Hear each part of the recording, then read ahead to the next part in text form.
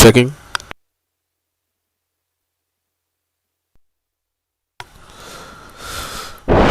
So, a very good morning to all the viewers. The match between India and England. So, we have the batsman Mel and Richard. What a shot from Mel!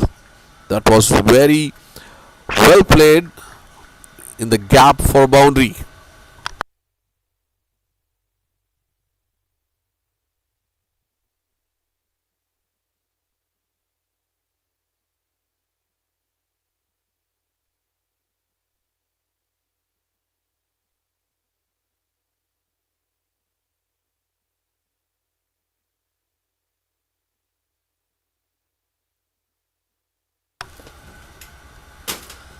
And that's how it started. England are batting first after losing the toss, and this is one of those iconic moments in international cricket. The first ever international cricket that's happening in senior cricket level over 60s cricket, and it's absolute.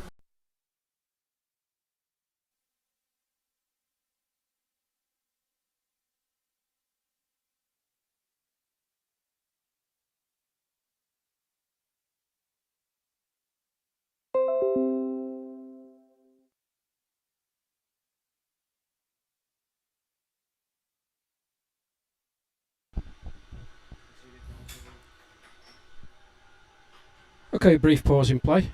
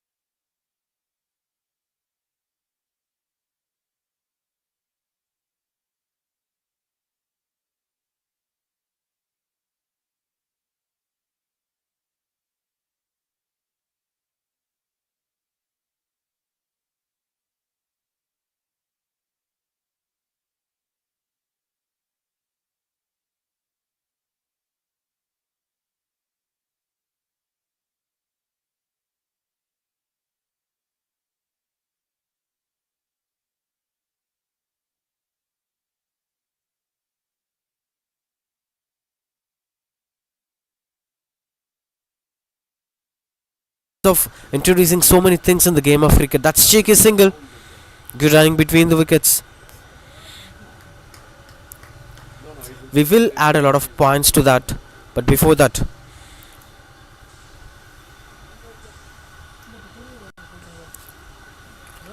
the times have changed a lot. The way how the batters were holding the bat have changed a lot. Now look at the way how they're batting. They're holding the bat as low as possible with the way how traditional batters used to do. But in the modern day cricket, the batters were holding the bat as high as possible. For instance, you can take someone like Johnny Bairstow, who are having too higher of a backlift to be ready to hit the ball at any point of time, as they were preparing themselves mentally for the T20 format. That's actually something deciding everything for them.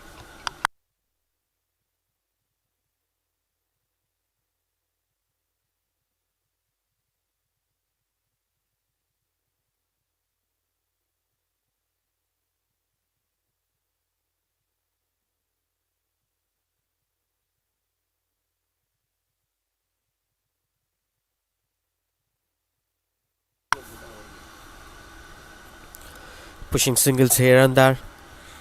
Good spectatorship here, as English cricket team are enjoying this vibe here.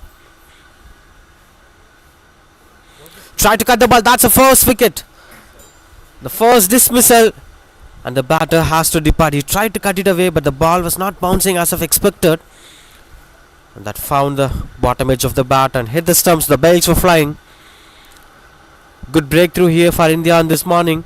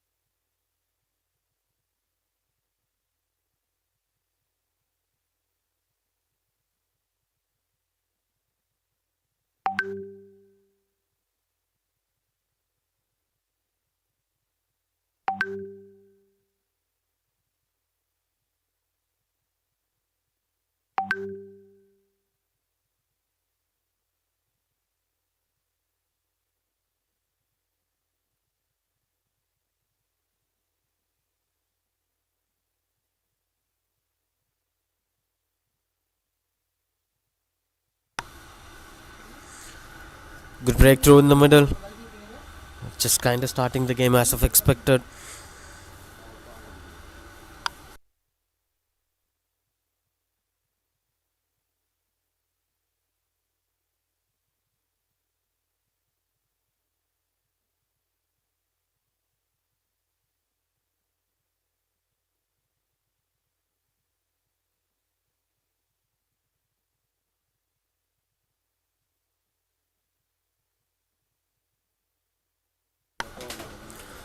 Johnny Birbeck, the new batter,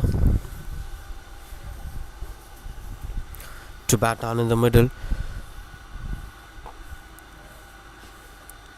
I think we have to come back to this game, as this being played as professionally as possible, as these cricketers will continue to play the game of cricket for the past 30 to 40 years. That's because of the passion for the game that you're having, and to excel in such a sport. This is one of those most enthusiastic sport to play on, of course, after the soccer, because it provides you a lot of joy and enthusiasm. You'll enjoy playing this process of, despite of you winning this game or losing this game, you'll always enjoy playing this game. Especially in India, this has been a long tradition of people watching cricket and playing cricket. That has been the culture of weekends here. That's fingers were up. Shout, and that's getting completed. Another wicket falls here. That's quite early breakthroughs in the middle for India. Got a good start with the openers, but after the first wicket have fallen, another wicket. It's going 2 wickets for now.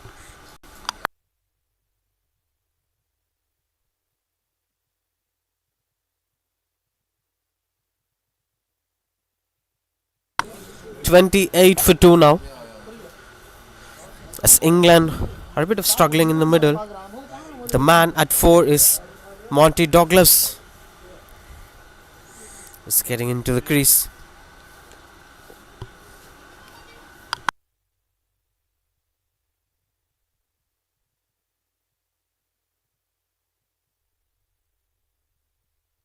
"28 for 2 now, as England are a bit of struggling in the middle. 28 for 2 now,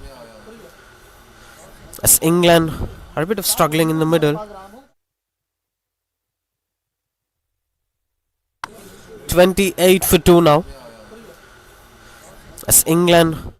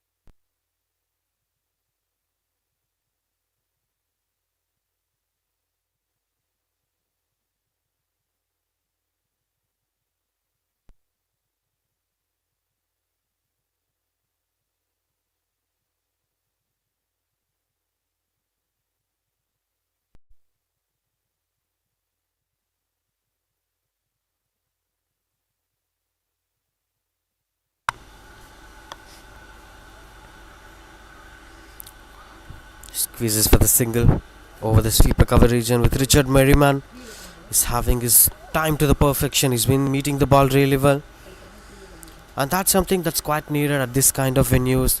It will be supporting the medium pacers and fast bowlers within the first 5 to 10 overs. Even though it's having a bit of dry grasses in the wicket, the early dew in the morning, which supports the fast bowlers to extract a bit of extra pace, and maybe a bit of quick deliveries here and there. They should be very careful on deciding the strokes.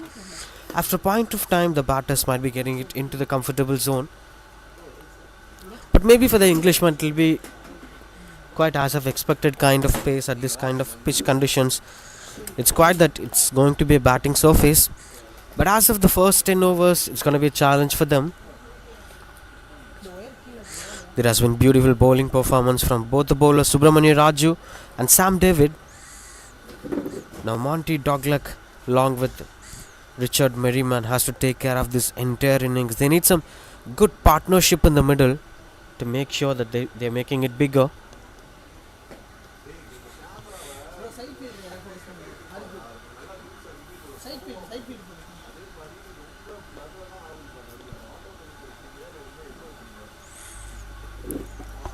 On strike here, Richard Merriman.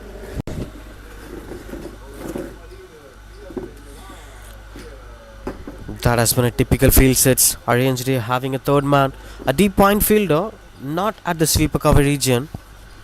They're actually protecting the fielders for the cut shots. Another invitation for the cut shot. He's been playing the game in a similar region. Maybe that's the kind of game plan he's trying to extract, it seems, from Subramania Raju. He's been bowling that way outside off stump.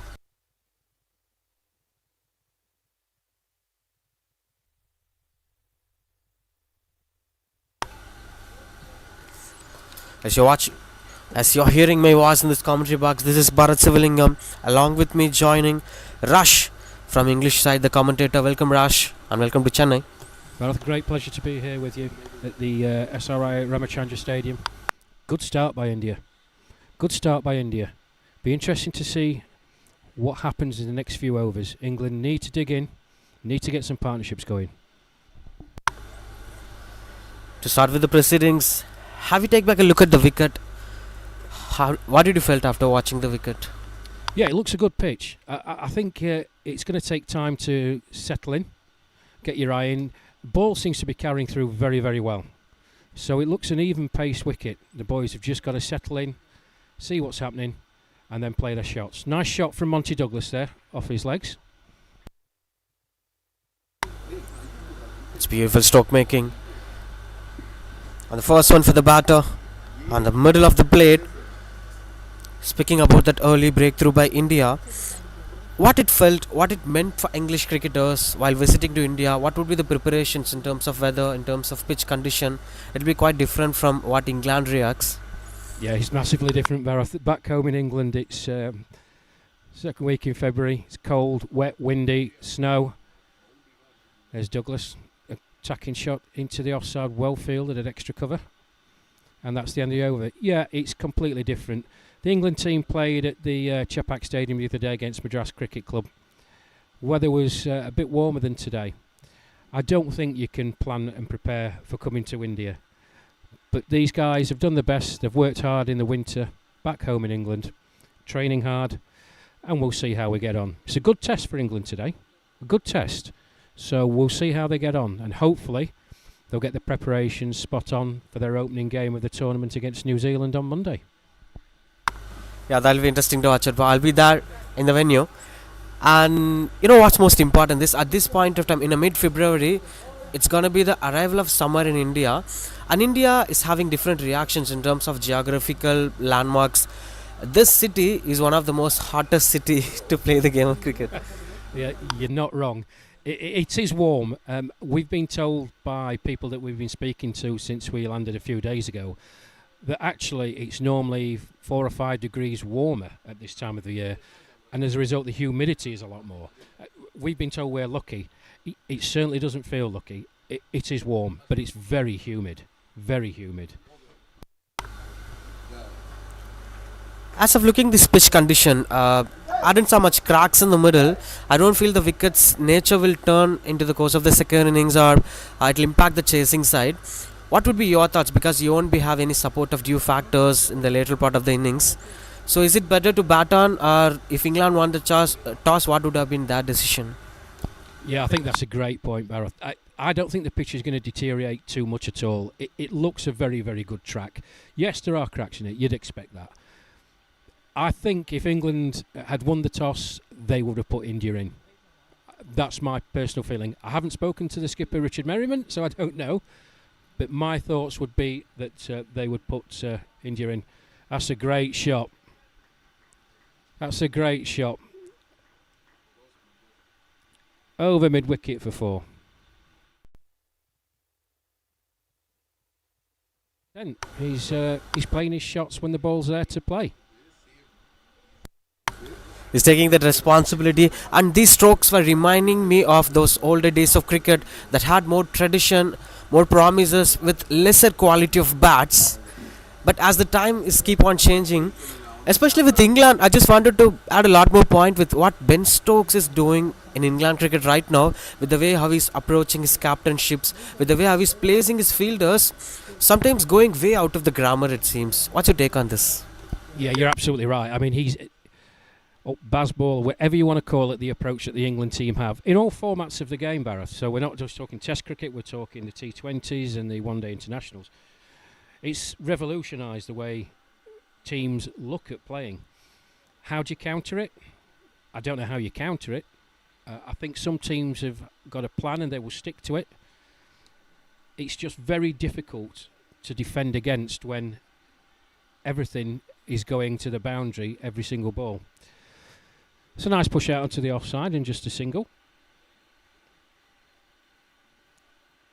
England just continuing to feel the way into the game after the first few overs. The loss of 2 wickets has obviously made them think a bit more. Although Merriman has set the way, punishing the bad balls and taking the signals where he can. Just coming back to this game, of course you will be having this thought process of adding a value of spinners addition in the side, because this city particularly in South India you must have spinners to fight on against, not just India, any side you're facing, as these conditions support the spinners a lot. You guys are having spinners, the finger spinners and leg spinners. How many varieties of spinners you're having? Yeah, probably not as many as the Indian team have. We do have some spinners, some very, very accomplished spinners. And I think you're absolutely right. The nature of the pitches out here in India are going to help. But they only help if you put the ball in the right spot. The nature of the wickets, traditionally, they're not particularly quick. So if you don't put the ball in the right spot and the ball sticks a bit, it's not going to come onto the bat. The batsmen can just help themselves. So, yeah, there is going to be benefit spin, but you've got to put it in the right place. And the local coaches here, right from the age of 10, the one thing they'll keep on telling the cricketers is play as late as possible. Play as late as possible. That's something. Yeah, and that's a fantastic point. And that's the nature of the difference between pitches in England and pitches here in India, in the subcontinent. Back in England, you've got to have a very, very good eye to play late. The pitches tend to be a bit harder. The ball comes through a bit quicker. You've got to be really on it to play late. If you can play late in India, by all means, yes. But it's high risk, high reward. So we will see as the tournament progresses. We'll see the approach of the England batsmen, how they do it. But yeah, it's a great point. I think batsmen, they've played cricket all over the world, you know. They know conditions. It's if they back themselves. And if they back themselves, then fine. If they're second guessing themselves, they don't know, they're not going to play well, they're probably going to get themselves out. It's as simple as that. That's your offer. So far it's going really well, maintaining the run rate. Maybe they're also adapting that baseball impact in this game, it seems. Because over in the earlier part of the way how ODI cricket have came into the period, at the point of 10 overs, the teams would be scoring 30 odd for just fall of 1 wicket or no loss. That will be considered to be a decent power play total. Even sometimes that will be good power play total. But now looking at this scorecard, it's 46 for 2 in 8 overs. Shows that the intent for scoring runs is keep on improving. And on the other end, the lower order batters and the so-called tail enders are the pure bowlers, are not just pure bowlers in the modern day cricket. They are also batting. So we are having 11 batters who could bowl also. Yeah, it's a great point. I think that's the evolution of cricket, isn't it? And particularly in the one-day format. Gone are the days where you could have maybe 9, 10, 11 just there as the bowlers, and you know as a bowling side, if they came into bat, you would skittle them out very quickly. That has changed. You've got about all the way down now. But you've got to make sure that you give those boys at the end of the innings the platform for them to do that. And that's why it's so important that Monty Douglas and Richard Merriman, who are out there at the moment for England, yeah, they're playing quite circumspectly, but when the bad ball's there, they're making sure that they cash in and then it hits it. some good bowling by India. It's been a fascinating first 8 overs. That's Emmanuel Benjamin, the new bowler, a left arm spinner. Typically, left arm spinners are a lot of value. That's why I asked you this question. You're having finger spinners or leg spinners, because finger spinners, especially left arm spinners, are having a lot of added value in terms of playing in Chennai. The ball drifts a lot. For them, you're not calling them left arm spinners, like they're left arm bowlers, in fact. Yeah, I mean, India's a home of spinning, so I will take that on advisement. I'm not going to argue with you. I think it comes down to a variety. Finger spinners, their great benefit is a variation of pace, because that's what gets batsmen out. Yes, they do get a lot more drift, but it's variation of pace, as opposed to maybe a traditional leg spinner, where it's got to be more revolution with the wrist to actually maintain the ball's flight, if that makes sense. There is a massive difference, and it's whether the England boys can pick that up. It's whether the Indian bowlers are clever enough to work out what's happening. It's fascinating. I think they're adapting to the situations as early as possible. And this one, another cut shot, and that beats the fielders to go for the boundary. Another boundary. As of this morning, with this 10 overs of cricket, I've seen a lot of cut shots attempted by both the captain Richard Merriman as well as Mel Hussain. But the problem with that dismissal delivery, it didn't bounce as of expected. Yeah, I think Hussain will be is obviously going to be disappointed. You're absolutely right. He played a shot a couple of balls before, executed fantastically well. From our position at the pavilion end here, Barath, I think he thought it was going to bounce the same level, and it quite obviously didn't. But just going back to the previous shot from Monty Douglas, real intent again.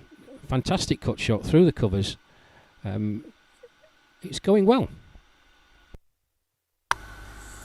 Still having the basics right, still having that focus on the ball. I really love that. I'm not sure if I'm 60, if I come to that point of time, I'm not sure whether I could be able to play the game of cricket, but this is quite admiring and inspiring.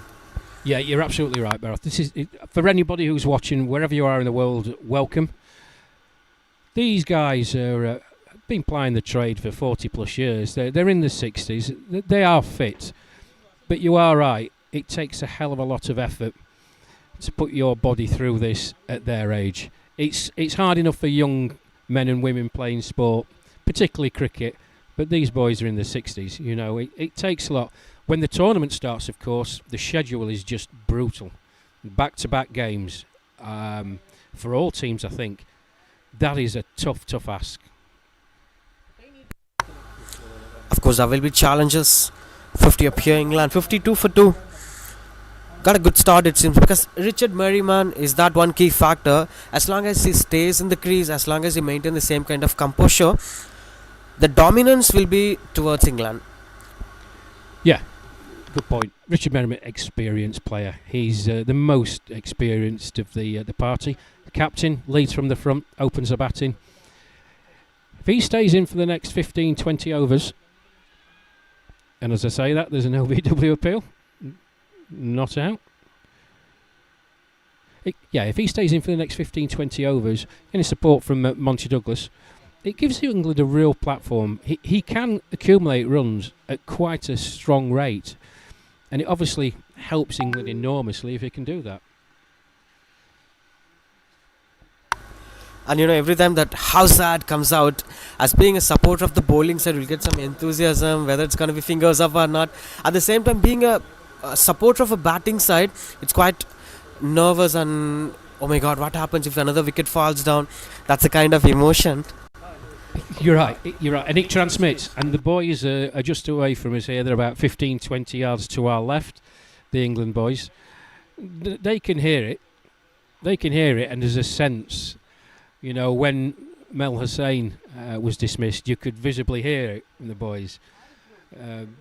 It's how you adapt. They've played cricket for a long time, they know.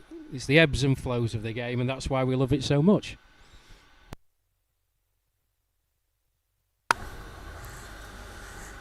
A simple bowling style here. Rajshekhar Raman continues to bowl. 2 spinners on both the ends, both pavilion end as well as the hostel end.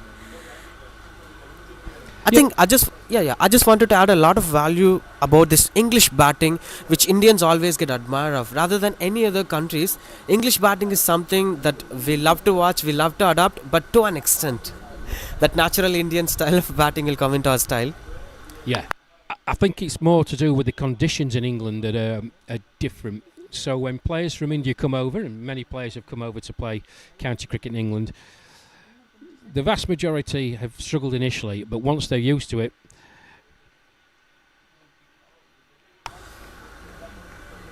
yeah, and just on cue again, slightly wide, Merriman onto it on a flash.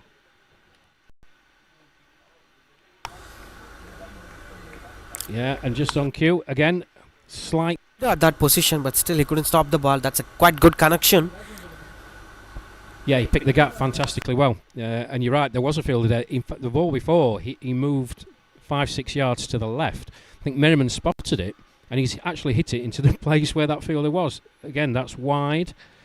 And dispatched again. Same place, another 4. Yeah, and just on cue, again, slight. Actually hit it into the place where that fielder was. His cut shot is something, it's his cup of tea, it seems. Typically every English batter's cup of tea, but what's surprising is again that bounce factor. Adapting to the new condition in a very first day of game is quite challenging, right? Yeah, it's absolutely challenging. You're spot on. But the difference there, those last 2 deliveries, Barath, as we talked about getting the ball in the right place. The ball wasn't in the right place. It was short, it was wide. Merriman was onto it in a flash. I think the Indian skipper needs to be looking at that. If Raman is going to continue bowling at that end and he's going to be bowling like that, then the 2 fielders that he's got on the offside in the covers need to be moving to their left if that's the line he's going to bowl. I'm presuming that the Indian skipper didn't tell him to bowl like that. But regardless of that, Merriman, 2 excellent boundaries. Which just shows the value of, you said it earlier on, that ball and that pace, if it's slightly wide, it's going. That ball is going to the boundary. We've seen it a number of times. And I believe in this tactics of placing the strong zone. I think I just wanted to add this one innings played by Sachin Tendulkar in 2004, if I'm not wrong. It's 241 against Australia. That hand-eye coordination is something that adds more value to cover drive. Literally every single batter plays cover drive if you find the ball at the right length. But he controlled that shot. About yesterday in the hotel amongst some of the team. Obviously the test match is going on. The 3rd test is going on in Rajkot as we speak. The stadium looked quite empty. There were people there, of course, but it did look quite empty. And it's difficult for us because the test matches back home, whoever's playing are always full. You go to Lords, you go to the Oval, you go to Edgbaston, Trentbridge, Headingley. And the other venues now we've got, the Rose Bowl and up at Durham, they're always full. It's quite a strange thing to see a test match between England and India with a half-full stadium, shall we say. It's strange. Who's going to the crease? I think that's the vice skipper, Ed Gordon-Lennox. Number 9 on his back, taking strike. Experienced player. Good player, good timer of the ball. I think adding to what you said, a test match between India and England is one of the most traditional and iconic games to watch out for. But of course that is actually losing its way in the middle in India because of the fandom of white ball cricket, especially T20. To be very honest, those franchisee cricket have brought in a different form of cricket watching in India, across the globe of course. The franchise cricket now is huge. There's an appetite for it. I don't see it diminishing. I just see it getting bigger and bigger and bigger.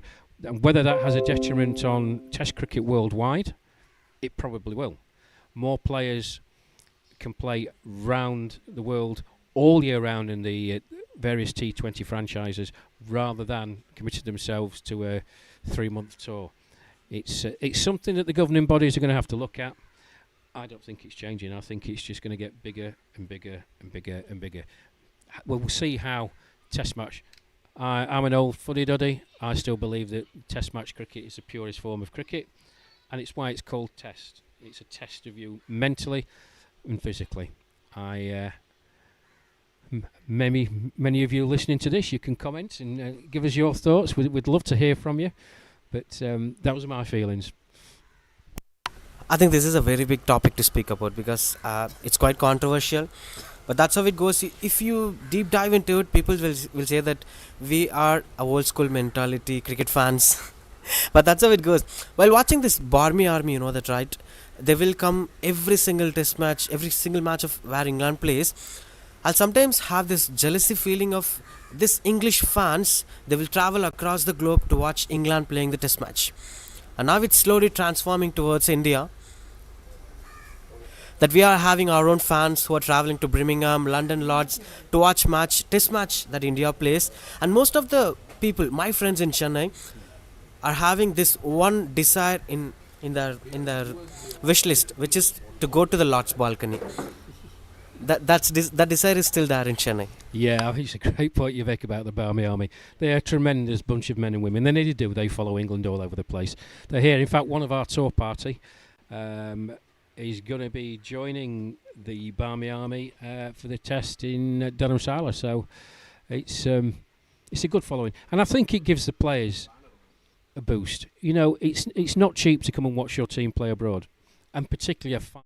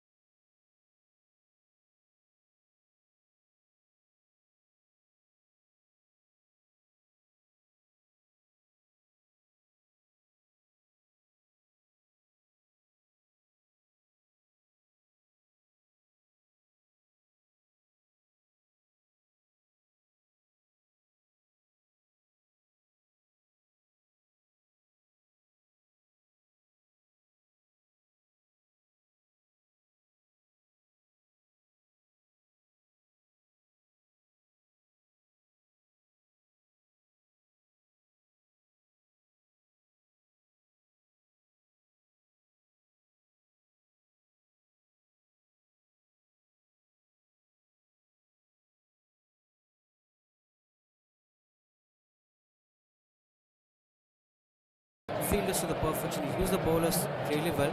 That's one of those times during this 2011 and 12. MS Dhoni, but let's not forget the achievements of Alistair Cook. Led from the front as England skipper, opened the batting. He definitely challenged MS on many occasions, and I know MS has spoken.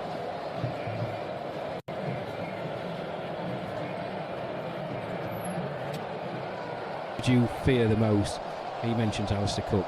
And not because he's an aggressive type of player, but because his captaincy was so good. He constantly challenged the opposition captain. And yeah, their contests will go down in history. Fantastic contest to watch as a spectator. Kwame is a schoolboy who wants his nation to perform well in the game. The only troublemaker with Alistair Cook. He will challenge. Is that a drop catch?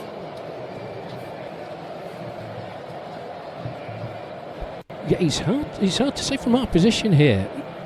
The wicket-keeper initially looked like he thought it was struck.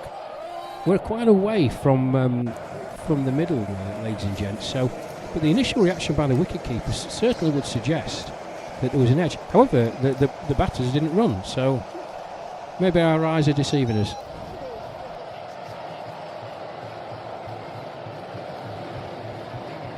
Closer, they have to play as close to the body to maintain this partnership, maybe for the next 10 to 15 overs.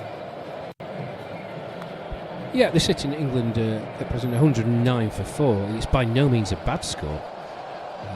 I think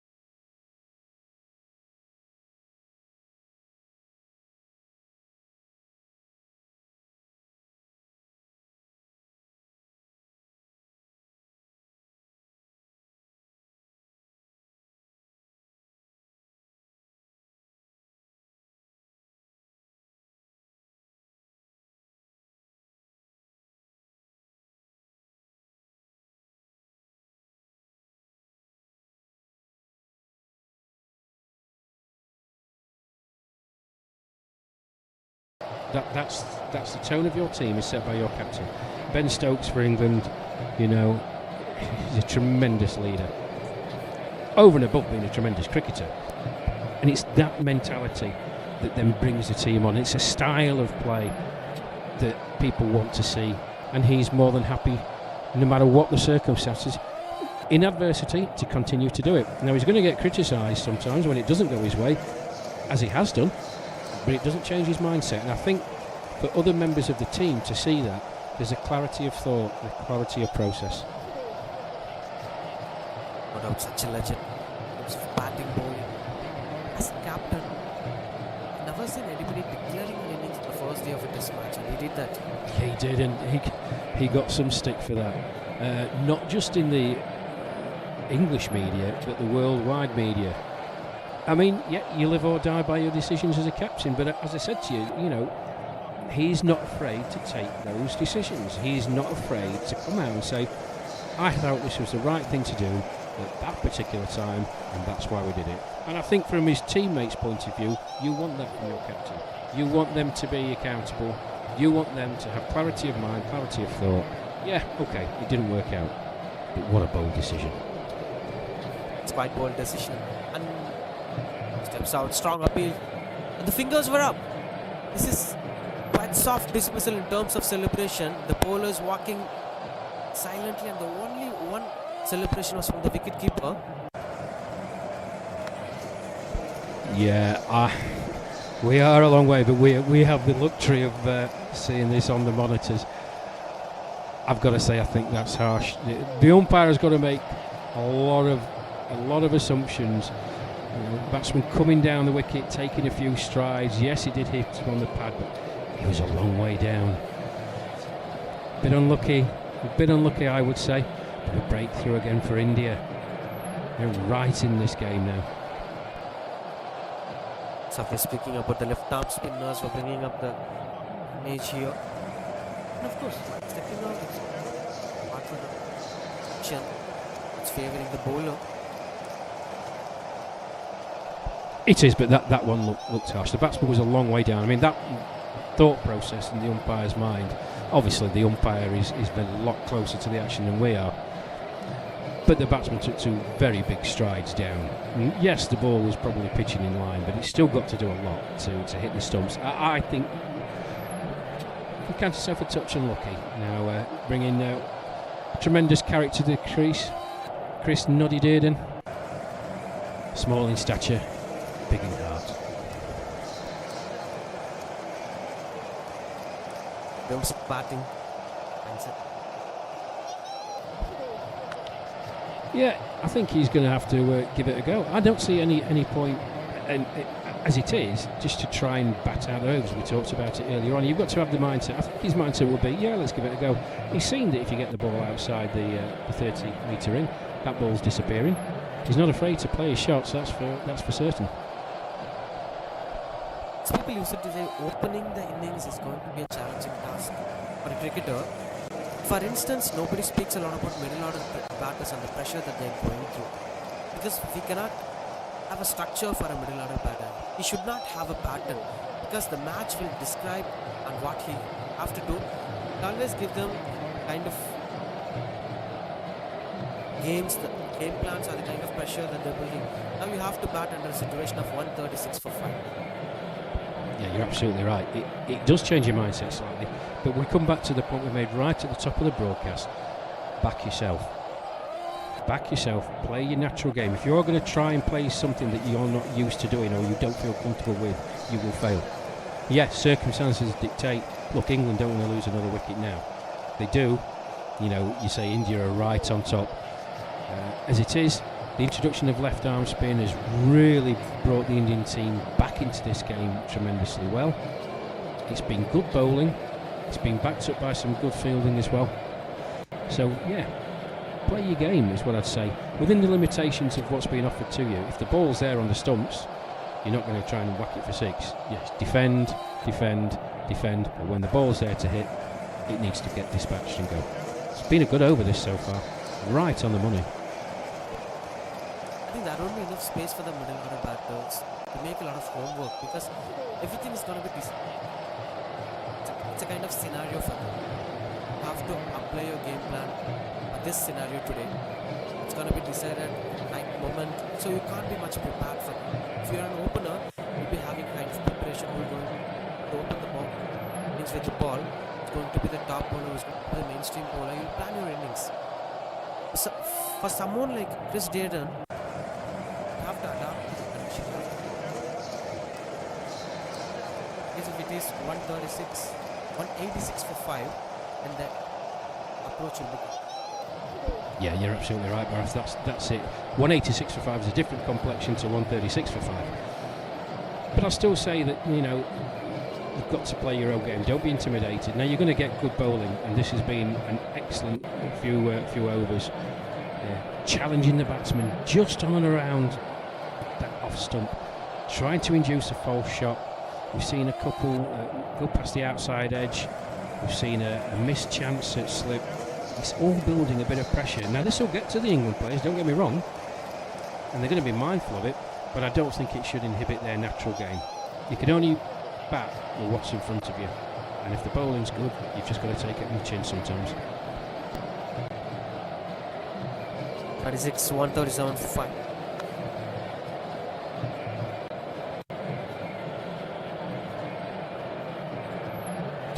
Right, I'm loath to do it, but ladies and gents, I'm just going to take a short break.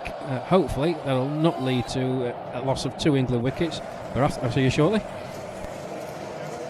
Thank you, Rash. It's Bill Dickon is building the next level. He has to maintain this partnership with Chris Dearden, having 19 more overs to be bowled.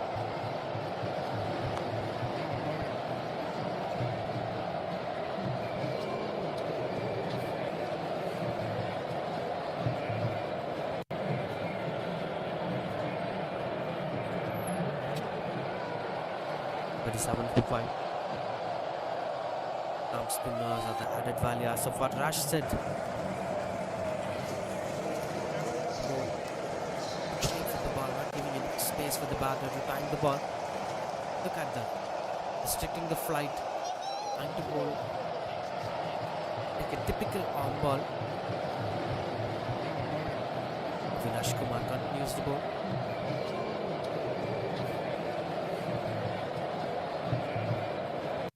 The shape that he's holding on. It's gone for a dot ball. Has to take some time in it, because this is the most crucial phase of this innings, as Phil Dickon has to take control of certain things. We're having 20 overs in front of you, but 19 overs in front of you, and you have to build this partnership, as well as you have to make it to be a decent total at the end of 45 overs. As of what Rash spoken, expected 250 or more on English side. Maybe I have a different thought process. As of I said, I will be asking 210 for the English side to defend this total. Considering 2 reasons. One, with the hard conditions Indians are fielding, now they have to bat. Be having the same energy as of English batters had in the initial phase of this innings. That's going to add a lot of advantage for English bowlers and fielders to take a lot of advantage to get that early breakthrough. Good try, baits a fielder, and that goes for the boundary despite of his soccer effort. Goes for the boundary.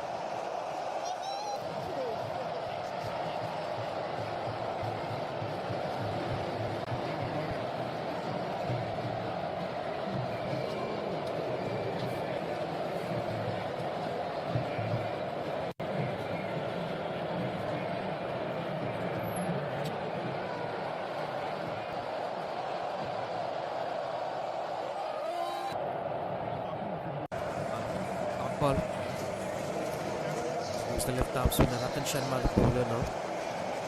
Bowling the 7th over of the day. Picked up 2 wickets so far in this innings.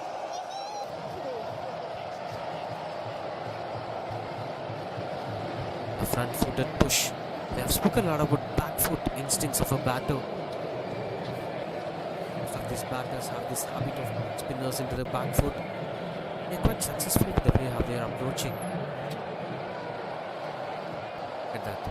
That looks interesting. Run out opportunity. Yes and no calls could cost you a wicket, as if you saw what happened to Sarfraz Khan in the previous day's game. Be too challenging. Back foot. Another chance of going for the single. Denies that call the batter. I think Chris Dearden wants to spend more time in the crease, it seems. There shouldn't be any miscommunications in terms of running between the wickets. Rather than going for the rush singles, the batter should have better understanding of their game plan.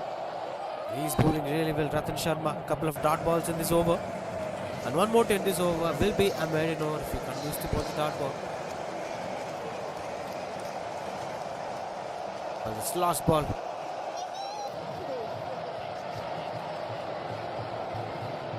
This time goes for a cheeky single towards the fine leg. Fielder chasing down the ball. Chance of a run out. Good running between the wickets.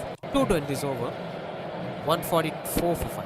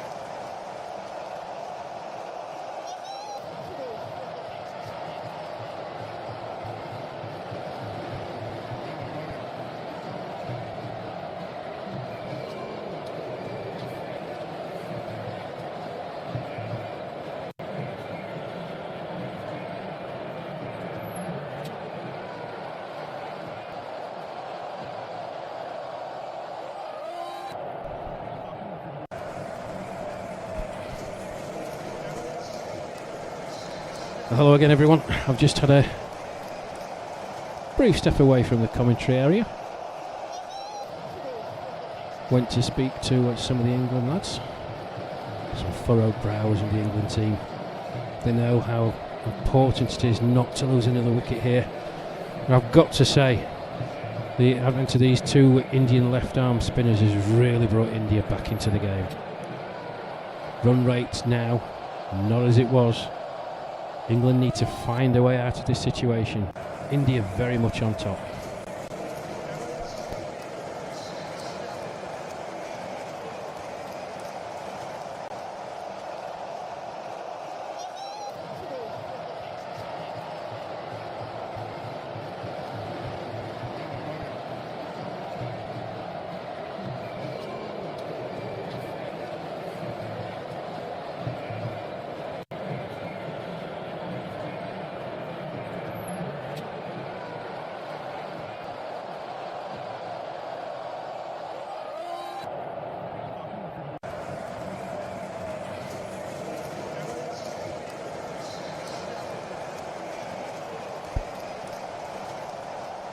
Phil Deakin, nice single. Played into the offside. Brings Chris Dearden on to strike.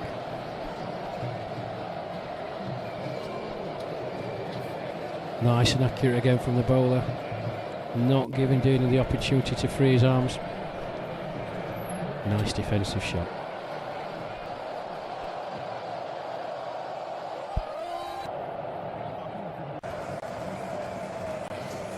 Quicker delivery that time, push through as a consequence, down the leg side. The rules of this competition, balls down the leg side, immediate leg side wide. Dearden had a swipe at it but missed it.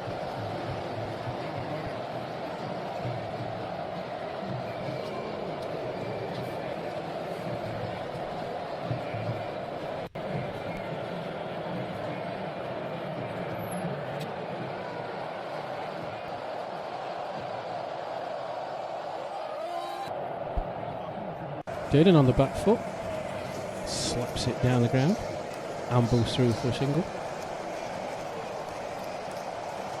England 147 for 5.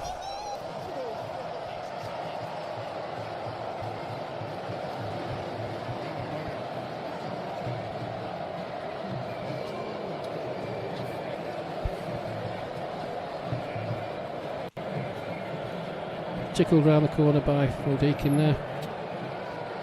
Just a single.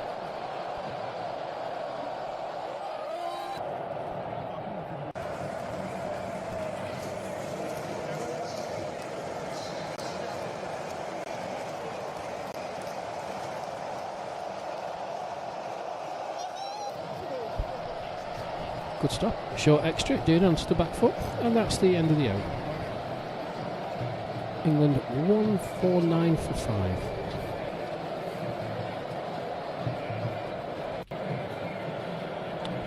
Break in play, folks. Drinks break. It is appreciably warmer here now. And the players coming off for a well-deserved break. So as it stands, very finely poised. I personally think India have fought back very, very well. 30 overs gone, England 149 for 5. I was mentioning a score of 250 plus.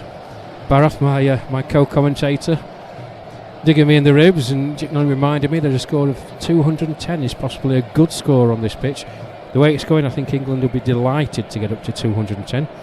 30 overs gone, 149 for 5. The highlight of the England innings so far, a wonderful knock by the skipper Richard Merriman. Led from the front, a couple of early England wickets, had India's tails up, but he really steadied the ship. Good partnership with Monty Douglas. A fine 75. Lots of attacking shots, particularly through the cover area that the Indian bowlers and fielders didn't seem to address. Gave him free rein to play his shots, and he took every advantage. A couple of quick wickets then fell. Richard Merriman himself and Monty Douglas, and the advantage was wrestled back by India. And since then, I think, in all fairness, India have had the upper hand. The two left arm slow bowlers really put the clamps on England. It's going to be a tough slog here. Another 15 overs to go. I can't see India changing their approach. What have the England lads got to make sure they set up a competitive total?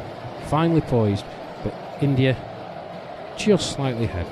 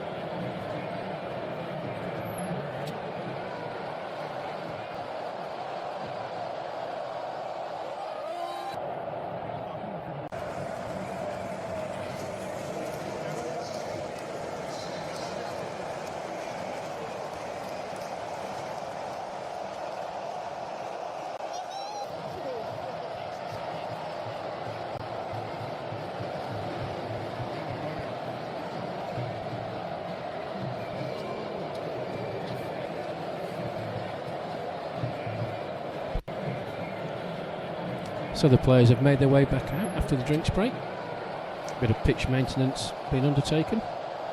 It was interesting to see the England batting pair, Chris Dearden and Phil Deakin, encouraged by the rest of the England squad on the sidelines. They know how important the next 4 or 5 overs in. England, as I've said, I think have just been pegged back in the last 5 to 6 overs. They'll be mindful that they really don't want to lose too many wickets too early. The Indian approach, I think, is going to be more of the same. Will they continue with the slow left arm spin, which has brought them the dividends? It'll be interesting to see. It's going to be Phil Deakin to take strike at the pavilion end. And it's a good opportunity to welcome back my co-commentator, who's just had a bite to eat. Barath, you must be feeling a hell of a lot better now than you were about 15 overs ago. The most crucial phase of this game. The positive thing is Phil Deakin is set and he's 31 of 43. This is giving a bit of hope for England because they're having a key batter who set batter. Even after losing 5 wickets, there are a lot of chances of them making it to a good total, but I'm not sure whether it's going to be 250. Yes, you did laugh at me when I said 250 and you mentioned 210. We shall see, but it's a good point. Phil Deakins well says he's a very, very good player. He won't be fazed by this, but his mindset's got to be right. Drinks breaks, sometimes things can happen, lapses in concentration. We'll see how he gets on. It looks like India are going to continue with a left arm spin. Some changes to the field being made. Here we go then. Last 15 overs coming up. Continuing with the left arm spin attack. There's a tall batter. Sometimes height factor. Tall batters sometimes finding it to play the ball that's coming as low as possible, especially in subcontinents. Because at the same time, short batters are finding certain. Yeah, it's right. I mean, it's horses for courses. There are some balls that are easier for a taller player to hit because they've got long levers and better leverage. Conversely, it's difficult for players who are smaller of stature. Deakin plays it on the. I don't know what he's looking at, but he played that quite well on the leg side. Very well fielded. I think he thought he'd hit it that well that it was going for 4. But a great bit of fielding. That is this player from England, whose name is Mark Taylor. It's very short, and his style of batting is very fresh and it's not the style of his batting. Rose to prominence, came in it, not many plans, but all of a sudden, it's how much his performance. It's one such quality batter, it's of style. Yeah, I think we've talked about it during the course of this commentary, haven't we? It's batters finding something that works for them and adapting their style. Every batter has a different style, of course. No two batters are the same. You see this ball come in again. Right on the money. Deakin just pushes it out to cover. There's no run, and that's the end of the over. Current score, England 149 for 5. And that's 31 gone. Yeah, as I said, it's horses for courses. Different styles for different batsmen. Body shape is a very good point that you mentioned, is going to have an effect. It's going to be easier for some players who are taller to hit the ball than people who are shorter. But it's all about a batter finding something that's comfortable and works for them. But interesting period of the game now. We're entering the final phase of the England innings. Quite a heated discussion, animated discussion here at the pavilion end. The bowler and skipper make some adjustments to the field. What do you make of that, Barath? There's a lot of pointing going on. An actual trace of that body language. It's over, it seems, the captaincy is in his fielders. Discussion about the power play, it seems. 49 for 5. I think at this point of time, this is going to be the most crucial phase where both the batters have to ask each other whether to take the risk of or to maintain the composure for the next couple of overs, because you need 7 to 8 overs to make it bigger. Yeah, there's no need to panic. It's a very good point. You've still got a number of overs to go. Let's watch this. Dearden prods it out. Backwards a point. Well fielded, and there's no run. Change of bowler at this end, Rath, you see. It's gone away from the left arm spin. Interesting when it was working so well. We'll see if it works in India's favour. 6 singles here and there. Good running between the wickets. I think they're getting a better understanding, it seems. 150 up here for England. Yeah, 150 up. Nice little shot from Chris Dearden, just pushing it into the offside. A change of pace, maybe. It's going to help the English batters. Hammer through the covers. Will be getting a single. Another single. Good running between the wickets. Pressure is the bowler has to bowl different target every single ball. Yeah, it's about putting him off his rhythm. That's a bit fuller. Dearden sets off for a run, sent back by his partner Phil Deakin. Ball sent down to square leg, well fielded, and there's no run. Yeah, the bowler You know what bowlers are like. They don't want to give away any runs. They particularly hate it when the strike is being rotated like it is.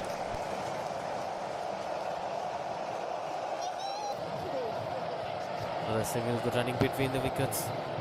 I think same mindset is followed by the English batters. They know when to take the risk of scoring runs because you already lost 5 wickets. They're not sure about the tail-enders, so-called tail-ender, to be very honest. Because most of the English batters are very good at batting. The bowlers are very good at batting. Yeah, it's about maintaining your confidence, maintaining your strike. I think it's 4 off that over 4 singles, which means the context of the match isn't bad. You're going to be looking at this stage a minimum of 4 runs per over. You'd like it to be double that if you can. And obviously the onus is on the bowlers to stop that happening. Interesting that there was a change of bowling at this end. I'm not quite sure that's the right thing for India to do when they were so on top. I don't know what you feel about that. Strange decision for me. Putting fast bowlers to margin. At some point of time, you can't use the spinners till the last over, where they could have hit sixers. Talk about outfield, finding boundaries. See, at some point of time, a change of momentum because playing the slow bowlers again and again will actually set themselves for the pace. They're actually bowling really well. Yeah, he's been exceptionally well. That one pushed through very quickly, striking Dearden on the pad. Muted appeal, ball was going down, but yeah, noticeably quicker through the air.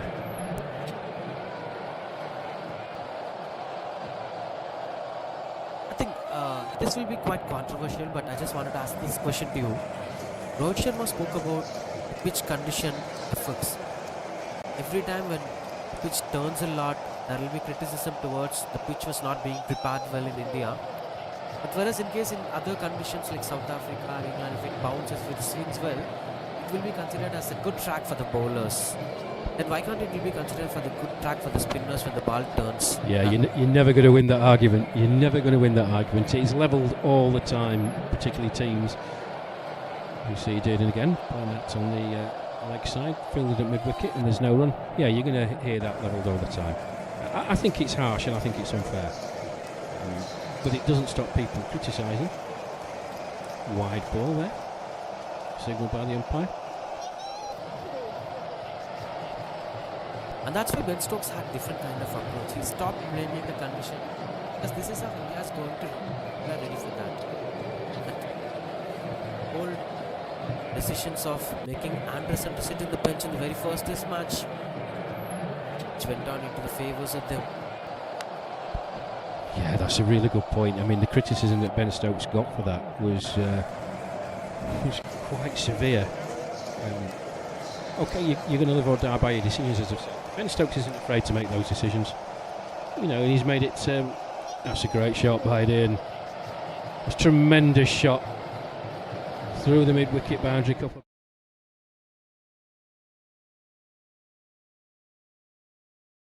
I think that's the right way to play that shot.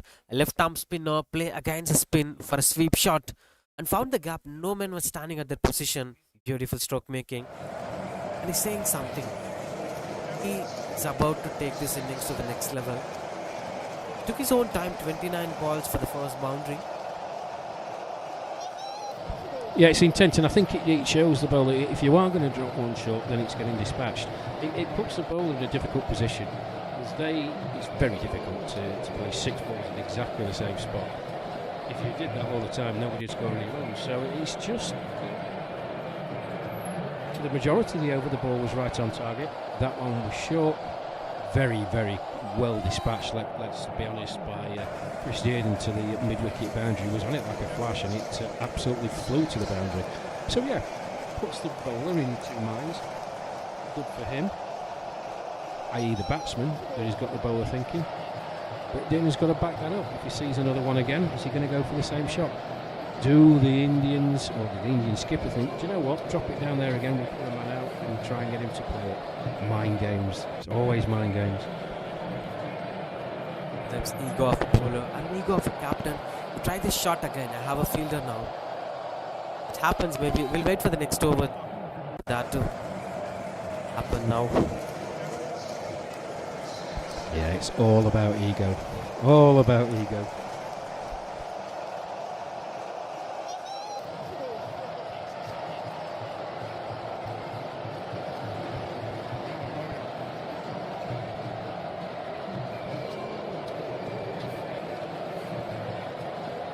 Signs of a deep fielder and the deep spinal region.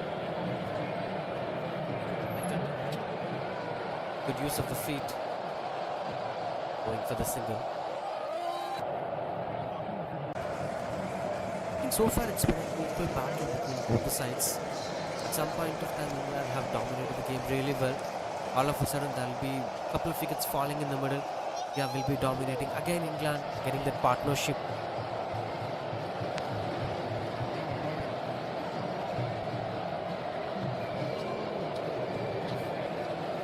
Single sweep cover region.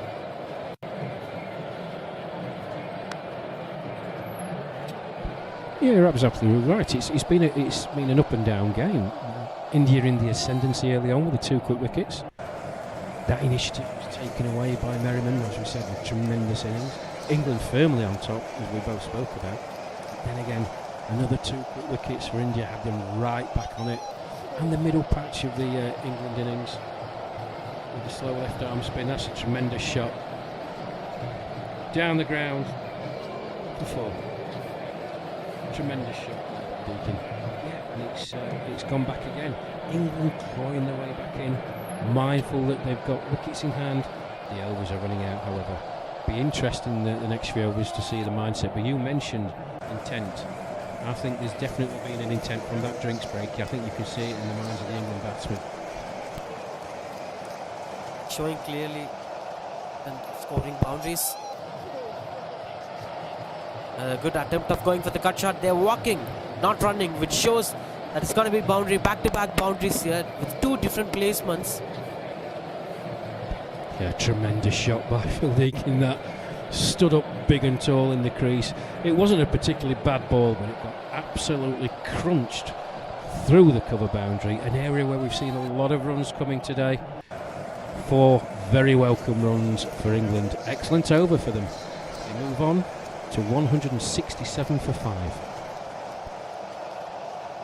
Extremely good for them. Scoring a boundary in every single over, something they can really improve the run rate in terms of that expectation of 250 will still be there, because both the batters were finding easy ways to score the boundaries.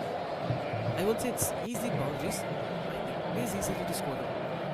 Yeah, even for the difficult deliveries. Absolutely. And we talked about, the previous overs, 4 and over, the minimum you should be looking at. If you can have your 4 singles and over and then add a boundary to it, suddenly you're up to 8 and over. It makes a big difference. That 250, fingers crossed, becomes a distinct possibility. 4 singles in an over, you are going to be struggling to get to 250. I wish you could see my co-commentator's face. Ladies and gentlemen, he's convinced 210 is an absolutely belting score on this track. I'm still hopelessly optimistic. Unbiased, of course. Actually, the best thing of being a cricket commentator is you'll always have the chances of you being proven wrong, and that's quite fortunate because you get to watch something new out of your experience. Yeah, absolutely right. And I'm sure during the course of this tournament, both myself and yourself are going to be proven wrong on quite a few occasions. That means the fielder will be marching towards the fence for the boundary. A welcome boundary, quite elegant. Reminds me of Mahila Jayawardene.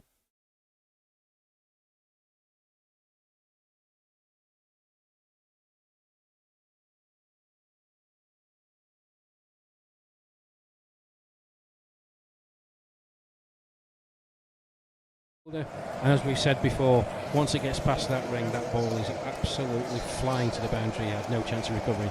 4 welcome runs. Another time, this time good stop from the fielder. I think this should be restricted, scoring boundaries of every single over. As of what you said, the expectations of 250, they're working on it.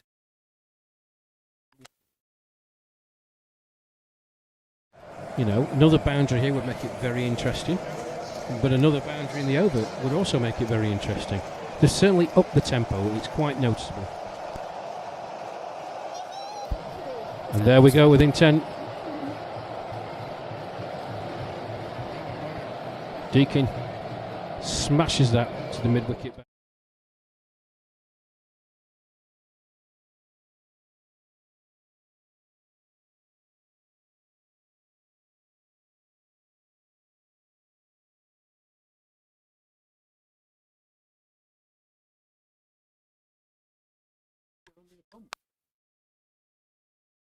They're actually speaking about boundary in a over, but it's 2 boundaries in a over.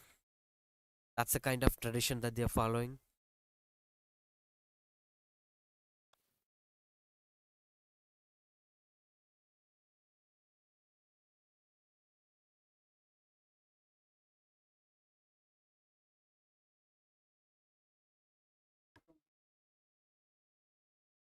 It's 35 176 for 5. Another good thing I love with Bill Deacon is he's not getting carried away with the boundary he scored.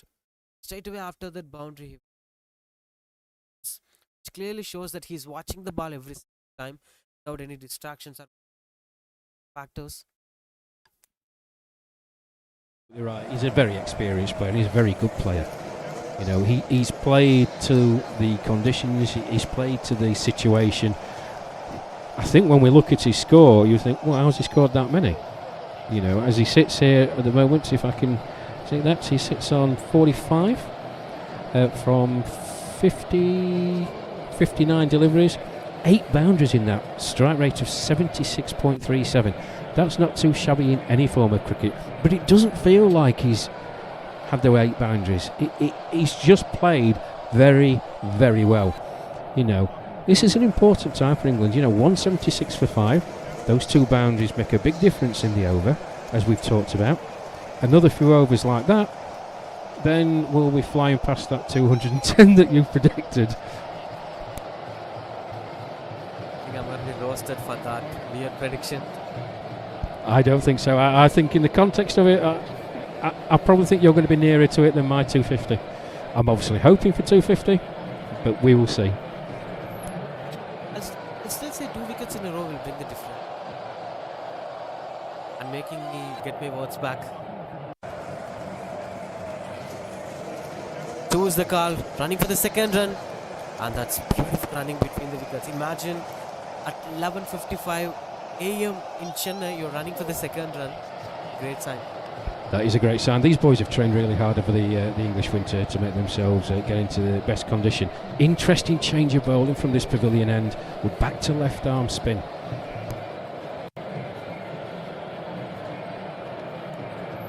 Emmanuel Benjamin, the bowler. Just 8th over. Got a wicket for the bowler, 33 for 1. Maiden over.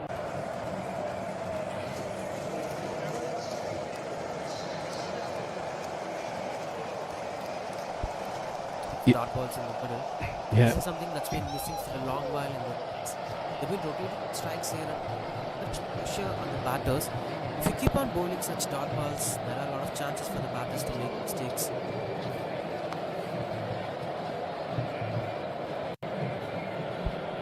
Yeah, 4 balls gone in this over. Just a single from it. Dearden paddling that to deep mid wicket. Interesting change for me though, bringing on the slow left armer. We did question why spin wasn't used again after the drinks interval.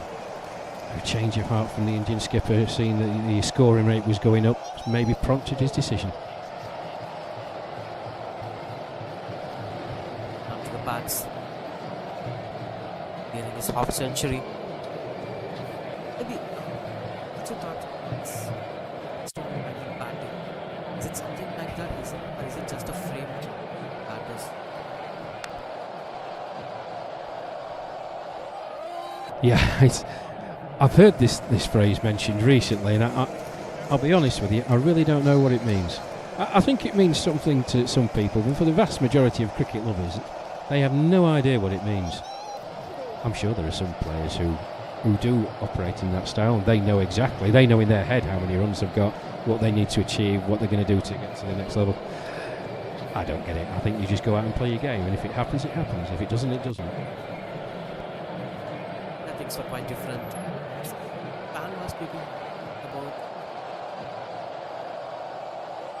this much century. So the records are being counted by fans, and the numbers have been talking about numbers. Oh, he's milestone. 10,000. And I think the advent of fantasy sports now, so you can have a fantasy cricket team. Obviously, the IPL's coming up in a few weeks. You pick your fantasy IPL team. The milestones are important in that. People are saying, yeah, he takes that many wickets, he bats that. I get it. I understand where it's coming from. Personally, I've never operated at that level. You just go out, play your best. Sometimes it's going to come off. Sometimes your opponent's going to be better than you, and you've got to shake hands at the end of the game, walk off, and have a beer together. Oh, misfield and that. Dearden playing it on the offside, going towards the boundary, and that's 4. A welcome for another misfield banding. There's 2 in the last few overs. Welcome runs for England.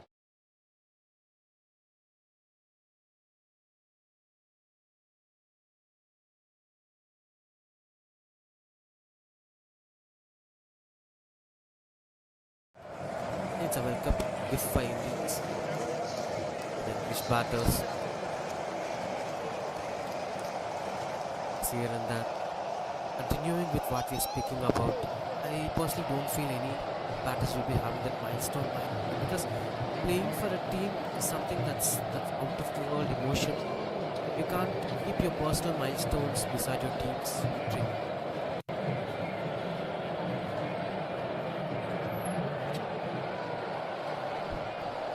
Yeah, I think you're right on that. And you are an individual, but you're an individual within a team context. I think if you're going out with a mindset of individual milestones, I think that's going to transmit itself to your teammates and potentially not help your team. Now, as I said, I don't like the phrase. I really don't like the phrase. There'll be certain things that people don't look at. And obviously, may be criticised for my views. I welcome your comments, but there you go. It is what it is. 5. 2 more parts to get completed. 5 more for his half century. And I'm speaking about milestone and saying, what is the expectations? He's around some 40.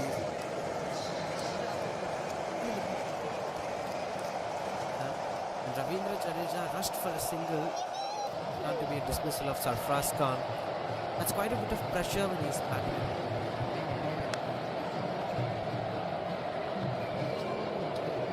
Yeah, it is.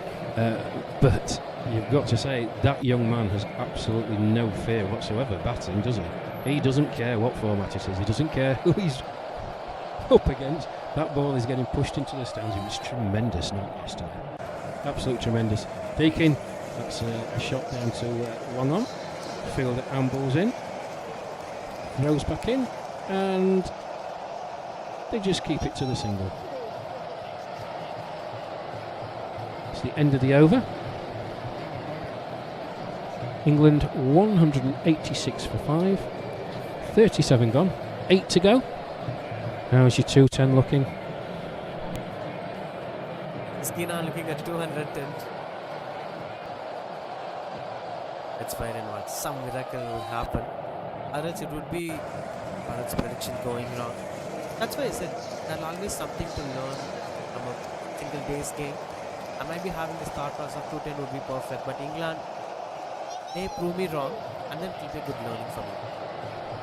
I don't think good learning, my friend. You know the conditions here. If you watch a lot of graded cricket here, and if you think 210 is a par score, I have a slightly different opinion, but that's my optimistic nature coming through. As it stands, it's certainly achievable. You know, we've got 8 overs to go. To get to 250, you're looking at scoring at 64. It's over, as we mentioned. But in the previous few overs, when England were scoring 8, 9 and over, that's eminently achievable if you're going to get the boundaries. Does the mindset change? These two have played really well. Looking down after the drinks break, they've played very, very well. Kept the score going over. The intent has been there, as we've talked about. It's how they view it now, with 8 overs remaining. 5 wickets still to go. Still a lot of good batsmen to come. Do they accelerate from here and take some more of this? It's going to be interesting. Sure, the game is on. It's going to be on 50 or 40, but it's going to be a real challenge for the Indian bowlers because they won't really win some points of the game. Wicket column is yet to be filled. Two of the key batters setting themselves really well. You're focusing on Phil Dicken. Look at Chris Durden. He's been 25 of 41. Two batters. If any one of them take the innings to the next level, there are a lot of chances of them scoring 240 or 250. Much more than that. Yep, I think absolutely right again. It's mindset. We come back to mindset, don't we? Mindset and intent. Let's see. Well, there's intent. There's intent from Deakin. Stood up again and smashed.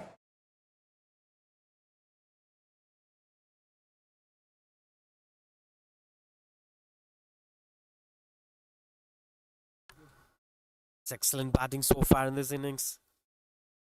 Half century number 2 today. One from the skipper and this one from Phil Dicken at the most crucial phase of this innings. He built that half century. As the team was struggling when he came into the crease, he conquered, he fought well. Again, not getting carried away with that boundary. Trying for the cheeky single, gets it.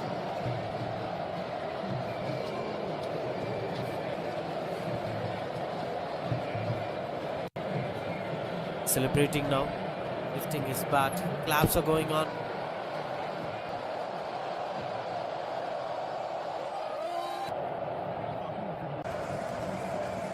That's a perfect placement from the batter. Picks the gap and connects the ball really well. The most beautiful part is after hitting the ball, they're walking away because they know that it's going to go for the boundary.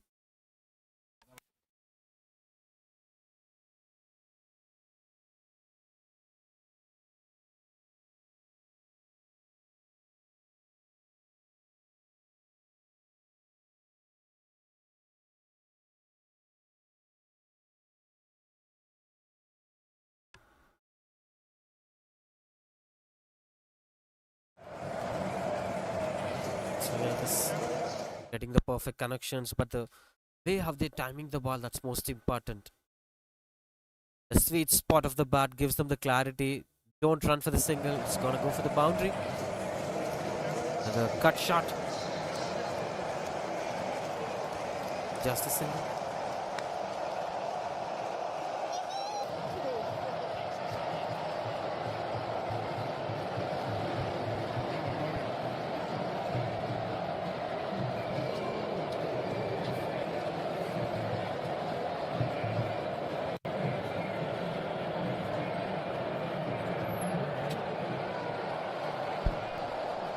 Good running again by this pair, just pushed out into the offside. 11 runs from the over. England creeping up towards that 200.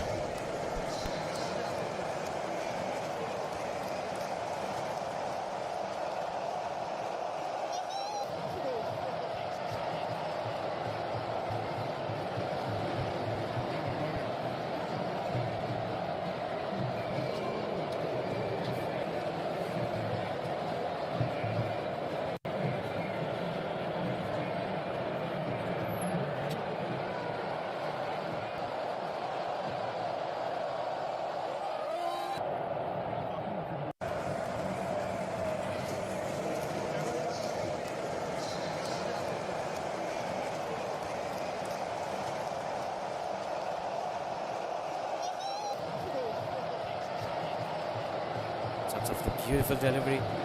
Chance of that going for the wide ball. Vinesh Kumar continues to bowl. Ninth bowler so far. Swing and a miss. But the good thing is the ball is getting runs on the board. We'll be back on strike now. Chris Durden.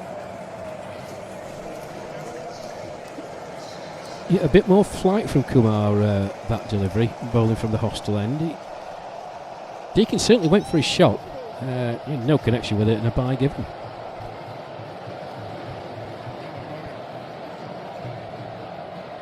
Got a good pace. Batters is time to go to the back foot. This is something that the bowler should continue to bowl. As if you said, 4 to 5 good balls in the over and then an economical spell.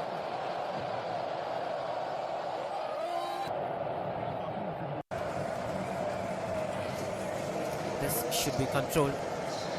Two things happening here. One, the misfield fetches a run for the batting side, and the other one set the batter with a couple of dot balls. Now the batter is set for free at the non-striker's end. Yeah, it's a very good point. 4 balls gone, 1 from the over. Intent by Deakin, holds out. It's a catch, caught, long off. Intent from Deakin.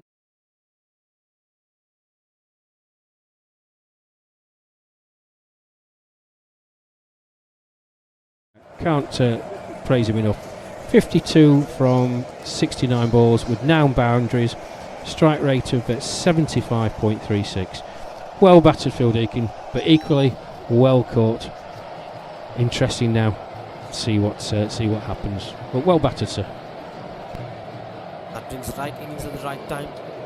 Did his job to the perfection. Deakin walks out 52 of 69 balls, and that's 199 for 6.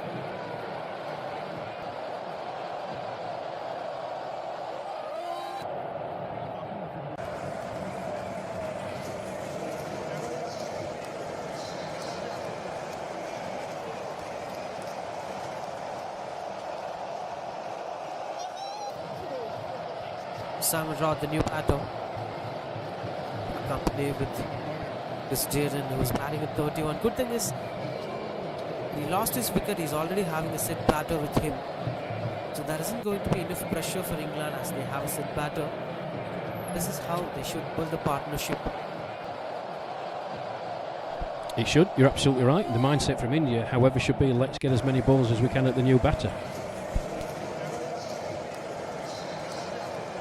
Let's not bowl at the batter who's set. That should be the mindset from India. Let's get as many deliveries at Routh as we can. He's obviously got to get the pace of the pitch, conditions. Chris Dearden well set. You don't want to be bowling to him if you're India, surely. It's infiltrating the style of Ben Stokes' captaincy. I will use 6 to 7 fielders within the third. Single for the new batter. Let him score his first boundary by taking a risk. Then I will spread my fielders. Oh, you're very cunning, my friend. Very cunning. Yes, I can see the merit in it. And be interesting to see what the India skipper decides to do.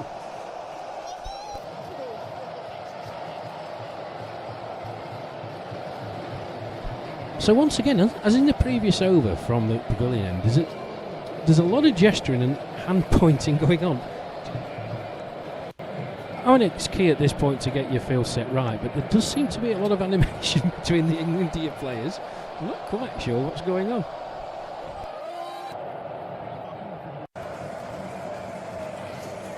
Actually reminds me of the days in India. We have different languages of pencil. Most of us won't say long on. Let's say it straight. Yeah.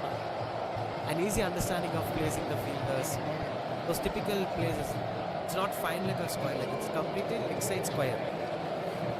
Then they will adjust the fielders according to it. Professional terms, as of what's used in the cricket, but gully cricket, there will be a lot of fun and there will be a lot of changes in the rules too. Speak about that later. That's 200 here for England. That's tonic number, which ensures that they batted really well in this innings. 200 is such a sign of a good total. Yeah, it is. They'll be hoping to push on in the next few overs, but it's a milestone. 200, well battered so far.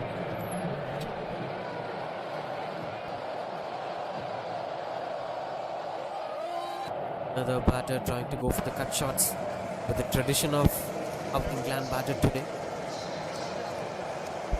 Yeah, it's been the most profitable shot, hasn't it? It's yielded a lot of runs through a backward point cover area. Timing is the problem. The ball is not coming.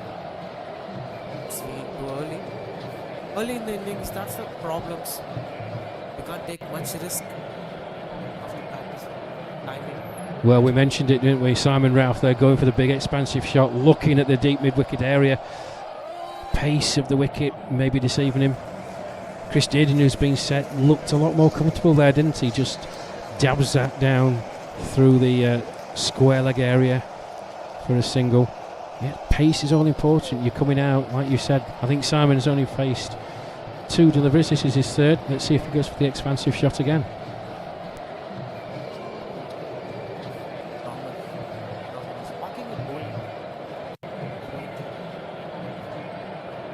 This time into the back foot through the covers. Fielder chasing down the ball. He tried his best. Beautiful fielding, using his soccer skills to save the ball.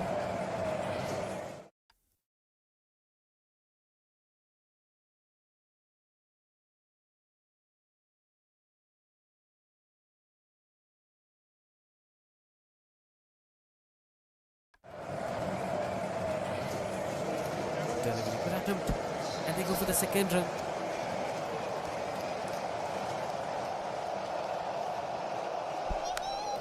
Yeah, good running, as you said.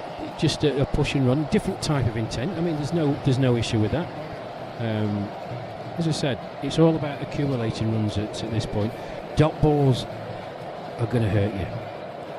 1s and 2s, okay, they're not ideal, but they're going to keep the scoreboard going. Dot balls are the killers at this point. England 205 for 6 as we approach the last 5 overs. Speaking about those twos and singles, I think Cheek is in most of the greatest batters. Single, confident, batting. For instance, someone like Virat Kohli believed that taking themselves from 0 to 100 is something. Those cheeky singles and spending a lot of time on the non-strikers end is the key for a good batting. Yeah, it is. You get a sense, don't you? A sense of the pitch, what it's doing. I mean, you mentioned one of the greatest players that's ever played the game. He was an absolute master at it. Scampering through, putting pressure on the fielders. 1 becomes 2. Absolute master at it. We hope to see him in Test match cricket again very soon. He's obviously taking time out from the current Test series between England and India. Lots of media speculation. I won't get into that. I just know that the game misses him.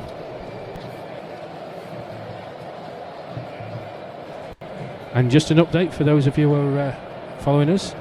Current state of play in the Test match at Rajkot. India 392 for 7.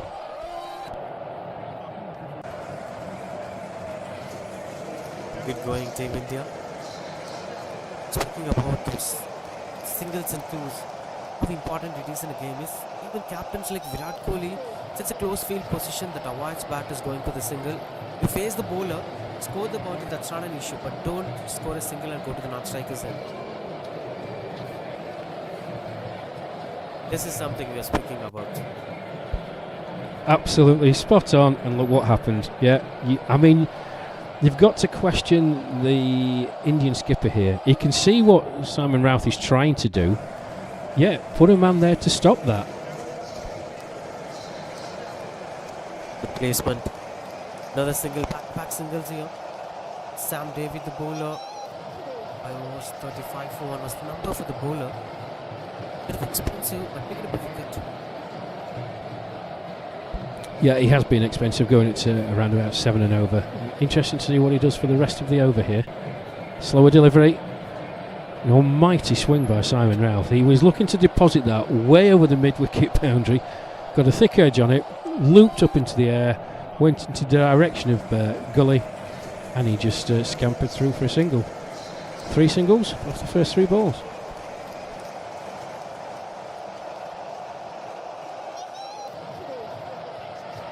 It's becoming 4 singles from 4 balls. This actually adds a lot of pressure to the bowler. Then he eventually like the batter to go for a boundary in the upcoming. It may happen, but if the bowler has a tremendous mindset of batters, he can complete 6 singles. And that's out.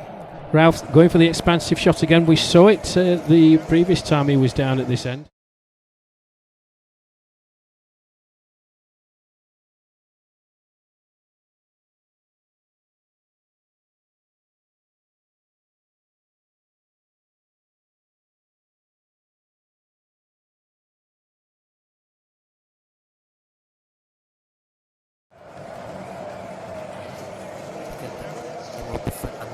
moment because they've been scoring singles here and there.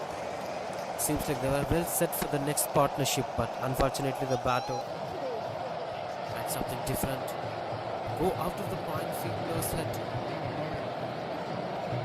34th, 29, 209 for 7.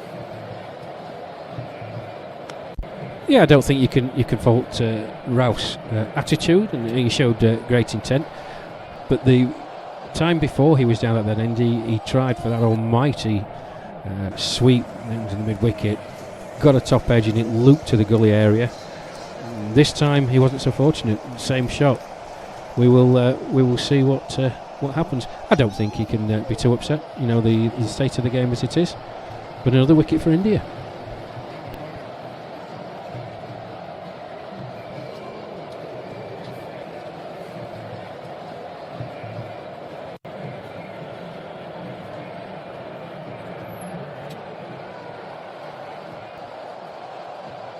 To the back foot, good bowling here. Sam David. It's a great way to end this over. 4 runs off that and a wicket. 41 up, 209 for 7.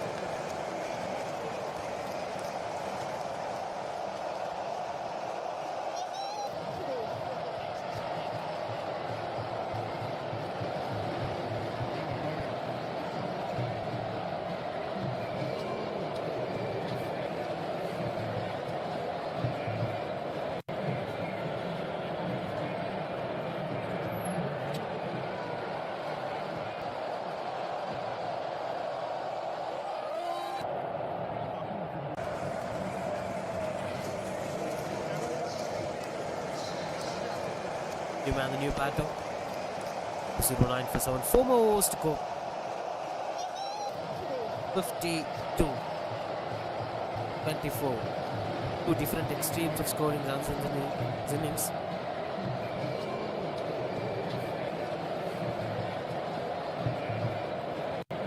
Gap. That single. And it's a gentle reminder to Rash that it's 2-1-0 on the scoreboard. Yeah, you'll be hoping for 3 quick wickets now to make sure that your prediction stands. I'm obviously hoping that we get at least one more run, that is.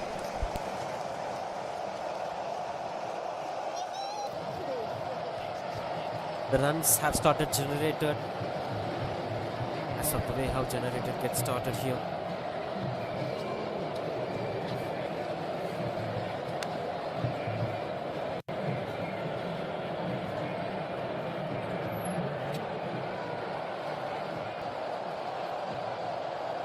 In India, there is a bit of strong belief through astrology. We'll come back to that later. This is another good straight shot. Will be a boundary over the bowler's head. Spectacular stroke making from the Englishman.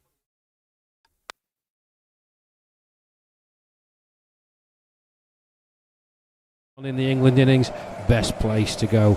There's no fielder, straight back over the bowler's head. Lovely fall.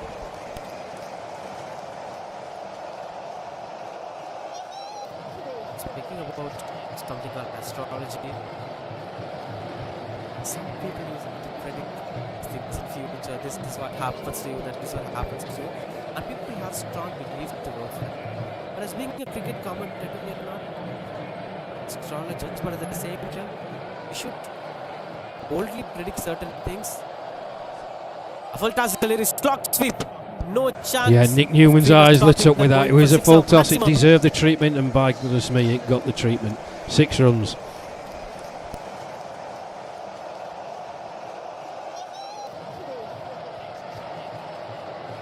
But while predicting things, I'm continuing with where we left it. While predicting, we'll be having certain and explanation. But he's safe. Yeah, absolutely. He's not going to have quite that one as the previous delivery. Was in the air for a long time. No chance for the fielder coming in from the deep mid-wicket boundary. And they took a single.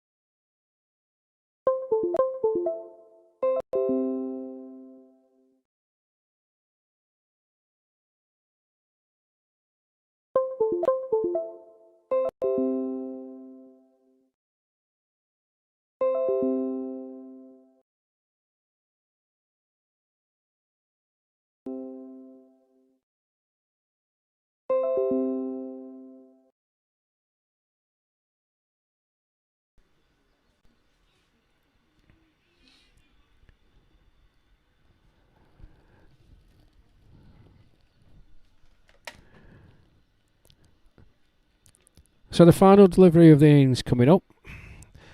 Mike Palmer batting at the pavilion end. Can he strike a boundary to get England over that psychological total of 250? He's down the pitch and straight back to the bowler. And there's no run. And that's it. The England innings is complete. 247 for 8. And they're in 49 not out. Unfortunate. Quite, but that's a great contribution to the side. 247. Looks like more than a decent total, in fact, to be very honest. And that's what you're watching on the scoreboard. With the skipper scoring 75 runs and setting the tone for the batting side, followed by the rest of the batting unit. They've been batted really well. This has been more than a par score at this venue. Let's wait and watch in the second innings. 248 the target for Team India. Can they be able to chase this target in 45 overs? Yeah, I think we've spoken, haven't we? 247, India going to be chasing 248. I think it's a competitive target. Just a few runs shy of my prediction. Just the England innings as a whole, a quick recap. Great start and leading from the front by Richard Merriman. You know, a fantastic knock of 75. Wickets fell at in periods. Actually, India were in the ascendancy on a number of occasions during that. Mel Hussain, Tony Burbeck, Monty Douglas. Mentions to Ed Gordon-Lennox with a fine innings as well. I thought in the context of what it was. It's only a 16, but it doesn't tell the whole story. But then Phil Deakin and Chris Dearden have come in. Phil Deakin with a very well-crafted 52. And Chris Dearden, 49 not out, have really steered England towards a competitive total. Special mention as well to Nick Newman. I thought his brief cameo, 16 off 10 balls, when India were trying to wrestle back the initiative, has got England up to something which I think is going to be a tough ask for India. We will see, of course. I'm glad that they got near 250. There's things that they're going to be looking at that they've seen out on the pitch that they can possibly implement when they come to bowl. But a good total, and they should be well pleased with their work after 45 innings.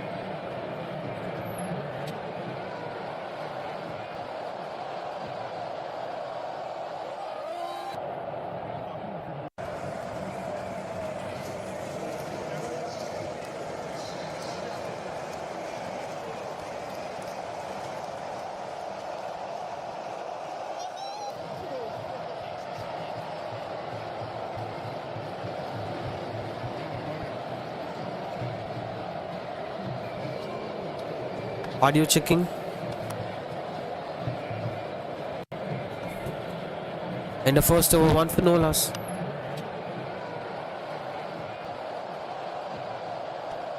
First over, 1 for no loss. We're chasing down the target of 248.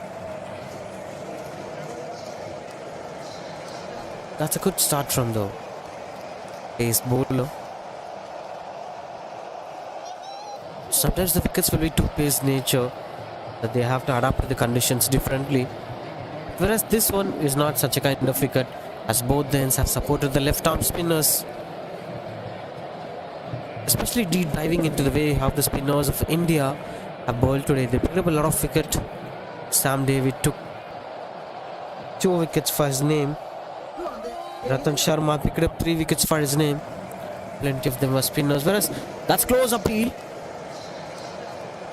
Had a chance of stumping. Close keeping is not an easy one. It's doing that. Look at the agility from the wicketkeeper. These were the factors that describing the quality. Simon Rout, the wicketkeeper.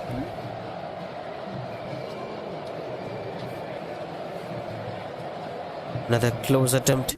It's not about standing behind, it's about making things happen. That brings a lot of confidence for them. With the way Harvey is closely keeping, it actually restricts the batter to come out of the crease. He keep on thinking about the wicketkeeper behind him rather than pushing himself forward and scoring runs on the board. This is a kind of mind block for the batter. He might be having the thought process of widely thinking about gaps and runs. If you have a close keeper, he will be restricted about those free of thought process, and he will continue to look at focus on where to score runs. In fact, sometimes the batters will keep on thinking about wicketkeeper. That brings the first boundary in the morning with the traditional way of cutting the ball towards a point region, which happened in the first innings, and that continued to happen in the second innings too.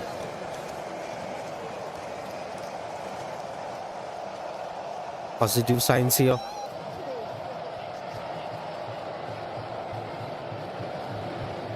First boundary, Vidyata Padnakar with the batter. Kevin Watson continues to bowl.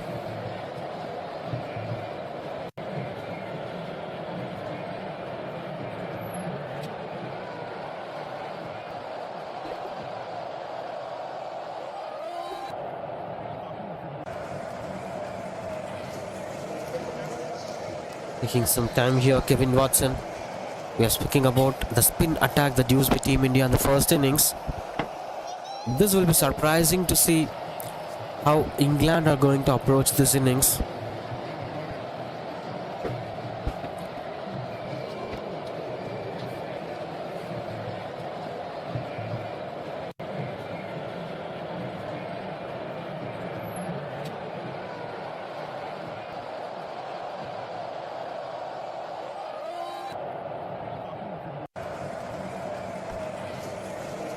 Seventh no loss with 1.4 overs.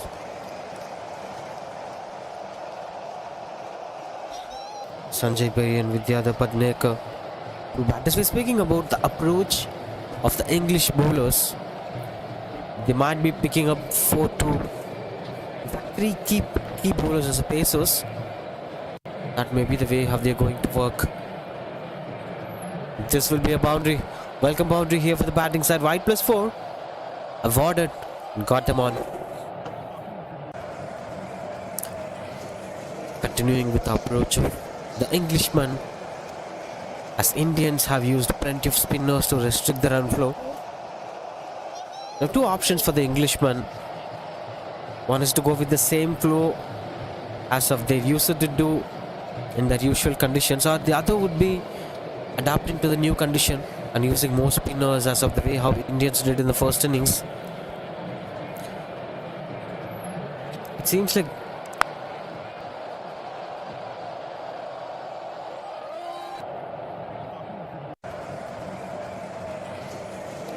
the Englishman will approach with the fast bowlers. That's beautifully placed into the gaps, beating up the 2 fielders, and that will be going for the boundary despite of the hard efforts of the fielder. A welcome boundary. The placement looks perfect. A typical Indian batting here. Sanjay Berry getting off the mark with that boundary.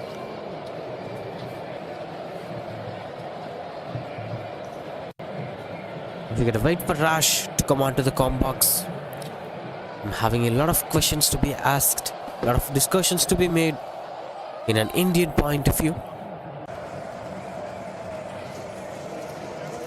Good use of the feet and pushes the signal, not getting carried away with the boundary. He scored a beautiful piece of batting, 2 overs of 17 for no loss.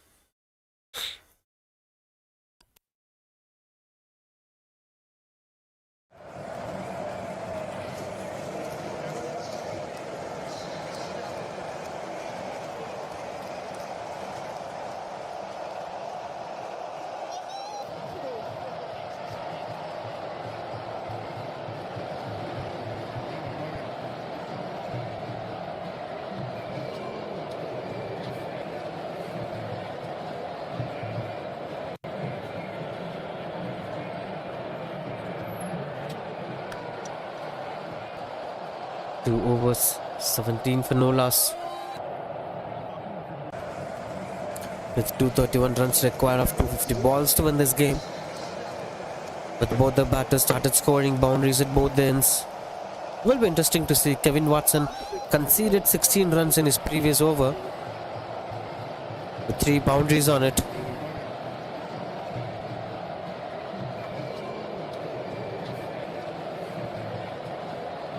That's quite as I've expected. They're using plenty of fast bowlers.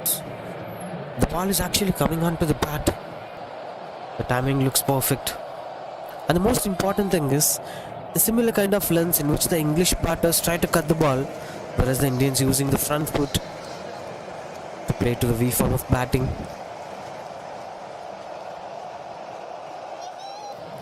That's quite differentiable. They've been much well used to the conditions.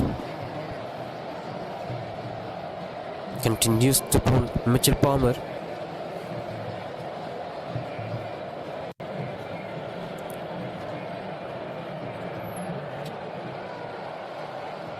And this thing, the close keep, that actually blocks the mindset of the batter that we're speaking about. In a lot of way, he will never be set for free to have a wide thought process of scoring runs in the gaps. Let's close up with the fingers were up. And the first breakthrough here for England cricket team in the second half. And Mitchell Palmer, the bowler, brings up the breakthrough.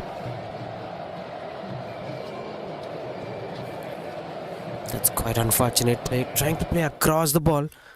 Couldn't get the connections better. Have to depart with the other. Padnekar scoring 6 runs of 9 balls. Couldn't contribute much to this big target. 18 for 1. Team India.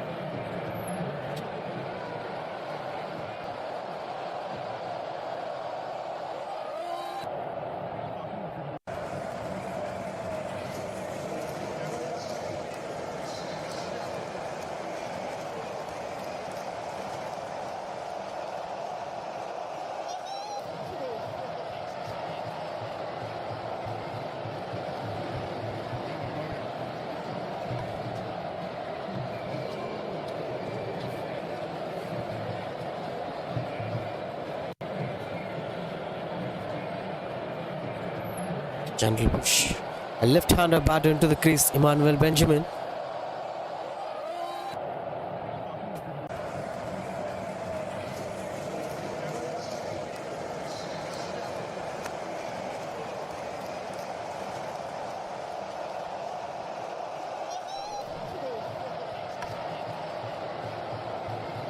Good breakthrough is coming to England cricket team.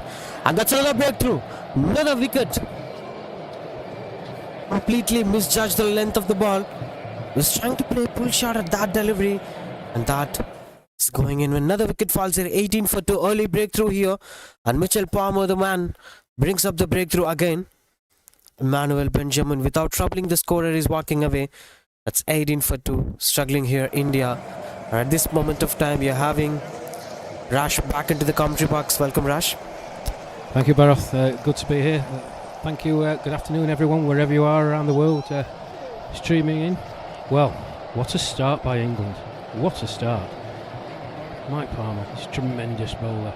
I think he got a bit fortunate with the first decision, LB, from my point of view. Looked slightly harsh, but there was nothing wrong with that second one. Stumps obliterated.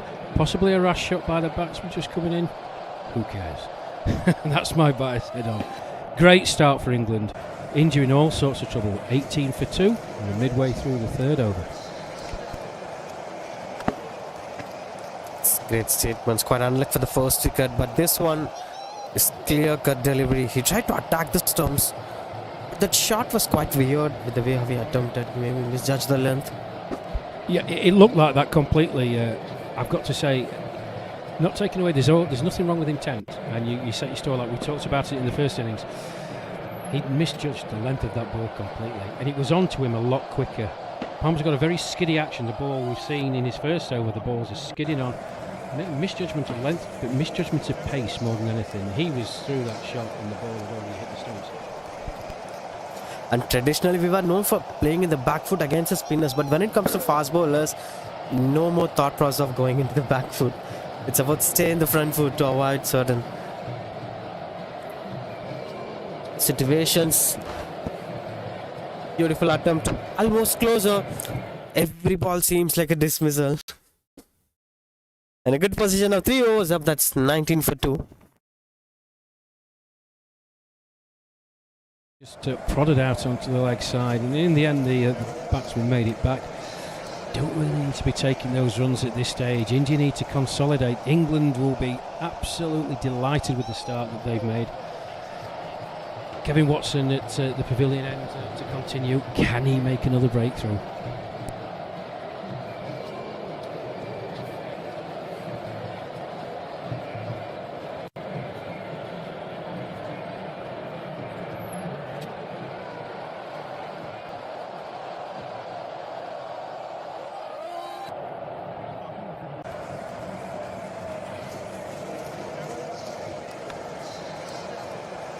Nineteen for 2.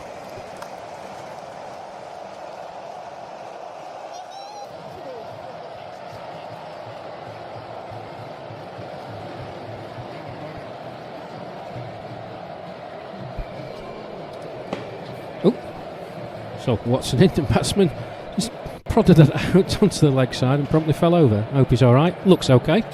No harm done.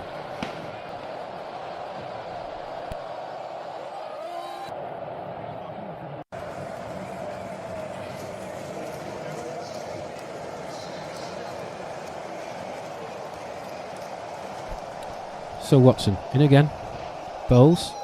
Oh, outside the off stump. Playing a miss by the batsman. Simon Routh, the wicketkeeper, removes the stump. Removes the bat.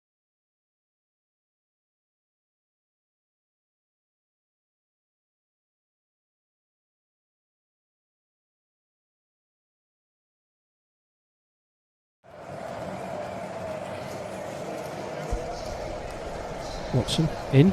Bowls. Nice forward defensive. Struck out into the offside, and there's no run. He's got into a good rhythm, is Kevin Watson. It's only his second over, but he's been right on it. And apologies for the background noise. I'm not sure what's quite going on in the environs of this ground. Here comes Watson again. In. Bowls. And an exact carbon copy of the delivery before. Nice forward defensive shot. Prodded out into the offside. And there's no run.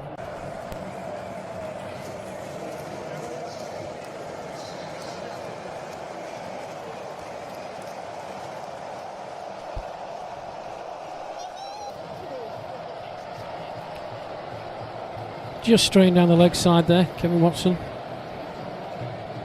this format of the game. Anything down the leg side, signal wide, and it duly was by the umpire.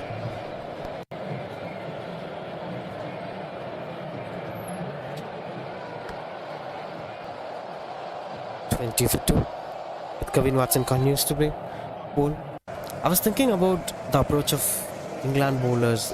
I was expecting them to use spinners in the infield phase of it, but this looks like a typical English attack and they're gaining wickets. Yeah, I think it's the element of surprise. We have got spinners in the team. We talked about it during the England innings, didn't we, about the benefit of spin and when you get it right, as the Indian spinners did.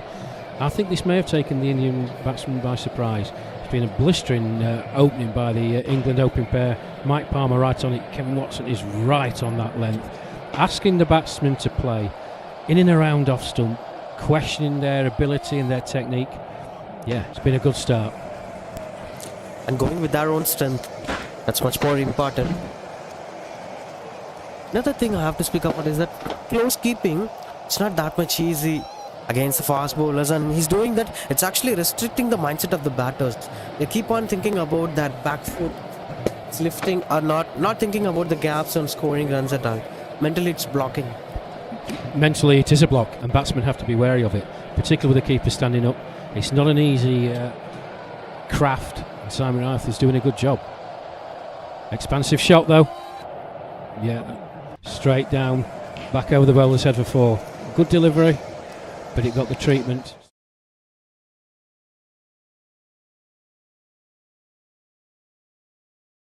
It's quite optimistic in terms of approach. These kind of run floats must be needed, not just because of the required run rate, but actually to put the bowler into the back foot. You can't just go with a much of defense or dot balls. It sometimes increases the confidence of the bowler, then he'll bowl most of his best performances will come out of those dot balls. Yeah, it's psychological, isn't it? We hope that those of you who are streaming in now who may have caught the first innings, we talked about this a lot, and what the batsman's mindset is if it's dot ball after dot ball after dot ball. It builds pressure. A bowler hates having singles taken off him, ball after ball after ball. He can't get set. Different batters, different techniques. You know, in the position India are in, I think a period of consolidation is needed. But that ball was just short of a length, sat up a bit, and it got the treatment. Nothing wrong with that at all. 122 runs required and 246 to win this game. We'll go to the equations later. But as of now, again, Mike Palmer. Good use of the feet. This is typical Indian batting. Coming onto the front foot and deciding whether to play it or to defend it. Yeah, but it also helps the bowler as well. Mike Palmer's a very experienced bowler. He's been right on it in his first two overs. This is the start of his third over from the hostel end. He'll have seen that. He'll make some minor adjustments. It's a battle, isn't it, between batter and bowler. Love it. Cut shot. Even we are known for playing cut shots. I just wanted to remind one name who's known for playing cut shots, Virendra Sehwag from India. Yes, you have produced some of the finest exponents of the cut shot in world cricket. It's an art, isn't it? And let's be honest, the cut shot or a classic cover drive is what people want to see. Never mind this smacking it into the stands for six. A classical cover drive is what we all want to see. Foot to the pitch of the ball, bat through the line. Yeah, love it. That's quite iconic to watch out for. Certain batters will actually make us speechless to watch their innings. Aggressive attempt, catches the call. But that beats the fielder comfortably. Lands in no man's land. Will be getting a couple of runs on the board. Even this looks like a baseball effect, but with the way how the captain of England have played is quite different. It's quite dominant and most safest way of scoring boundaries. This is quite risky, it seems. Yeah, I think we talked about baseball and how teams around the world, both in the professional game and amateur game, are trying to emulate it, copy it, whatever word you want to use. It's difficult. You've got to have the skill, talent and ability to do it. It isn't easy. You know, this is an art that these guys practice and practice and practice, and with the best will in the world, these guys have played cricket for a long time in different places around the world. That concept of constantly going after the bowling will be foreign to them. It's not something that comes naturally. You have to learn it. The England Test team have learnt it. There's been some bumps along the way. It's not an easy art to get right. But you're seeing it filter down to all cricketing levels. Clear sign of intent from the Indian batsman here. Maybe they utilize the power play to the fullest, and attacking the well-set bowler sometimes actually troubles the batting lineup, right? You can't take much risk against the bowler who's in a good form. Another close one. Yeah, Palmer just a full length that time outside the off stump. Getting the batsman on the back foot. Mattersby's played lovely shots off the front foot. Not so good off the back foot. Close to the outside edge. Good bowling by Palmer.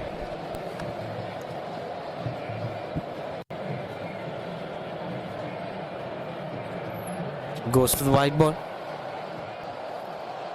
Now what it takes the batters, at some point of time he will try to step out and go over the bowler. In case of clear cut of intent or an aggression, they're having a close keeper. Should keep that in mind. Maybe that's the reason why he's bowling the ball way outside the off stump.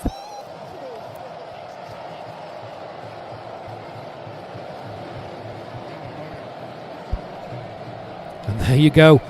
Another full length delivery from Palmer, getting the batsman playing on the back foot. A little tickle and a very good catch by Simon Ralph. Palmer is on fire.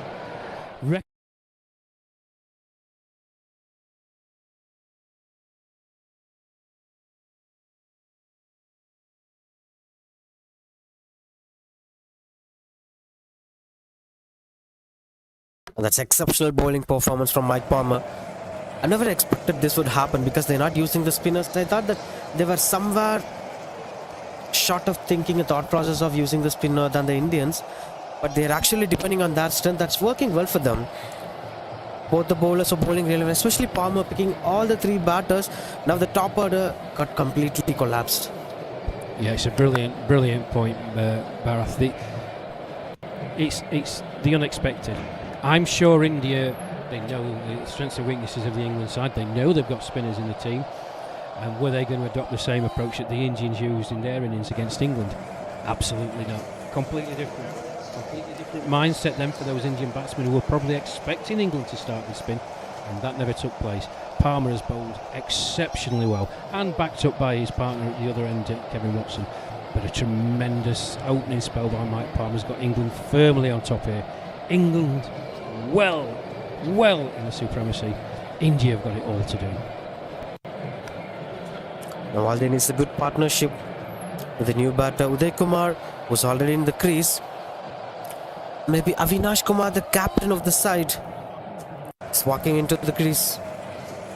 And in cricket, it's always about the right thing or not the wrong thing. It's about the perspective of different captains approaching the game. As being a viewer, we got to see plenty of different approaches. Sometimes it went as a failure attempt, as of what we spoke about Ben Stokes. But it's about the perspective. I believe that sometimes the visiting captain might use the spinners to win the game, and some visiting captains might use their own strong zone to win the game. And again, it's about the perspective, I believe. Yeah, it is. And the thing with the start that England have made, it gives the skipper Richard Merriman options, doesn't it? You know, his opening bowlers have done exactly what he would have wanted them to do.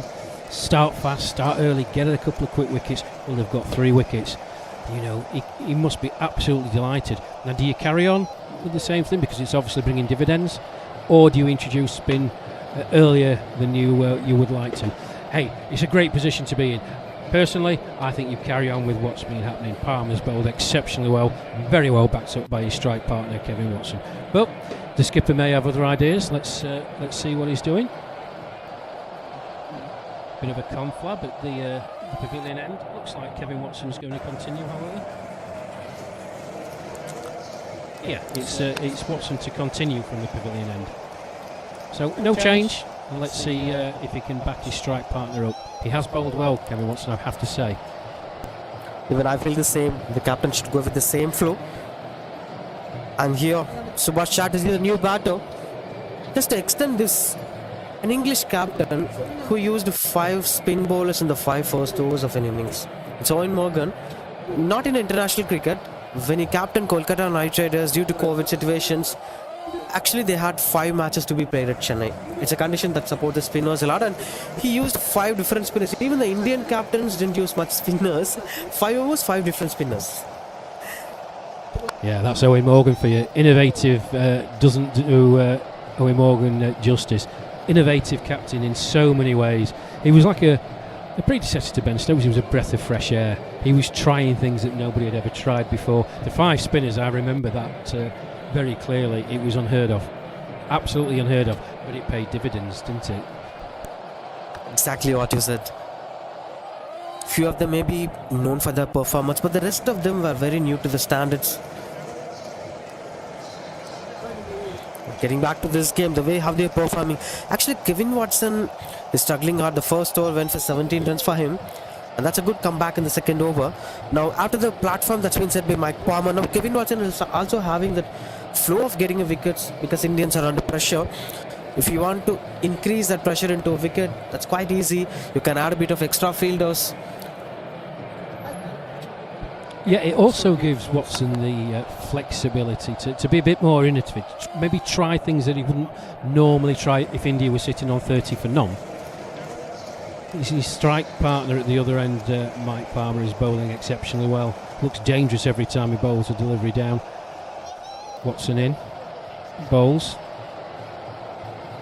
The batsman plays a defensive shot into the offside and there's no run. Yeah, it gives him a bit more flexibility. He's going to back his strike partner up at the other end and say, listen, Palms, you're bowling fantastically well. You carry on doing it. I'll try and limit the runs at this end, put even more pressure on the Indian batsman. As Watson comes in again. Bowls. An expansive shot. It's in the air. It's straight back over the bowler's head. And goes for 4 runs. Relieving a bit of the pressure. Good shot. Uday Kumar, the batter. Even I love the defense that he played before this boundary, which had high elbow, which is again a typical classical batting. So he's having that skill set and technique and a mindset to be aggressive even at the pressure situation. That's quite impressive, but I'm not sure how it's going to help them. And adding to what you said, helping your key bowler, helping the bowler who picks the wicket, like the way how Glenn McGrath and Brett Lee used it to bowl. McGrath used it to control the runs and bowl economical spin, and Brett Lee will purchase wickets here and there. Yeah, that's a very, very good analogy, in fairness, I've got to say. Palmer at bowling from the hostel end has been absolutely bang on it. He's got the benefit, 3 wickets. Kev Watson's been a bit expensive, but I don't think that's a bad thing in the context of the game. Now, obviously, in an ideal world, you'd want Palmer coming in, taking wickets every over, and Watson sealing the other end up. That hasn't quite happened, but I still think England are going to be very, very happy with the start they've made. Is they going with Palmer again? That's how it goes. Traditionally, most of the captains will do that. Why can't you stop the bowler who picks wickets continuously? Well, who would be a captain, eh?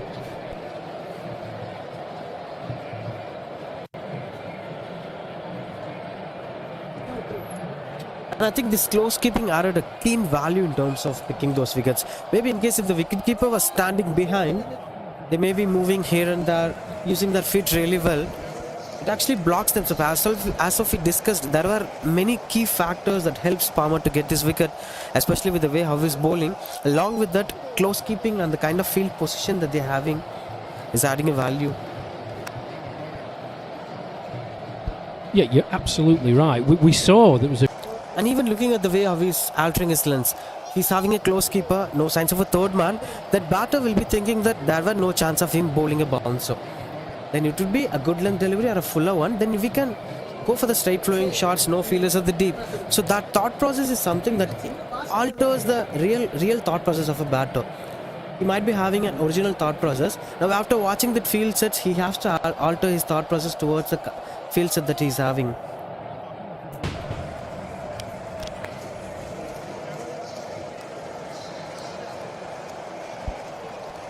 Yeah, that's absolutely right. Apologies, ladies and gentlemen. There was a very, very loud bang very close to this ground. I'm not quite sure what it was. Hence the break in commentary. My co-commentator has jumped out of his seat. In India, we have this culture of cracking crackers for death funeral. That's happening outside this ground. Just continuing with what we're speaking about. So he's not having a third man, he's not having straight fielder. That actually triggers the batter.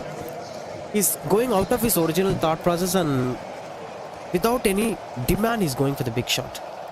Yeah, he's challenging the batsman because it's not a conventional field that he's bowling to. Here he comes in again, Palmer. Bowls. Another very good length delivery. Nothing the batsman can do about that. Solid forward defensive shot and the end of another very, very good over by Mike Palmer. And most importantly, a wicketless over, which is quite supporting Indian batters. They're trying to build this partnership to the next level. Uday Kumar and Subhash Chatterjee, who's 0 of 7 balls, taking his own time. Yeah, Chatterjee, he's going to be looking at it. You know, we've all played the game. We know what it's like as a batsman. It's all right saying take your time and get in, but 7 balls he's faced, hasn't scored a run. Does that become 10 balls? Does that become 12 balls? Does that become 15 balls without scoring? It just adds to your pressure that you've got. Add to that the position that India are in, it becomes exceptionally difficult. Now we're going to see a change, and you're going to like this, my friend. A change at the pavilion end. Nick Newman coming on. Wily spinner. This is going to be entertaining.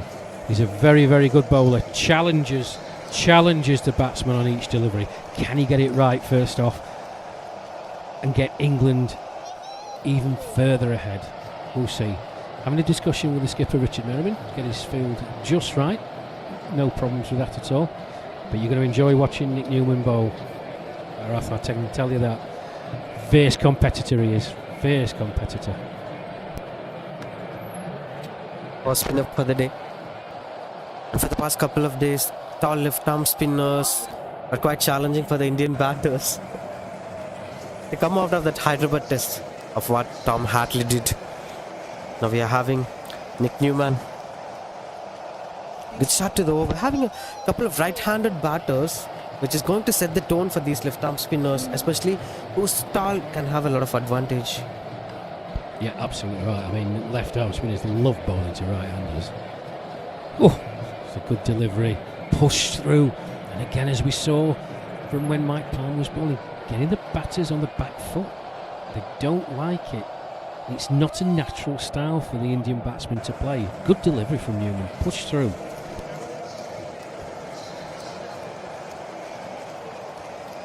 A slog sweep, got the connections better.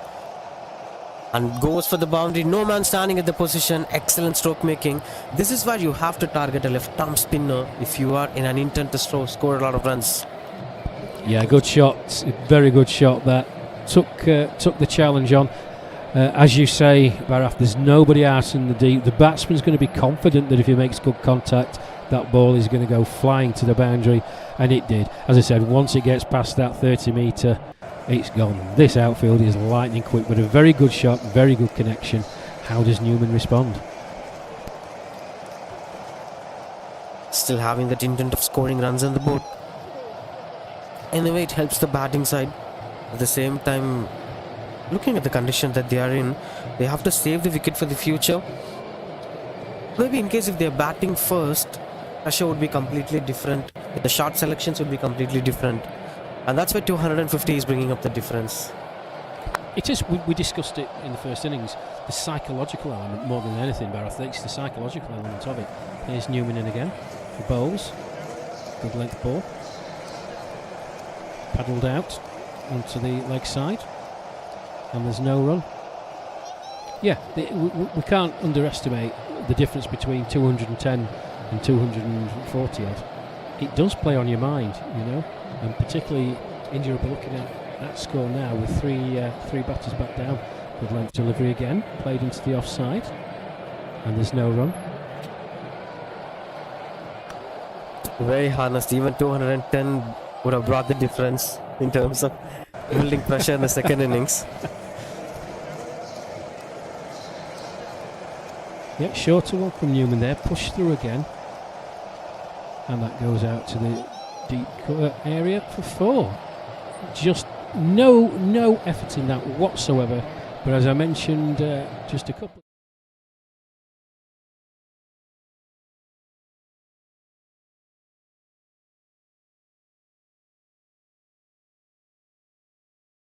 That's the end of the over. It's 42 for 3 after 8 overs. Trying to maintain the run rate in the middle, but 3 wickets have fallen. That's going to add a lot of pressure.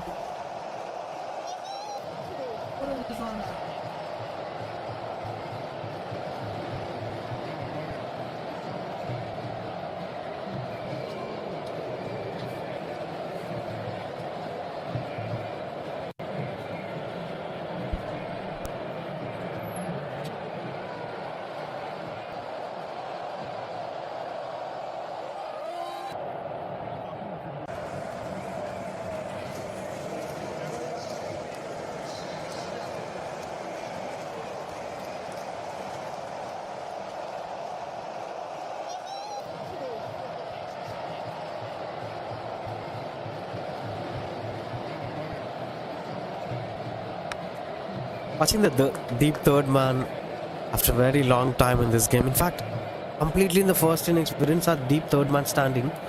The game was approached in a different way by the Indians, and it's typical fast bowlers placement. Yeah, this is a more traditional fielding setup for an opening fast bowler. We didn't see that for the Indians. Here's Palmer in again. Bowls. Wide ball. And it's gone for 4. Wide down the...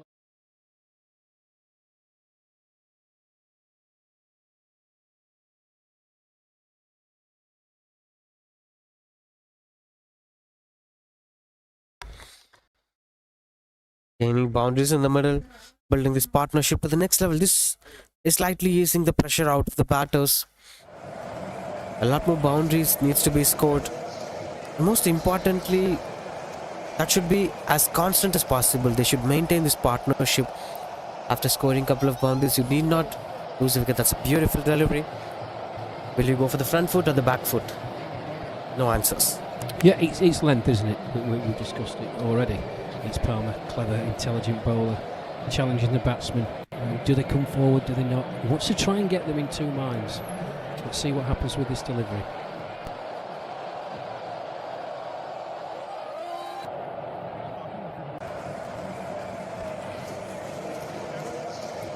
Invitation for the cut shot. I think he was intending to play at the left side of the point fielder. There's a bit of gap. Even the third man is standing as fine as possible. And they're having a sweeper cover fielder who's almost behind the point fielder.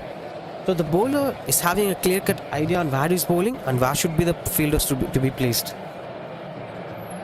That's an excellent delivery again, getting the batsman prodding forward. Wasn't quite sure, ended up going forward. Good take by Simon Rao to remove the bells, but the back foot of the Indian batsman was in. Yeah, it's a very good point. It's challenging the batters because the batsman can see where the fielders are, but you're backing your bowler. Richard Merriman, excellent job as skipper, backing his bowler to bowl in the right areas, and Palmer hasn't let him down as so far. Another close call.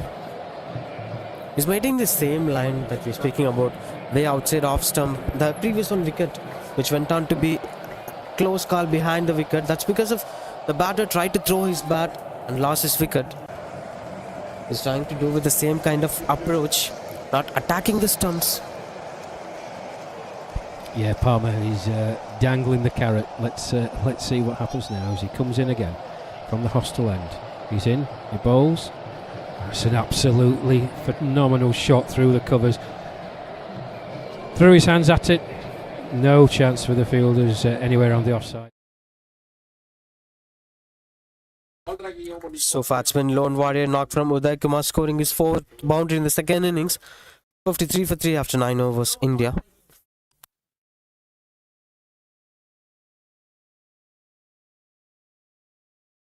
And the partnership moves to 23 after 25 balls. That's quite good for Team India. They have to build this to the next level. That initial 3 will haunt them for a long time until they get back into a comfortable position. Another good stroke making, picks the gap. And that goes out of the fence for the boundary. Back-to-back boundaries here against a set bowler. And that brings the end of this over. Yeah, back-to-back boundaries. Bomber just short of a length. Sat up, asking to be hit, and it was. Nice shot through the mid-wicket area, and relieves a bit of the pressure on the Indian batsman. Maybe time for a change. Bomber looking a bit tired. It is hot out here. Very humid conditions. Not what the England players are used to. But after an initial good start by England, taking those 3 wickets, India have batted very well. They've looked to take the bowling on when they can. See if it prompts a change in thought from the England skipper.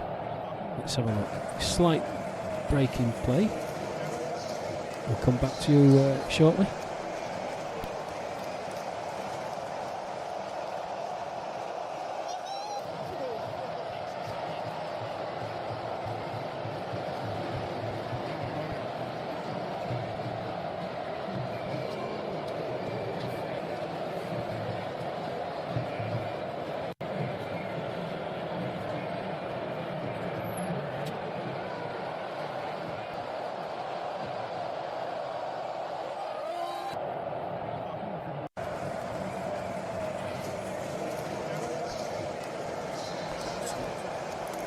Twenty-three of 25 balls with Uday Kumar.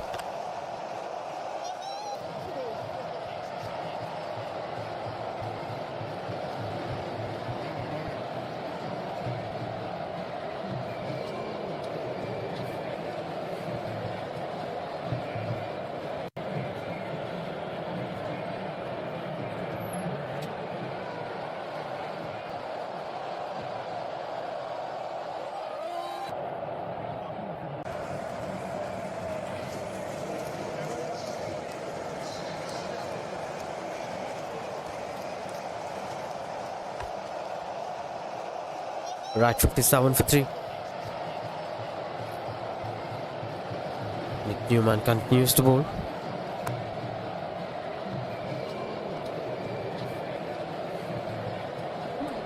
Subhash Chatterjee, who's one of 9 balls, taking a lot of time to get himself comfortable in the crease. Another beautiful batting using the straight bat, rotate the strike. In terms of skills and technique, they were looking really good, but the pressure is something that's actually pushing themselves out of boundaries. Yeah, it's imperative from the Indian point of view that they don't lose a wicket in the next maybe 5-6 overs. And a spot-on delivery by Newman, played batsman by the batsman, and there's no run. Yeah, it's India consolidated well after those early losses. The problem with Nick Newman is he's bowling into the same pace as the batter is easily adjusting himself to the pace that Newman is bowling. In case if there is a change of pace or there is a change of flight, they'll be under pressure. As of now, it's been the same rhythm. The bowler tries to bowl at the same areas as of what Nathan Leon does, but he's actually taking that as an advantage. Uday Kumar. Yeah, he is, and it's a battle. We've said it before. It's a battle between batsman and bowler. Nick Newman, a very, very experienced cricketer, very wily cricketer. He'll have seen what the batsman is trying to do. He's going to just try and vary his length, vary his flight, vary his speed as he comes in again. The bowls, flighted delivery this time. Oh, straight back over. I'm not sure if he got a touch on that. Good fielding.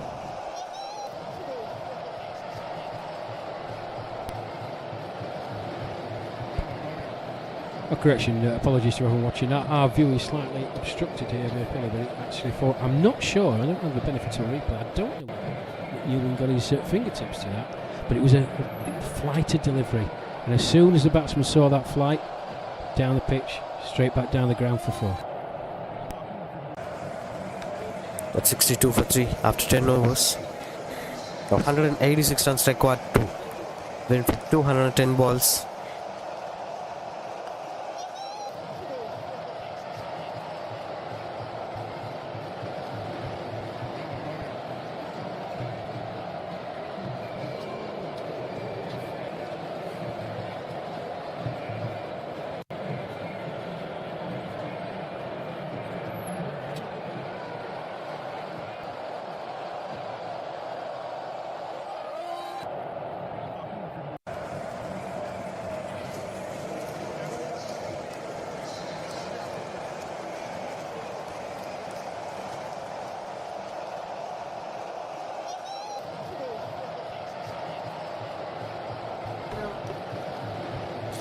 6.20 the current run rate. They're well ahead of the required run rate. That's quite good. The only problem is that wicket column. 62 for 0 would be good. 62 for 1 would be good, but 62 for 3 is something that's really challenging. And you're having 248 to chase. It certainly is. A change of bowling, as we alluded to from the hostel end. It's Phil Deakin coming up to bowl. Right on it first off. Just put it out onto the leg side, and there's no run. Deakin, tremendous batting performance by him. He really batted very, very well. And again, another very experienced bowler. Let's see if he can use variations of flight and speed to get these Indian batsmen in trouble. Of spinners in both ends, just joining with the tradition of typical Indian spin bowling. Phil Deakin, the new bowler. I think Subhash Chatterjee is still struggling a lot to maintain a better run rate. Not much flow of runs from his bat. He's been defending every single ball he's facing. Maybe that would be the task given to him, but at the same time, you have to give opportunity to your partner who's well set, who's scoring a lot of runs on the board. Yeah, we said in the first innings, didn't we? There's no point just blocking an end up and not scoring. If your partner is scoring, try and get them on strike.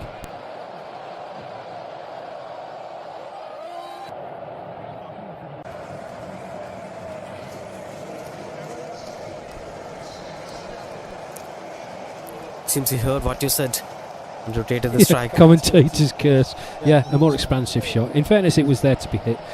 Slight misfield in the covers by looks like Marcus Young, and they ambled through for a single. 63 for 3.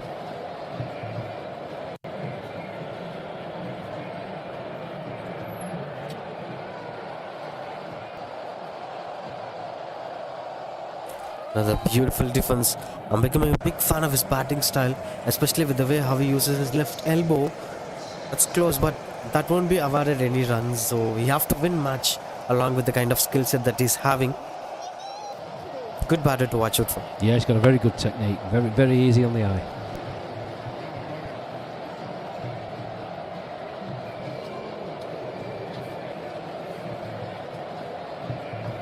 Single to end is over. Just one run off the over. 63 for 3. Yeah, good start by Phil Deakin there. Obviously, we've talked about his batting and how well he batted in the England innings, but you're going to be a bit nervous coming on to bowl. Didn't do anything wrong. Some nice variations of flight. Again, the batsman playing shots, and that's what you want him to be doing. You want him to be playing. So a good start by Deakin. And I think another change here at the pavilion end.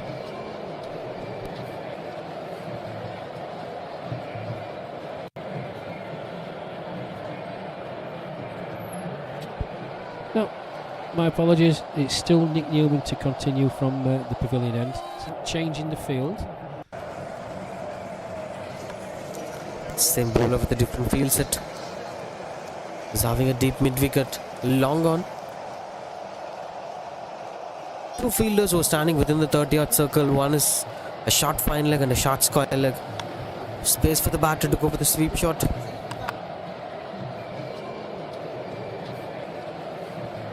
Yeah, this field absolutely smacks of challenging the batsman to go over the top, or a big gap at mid-wicket. Let's see how Newman approaches it. Good first delivery.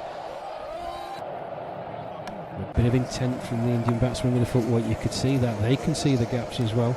And he comes and bowls. Left alone outside the off stump. And there's no run. Having beautiful rhythm here. In one of my commentating days, in a curiosity, I asked my co-commentator who infused this way of bowling the fast bowling towards the batter's body, that making a batter to fear. That way of fast bowling, who invented that? I asked them, is it West Indies or is it Pakistan? And he replied, it is England. I actually forget that option because they were spoken too much, right? The Pakistani fast bowlers and West Indies fast bowlers in the later 80s. That a shot. The fielder at the position, and that's taken. It is a expensive wicket, can we call that? By We- inches. We certainly can. What an absolutely brilliant bit of fielding by Kevin Watson, deep on the boundary. It doesn't look much, but let me tell you from our vantage point, he had inches to spare. He was under that ball, recognised its flight very, very quickly. Safe pair of hands, excellent catch, and a good wicket for Nick Newman. India 4 down. It's quite challenging for Indians. Uday Kumar, the set batter, walks away.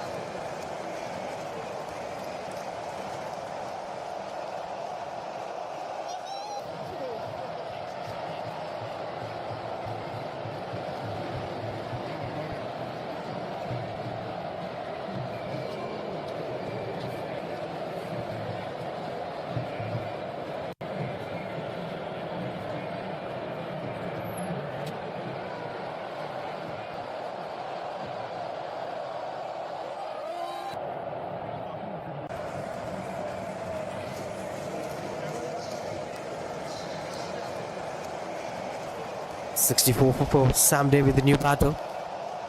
Into the crease. Another strong shouts. No signs from the wicketkeeper. He's still shouting the wicketkeeper. Umpires are standing still. In between that dismissal, we saw Mike Palmer walking, bit of dehydrated. And that's what the reactions of Chennai's weather. It's better today, in fact. A bit of kinder weather.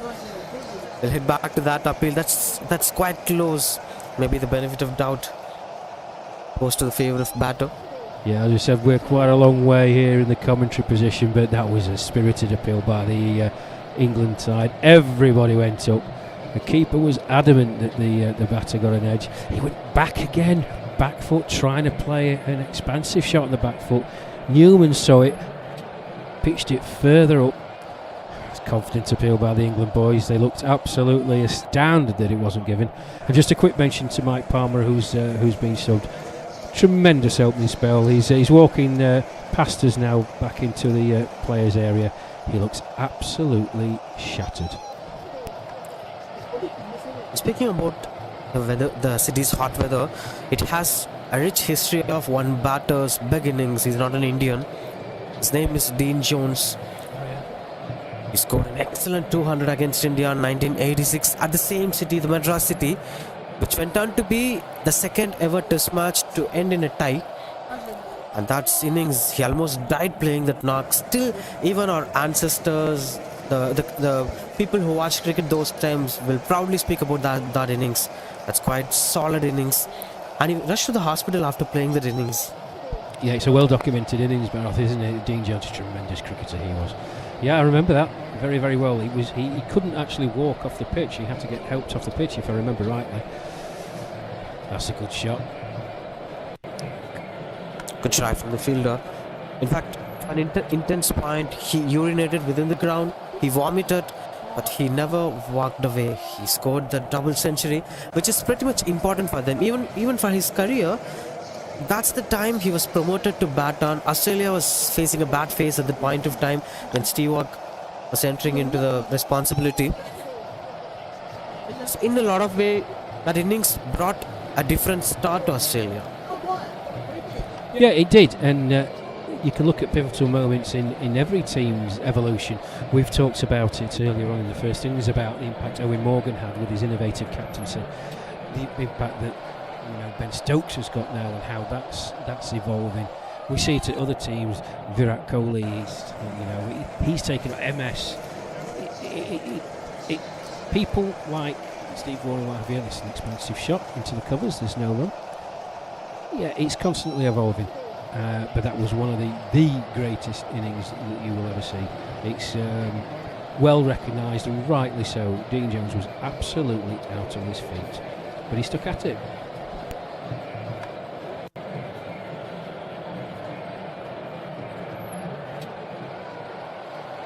Continues with the dot ball. Sam David is still struggling hard. Score runs on the board. Maybe willing to spend some time in the crease. Phil Dickin continues to bowl.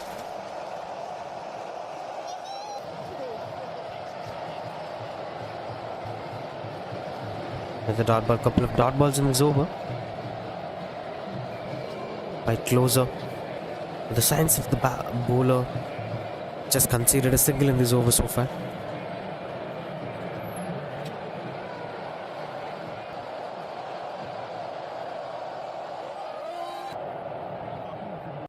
Swing and a miss. Another dot ball to end this over. 65 for 4. Yeah, another good over from Phil Deakin from the hostel end, continuing the fine start that Mike Palmer had from that end. Very little given away, building pressure, and as we talked about Gareth earlier on, if you can do that at both ends, you're going to induce batsmen playing false strokes. Very good over from Phil Deakin, and I think it's going to be Nick Newman to continue from the pavilion end. Yes, it is. So see if he can induce another shot from the batsman to the fielders. Interesting field that he's got here now. I'll let Barath talk you through it as the over progresses.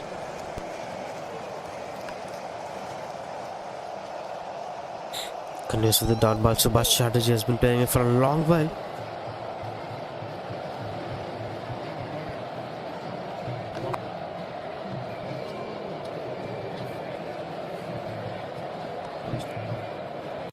Leaving more spaces for the sweep shot.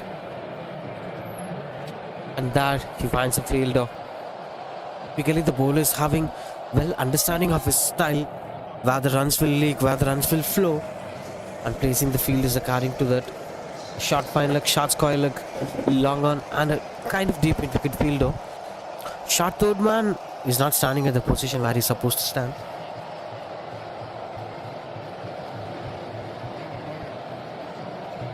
Just playing mind games.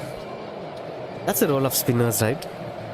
It is the role of spinners, but I think it gives a spinner like Nick Newman, who's a very infectious character, he's a fierce competitor. It's his captain backing him. Go on, Nick, go out there. There you go.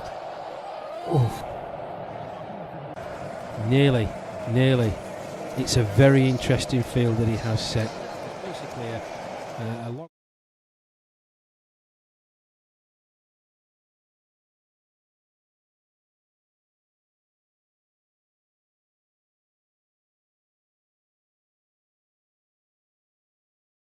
The batsman, and he comes again. Newman, he bowls, nice bit of flight, nicely played through the vacant gap at mid-on. Watson runs in from his mid-wicket position, and there's one run. Yeah, interesting field. And with the kind of shot selections that they're taking, they're playing across opposite side of the spin, in fact against the spin, which is not going to help them for a long while. Leading edges were happening. This looks quite good.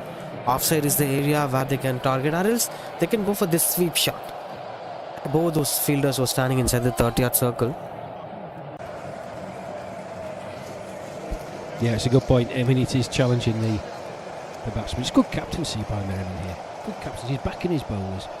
He's consulted with his bowlers. Listen, you put it in this area, I'll set the field for it. Very, very good cricket by England so far. Been impressed.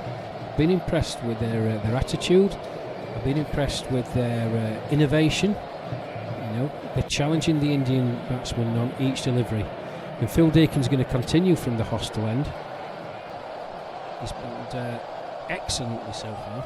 Let's see if he continues in that vein.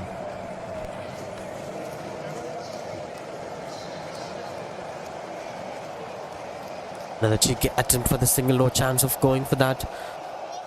Good field positionings. He's having a different kind of field positioning comparing to the one which plays by Newman. He's having a deep square leg. Fielders within that short mid-wicket area. Maybe inviting the batter for the slog sweep.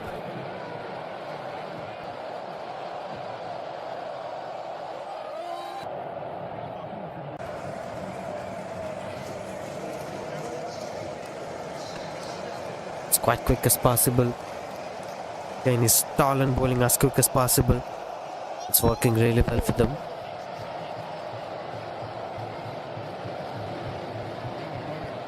I think any of these batters, one should take up the responsibility of making it happen till the 45th over, and the other has to make temporary decisions, but that should be as quick as possible. Yeah, it's all determined by the scoreboard pressure, we call it, don't we? You're looking at the score, the batsman can see the score. Dot ball after dot ball, pressure builds. Deakin, he's been right on it since he started his spell. He's giving really nothing away. And right on cue, another excellent delivery. Prize a very good defensive shot back to him, and there's no run. Bowling at the right areas. Not leaving enough spaces to score the runs. Not even missing the line or length by inches. Look at the similar delivery again and again. This is something that makes a spinner much better, and that's why in some extent I will rate Nathan Lyon more than Ravichandran Ashwin. Oh, that's a big call, my friend. There's plenty out there. There's plenty watching this stream who would agree with you. There's plenty that would disagree, though.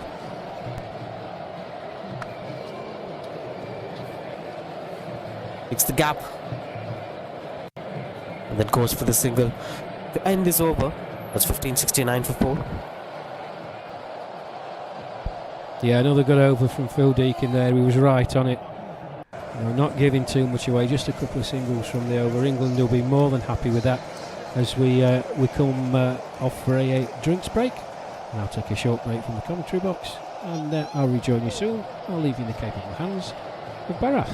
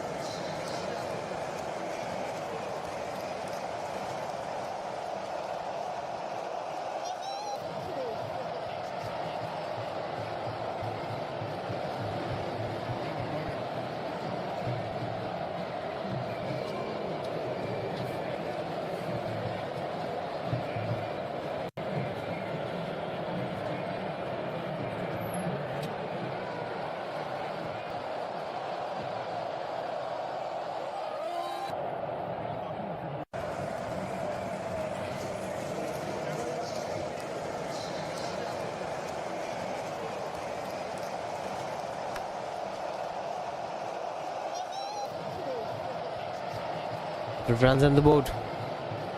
Trying to rotate the strike here and there. Tackling the left arm spinners. But they know the answer better. They have to answer better. The same kind of approach of what. Interesting thing is they are well prepared with the team combination, because India have used pretty much left arm spinners. Now England are using left arm spinners, but they already have left arm spinners on the side, which means they had the plan of using left arm spinners. Yeah, I think it was always a plan. It was just when it was going to be introduced. I think with the start that England had, it made the decision easier for Richard Merriman. And in fairness, Nick Newman has not let his skipper down.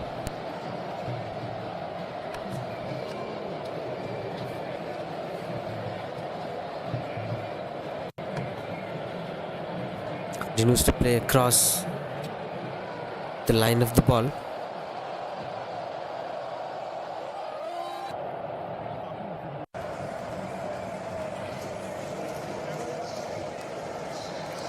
Short ball, pushes to go for the single, no chance. Start going for the single. He's altering the length every 2 to 3 balls, one arm ball, and then followed by a couple of flighted deliveries. Yeah, he's a master of that, Nick Newman, varying his length, varying his flight.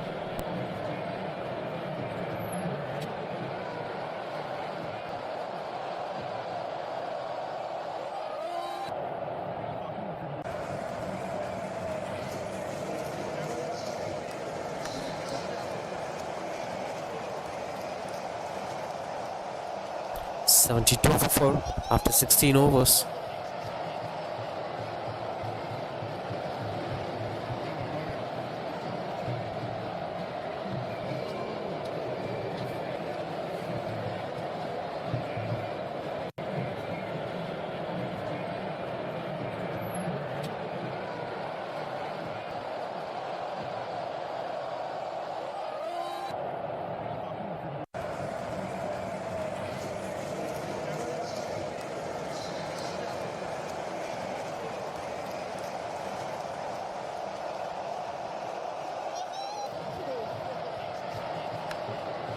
Strikes Sam David.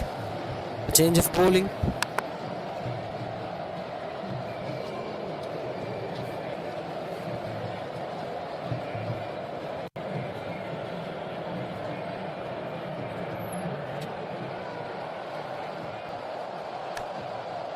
Phil continues to bowl. Good start to this over. Scoring boundaries in the very first ball to take up the advantage of putting the bowler into the back foot.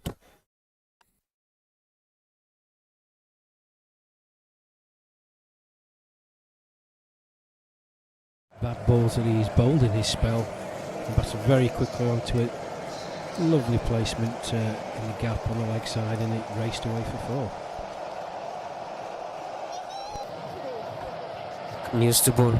The height factor actually helps the bowler to reach the placement as I've expected. The biggest problem for both the batters were to tackle the left arm spinners to make it as productive as it could be, because the first innings we spoke a lot about rotating the strike, those cheeky singles and twos.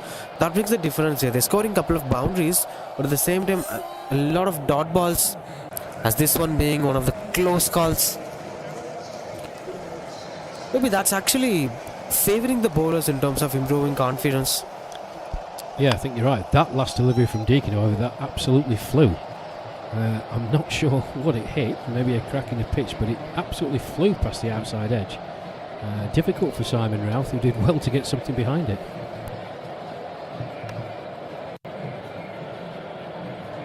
Another close one. In fact, he didn't make much mistakes, even though he's standing behind the stumps. Ever since the innings started, Simon Routh is exceptional with the way how he's doing his job.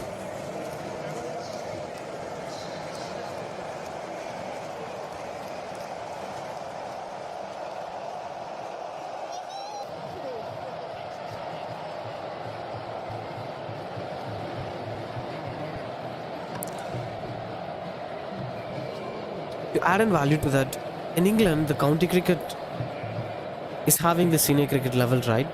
There are plenty of cricketers above the age of 50 and 60 are still playing competitive crickets.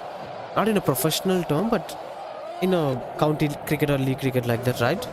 That's absolutely right. It's taken off in England, the senior age groups, over 50s, over 60s, over 70s. I think the over 60s have got 3,500 active players playing competitive over 60s county cricket. We've said it before, and the funny thing is, both of us, we take our hat off to these guys on both teams. It's a big ask to come out and play competitive cricket, but when you're 60 plus and your bones are creaking and you've got ailments and it takes a long time to recover, I can't begin to tell you how proud I am of both sets of players for coming out and playing, but it's the skill levels that they're displaying. It's really an inspiration. And as I said, the over 60s group in England is probably the fastest growing domestic cricket group that we have, and long may it continue. And it gives them the opportunity, of course, play for the county, to get selected to play for their country, and we'll see what the World Cup brings in store for the opener on the 19th against New Zealand. That's a lovely shot down the ground, just for one. Nick Newman continuing from the pavilion end,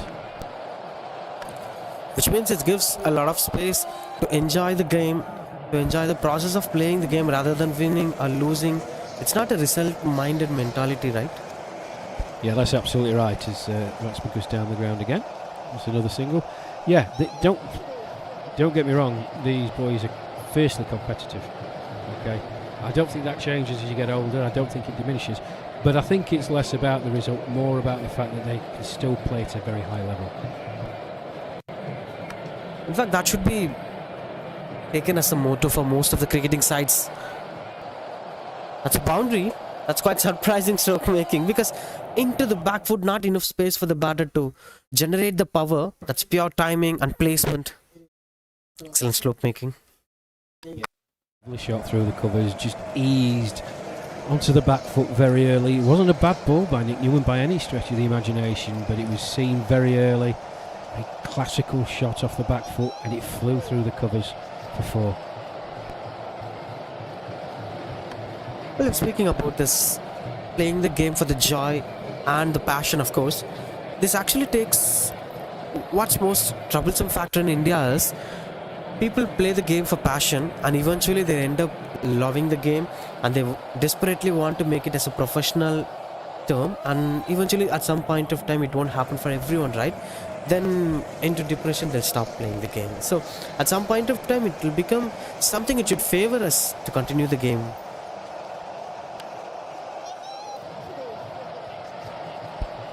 Shorter delivery by Newman there, pulled out to the deep mid-wicket boundary. Kevin Watson does the fielding, and the batsman stroll through for a single. Yeah, it's fine margins, isn't it? Not everybody, and there are some very talented cricketers all over the world who haven't made it into county games, regional games, state teams, what have you. And yeah, they put a lot of time and energy and invest a lot into it, and it doesn't quite happen. This gives the opportunity when you get to a bit senior. There's Newman bowls again, and again it's played to the wide mid-on area. Watson does the fielding once again, and it's another single, and that's the end of the over. Yeah, as I was saying, Barath, it gives the opportunity for you to continue your love of the sport. But another thing that is not really talked about, but what it does do, it promotes good mental health. It's very easy for people who have played sport at any level or competitively for 25, 30 years to suddenly have that stop. It's a big part of their life. Now it just gives them the opportunity to continue. Yes, maybe not at a more competitive level, but it still gives them the opportunity to continue playing the sport they love. And that's got to be a good thing. Being fortunate enough to play the game of cricket despite of what level it is, that's most important. And not just mentally, even physically, it relieves a lot of stress. It relieves a lot of cardiologic problems because that's improving day by day in this country. Yeah, it does.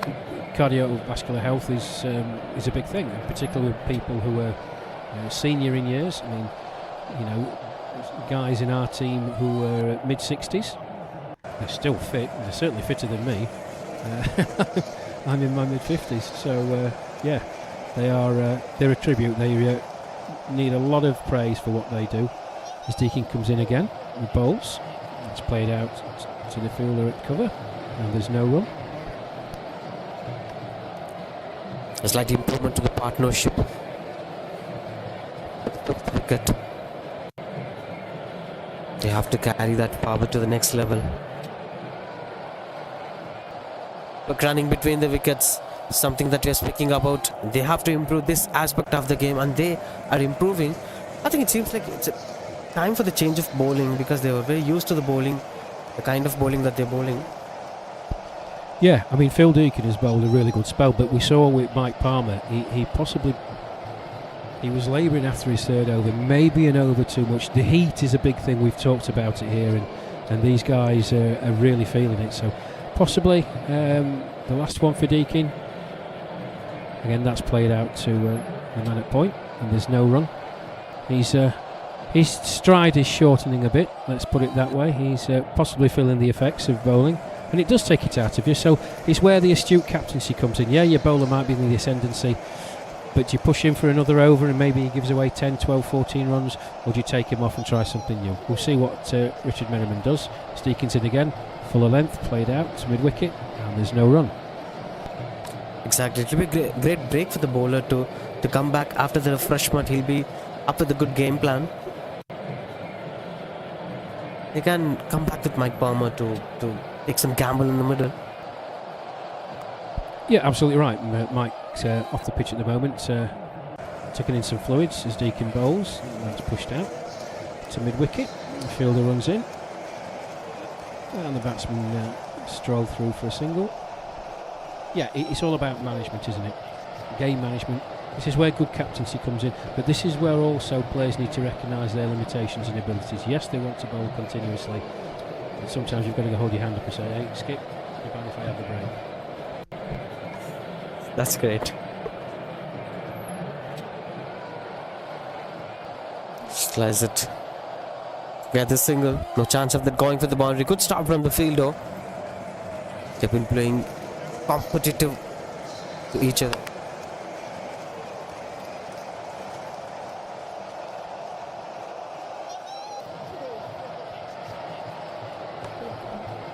It's 91 for 4 after 19 overs. Just having 26 more overs to bowl.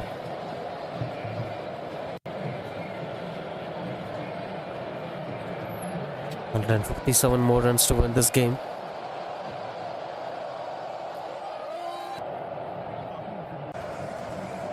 That's going to be quite challenging for them. It's because they have lost almost 4 wickets. In case if 2 falls back to back, then things will be completely under pressure for them. As if we are discussing, there should be a change of bowling, but the captain will be having his own kind of game plans.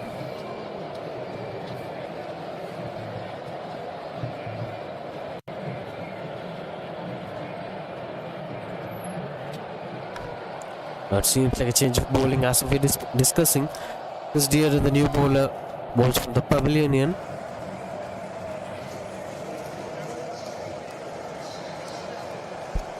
Yeah, it looks like Chris Dearden's coming on from the pavilion end, Barath. Wily old character. Batted exceptionally well in the England innings, didn't he? You know, himself and Phil Deakin, very, very good. Just when India were getting into the ascendancy, he joined his Lancashire colleague and batted very well on 49 not out. It's going to be interesting, this. Field spread a bit now. A bit more defensive from Merriman here. But Chris Dearden, affectionately known to everybody in the England squad as Noddy, took an absolutely blinding catch at the Madras Cricket Club a few days ago, running backwards at mid-off, ball over his head. Tremendous catch. In he comes, bowls, straight on target, prodded out on the offside, and there's no run. Goes as slow as possible, just testing the patience of the batter. Is it a medium pace or a spinner? And that's completely generic of a spinner. Bowling slow in the modern day cricket, because we spoke a lot about Rashid Khan, and I even compared him with Shane Warne of modern day times. If Shane Warne is playing in this time of cricket, he would have bowled like what Rashid Khan is doing today. But we should speak about these bowlers, someone like Adam Zampa, who loves to flight the ball, who loves to bowl as slow as possible. Then it depends upon the kind of strength that the bowler is having. As if we spoke about the fast bowling approach of England, going on with the strength is still working in modern day cricket. Yeah, it's a very good point. We talked about it at lunch during the first innings. A great bit of fielding there by Dearden off his own bowling. Hit back to him at a fair old pace. He was going the other way, stuck his hand down, and the batsman had to make his ground. I hope he's all right. It looks like he's okay. Simon Routh helping him. Yeah, the likes of, for example, you often say it's a dying art, don't you? It's a dying art, but he's not afraid to toss that ball up. He'd rather do that and get hit because he knows that he's going to get into the batsman's head. He's a tremendous young bowler. Dearden, lots of flight, bang on the mark again. Different style from Nick Newman, but it is effective.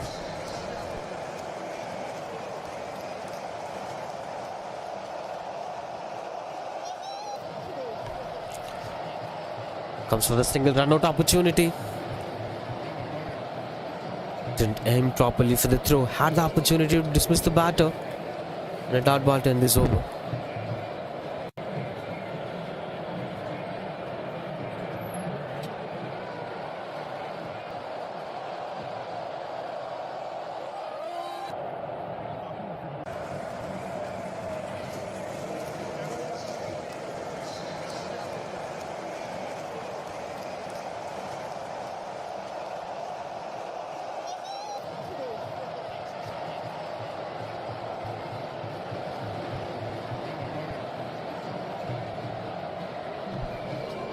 So as we mentioned a couple of minutes ago, Phil Deakin pulled an excellent spell, just looked to be getting a bit weary.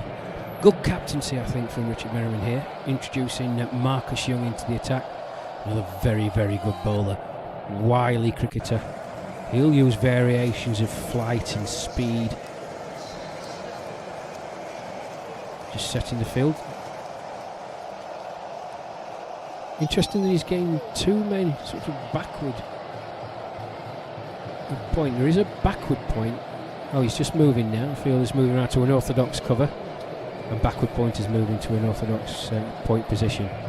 So obviously something that the England team have worked on. Let's see how Marcus Young gets on. Seems like Richard Merriman believes in bringing up partnerships together, because every time he changes a bowler, there has been a combination of bowling change with both the ends. We saw a pair of spinners, we saw a pair of fast bowlers. Now, with the previous end, we saw a change in bowling. Now in the hostel end also, we are watching a different bowler.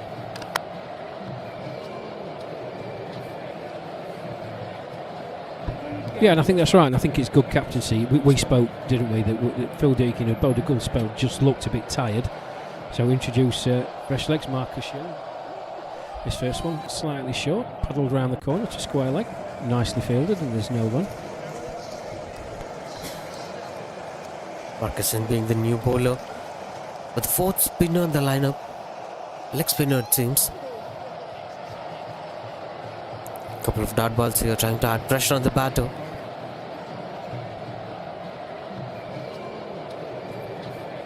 Maybe it's because of the change of spell sometimes bring a new dimension to the game. There are a lot of chances the batters might misjudge the bowlers, as they've been well set with two left arm spinners, now two different bowlers altogether.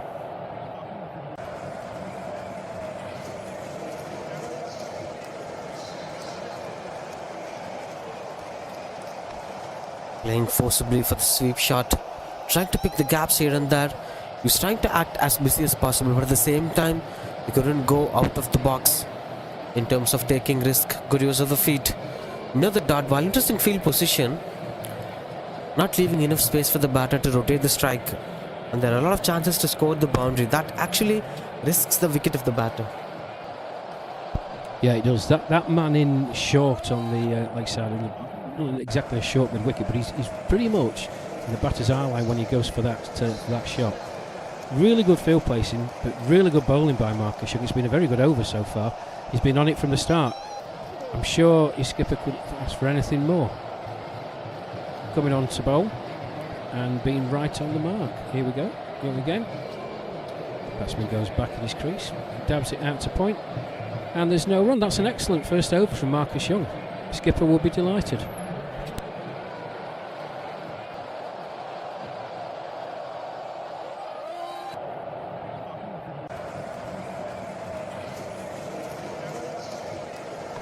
It's 92 for 4.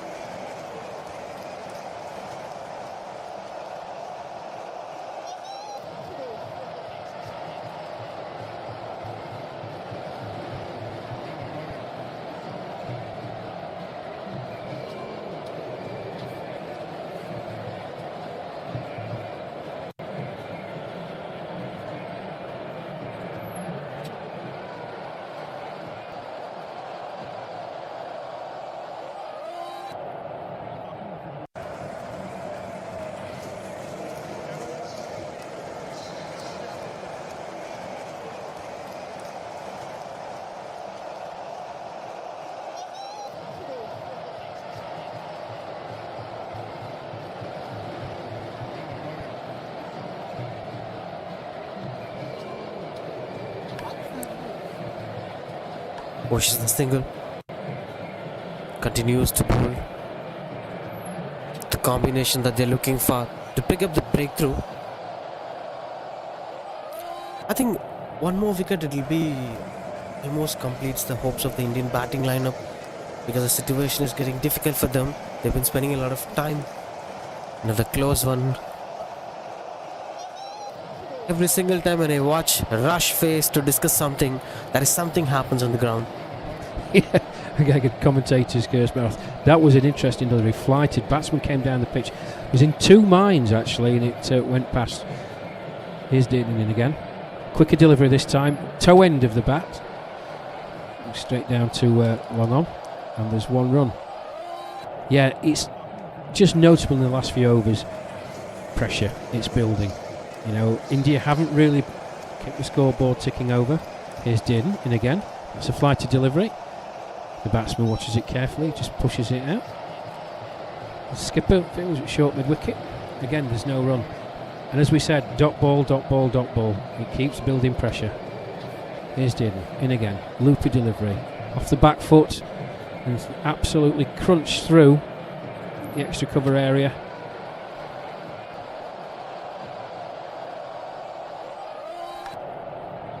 We'll be going for the single. There were a lot of time since the boundary. It's been quite calm innings. Maybe a calm partnership before the storm. Another pick of the gap. I think this has been a great field positioning from England bowlers and fielders. They've been placing the fielders at the right areas and bowling at the right areas. Yeah, that's a really good point, and it's part and parcel of the game and the England's game plan, and the skipper Richard Menman must be delighted. It's okay setting your field in conjunction with a discussion with your bowler, but the bowlers have got to put in the right areas, and by and large in this England bowling attack they have done. There's been a few loose deliveries as you would expect, but by and large the bowlers have bowled to the field. It's been excellent so far from England. Let's see if they can continue to keep the pressure on the Indian batsmen. It's Marcus Young continuing from the hostile end.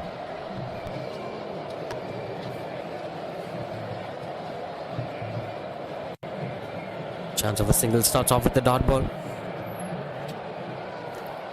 I think they were not in a mood of attacking the bowler. We've seen the previous batters try to go for the big shots, but there has been a demand at this point of time to score boundaries. They're not getting enough space to score runs on the board. This combination might get another breakthrough if it continues. Yeah, and that will simply be down to England bowling very well and creating that pressure. Well left, using foot really well. The hands were really well. The problem here is the runs were not much productive. This actually adds a lot of pressure to the batter. That's the problem. It's not about improving the run rate. This is something we are speaking about. This is perfect. And that's a good try from the fielder, which goes for the boundary. A welcome boundaries and a much needed boundary for the Indian batting setup.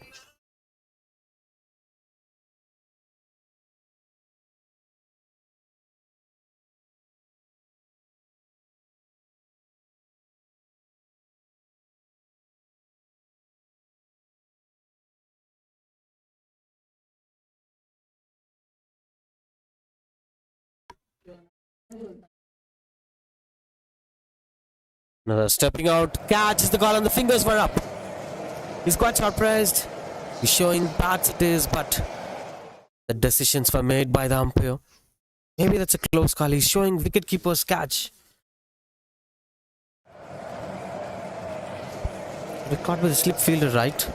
Yeah, I mean, again, we saw earlier in the innings when Simon Routh went up for a catch and it wasn't given. The body language of the England fielders, they were absolutely amazed. That one was very similar. I think the whole field went up. We could certainly hear an edge from where we were in the pavilion section. The batsman indicating that it came off his boot or his pad. Certainly not happy, but the umpire, and we have to live by the umpire's decisions, give him out. Smart catch. India lose their 5th wicket. So now we're getting satisfied with the previous one, which happened initially. That's halfway through the innings. Last 5 key batters. Can we expect some magic in this game? Yeah, I think from India's point of view, there's 2 things that they need to be mindful of. 1, the overs are running out. 2, the England bowling has been very, very good, and the bowl to the field. It creates pressure, doesn't it? We saw the batsman play a beautiful on drive. He tried to sort of do the same again by coming down the pitch. The ball's just a bit quicker. The previous delivery was a bit more flighted. This was a lot flatter, a bit quicker. It was on him a bit earlier than he thought, and it was a nice simple chance to the man at slip. So yeah, we'll see India in a hole.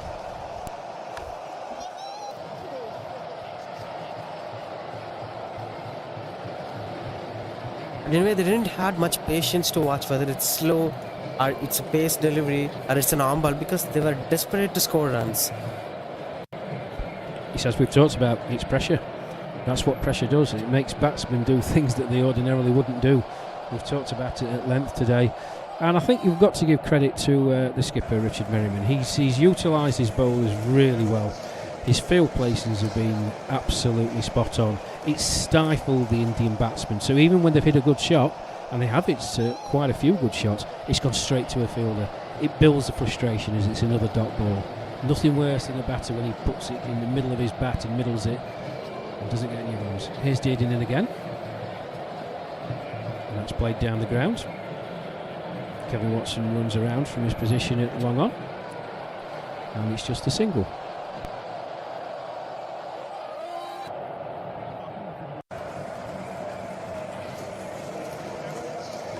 Subramani, the new batter, in at number 7. Probably the typical Indian batting structure. This would be the last recognized batter.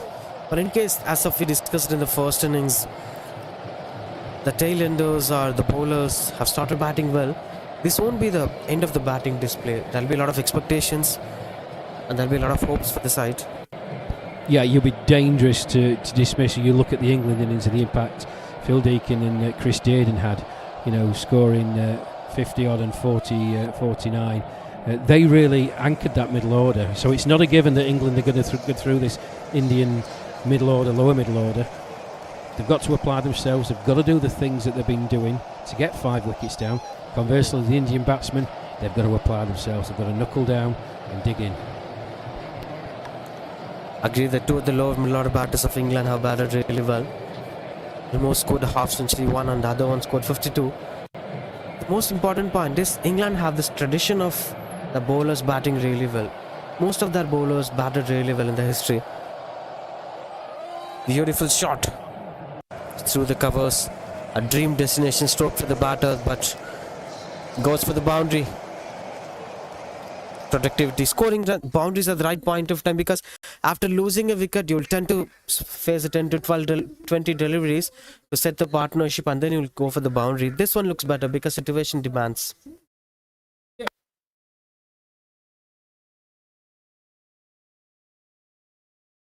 Cover drive, and that was no exception. Beautiful shot through the covers. But speaking about this tailenders potential of batting, as we spoke about, that England have this tradition of their bowlers and tailenders use it to bat. There'll be decent batters and there'll be top class batters. But when you take teams like India, they're having this tradition of 7 batters, 4 bowlers formula. And they are now extending it to 6 batters, 5 bowlers formula. Now the problem is, among that 5 bowlers, 3 to 4 bowlers will never bat. So that is something that's haunting them. From grassroots level, they are now working on their fast bowlers and spinner to spend a lot of time in the nets with the bat. Yeah, it's high risk, high reward, isn't it? You're picking 5 bowlers, you're expecting your bowlers to skittle out the opposition for very little. Therefore, you don't need to encourage them to bat and learn the techniques of batting. As we stop for a moment, Marcus Young continuing from the hostel end. That's outside the hostel. Batsman comes down, looking to play an expansive drive. Good bounce from Marcus Young.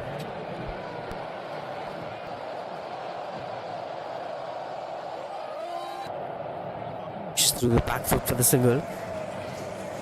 At the same time,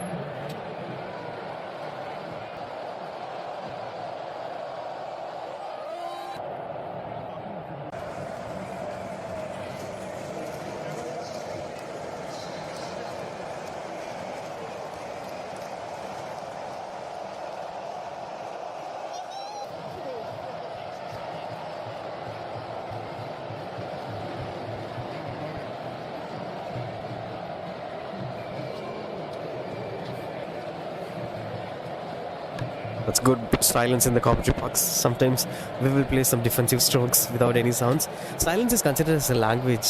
You know that? I do know that. Apologies to those following the stream. We had a little altercation with a member of the Indian team.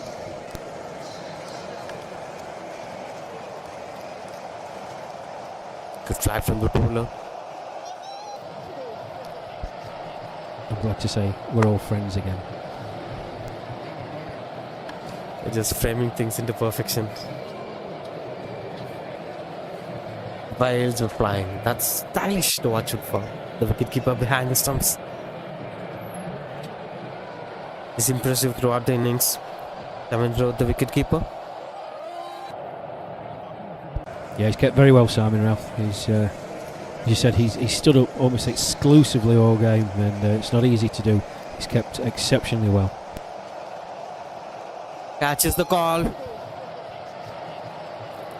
For so many things in modern day cricket, what we usually think is Mahendra Singh Dhoni have used Ravichandran Ashwin in IPL 2011 finals as a first over spinner. We thought that he was the first captain to use a spinner in the first over. Then we got to know that in 1991 World Cup, New Zealand have used the tradition. For close keeping too, this has been a tradition a long way. Catches the call. No chance of them going for the single. They didn't went for the single.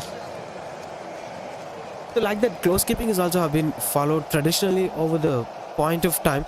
But we in a modern day era, the cricket fans were not watching much cricket during those times in 80s and 70s. So we are thinking that the modern day GNs were doing everything, creating everything. Not blaming, but that's how it goes. Yeah, we tend to think that it's a modern day invention, don't we? But in essence, it's not. It's been going on, maybe not to the extent that it is now, but it was certainly taking place 25, 30 years ago. It's just now they're so much better at it, aren't they? The exponents, particularly wicket keepers, it's a tremendous art. And these guys standing up when you see them at international level and the speed of the bowlers, just to be able to take that ball and make a decision and whip the bows off is tremendous to see. So here's Marcus Young continuing from the hostel end. Another close call. Missing by inches. Marcus Young, the bowler.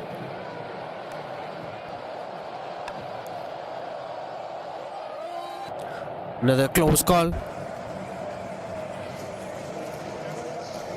Seems like every single ball is going to be a dismissal deliveries that closer to pick a wicket. Yeah, first two deliveries from Marcus Young have been absolutely spot on.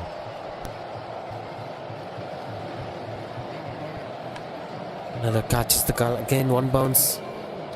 Not reaching the hands of the fielder. And speaking about the periodic cricket, the period that some of our generation never born to have that fortune to watch that live. One among that was 1983 World Cup, which is quite emotional for us. Especially in that one innings of Kapil Dev, he scored 175, world record at that point of time, which was not broadcasted. So, in a fun discussion, if you ever get a time travel, where will you go? People used to say, I'll go to 1983 and watch that innings played by Kapil Dev. And why not? What a tremendous innings of cricket that was. Absolutely world class. From a world class player.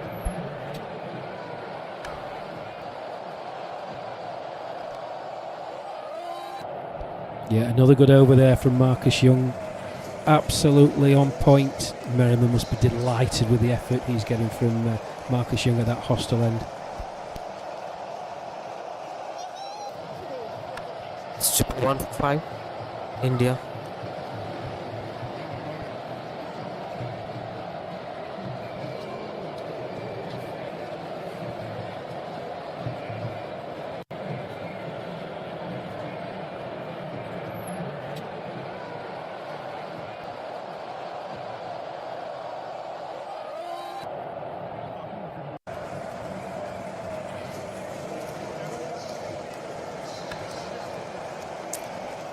Lights and pushes the defense over there.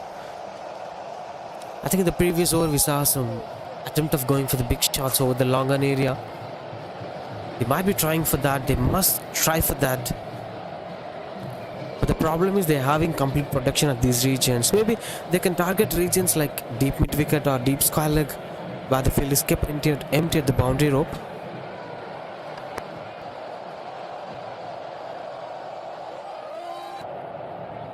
Looks better. This is what. Yeah, right on cue, right on cue. The trap's been set. It's enticing the batters to go.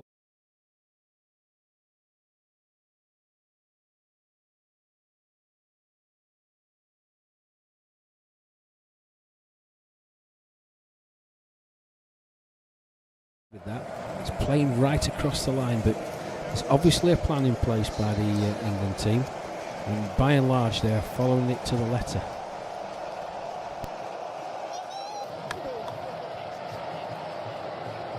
Another flighted delivery. He's actually inviting them. He's not having that fear of conceding sixer or a boundary, but he wants to take a decision. Do one thing. If you want to hit it away. And you can't defend the ball. It's flighting. It's inviting yourself. Checking out the temptations of a batter.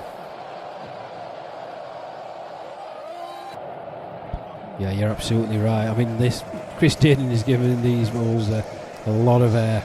You can just see the batsman starting to come forward, but then flight is a bit further than he anticipated. He's got to check his shot, see what happens on this delivery. Here's Dearden, it's in, flighted. And that's gone for the slog sweep. That's gone straight up in the air underneath it. It's Simon Routh, that's the wicket. There you go. Plan executed to absolute perfection. India lose another wicket.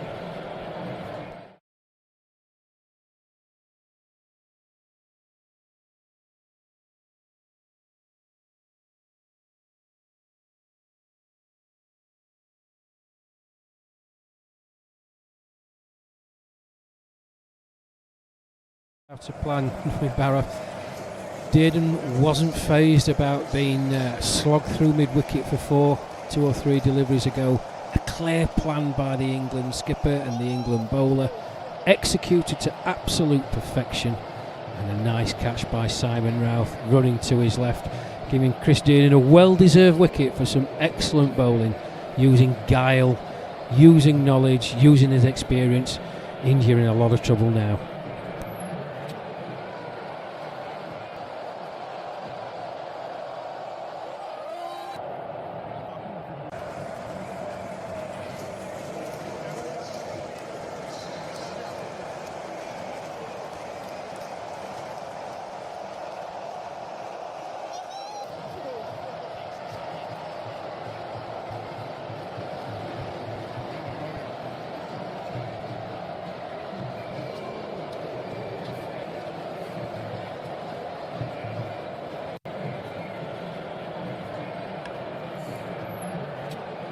Rotates a strike.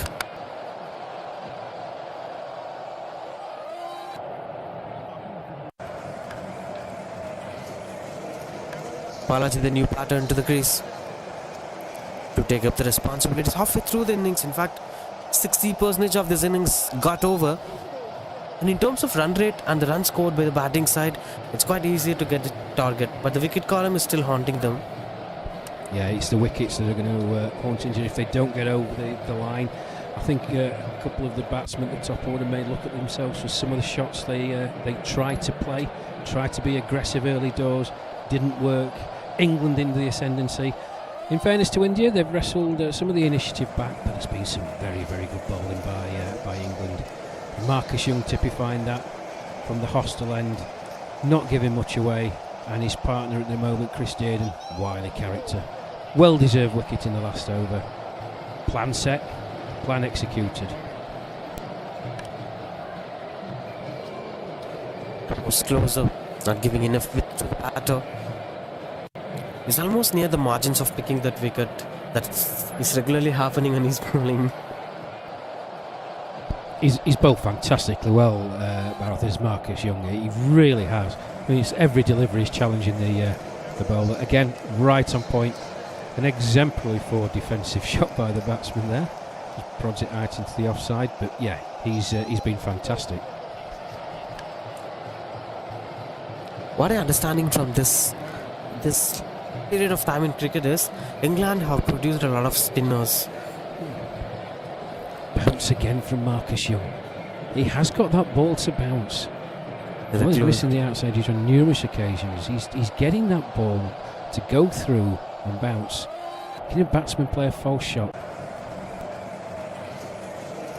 Actually, adding to what you said, what I get the conclusion is England always had better spinners, but not the condition to use the spinners wisely.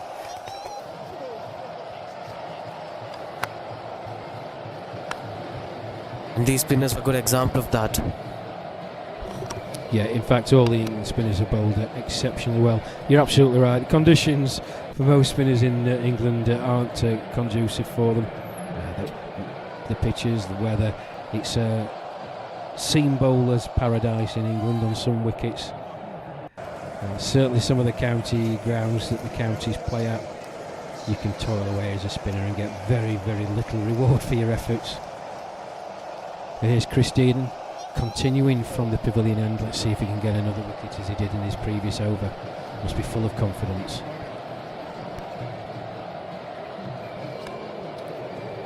Continues to bowl. This is becoming a bit of a long spell again.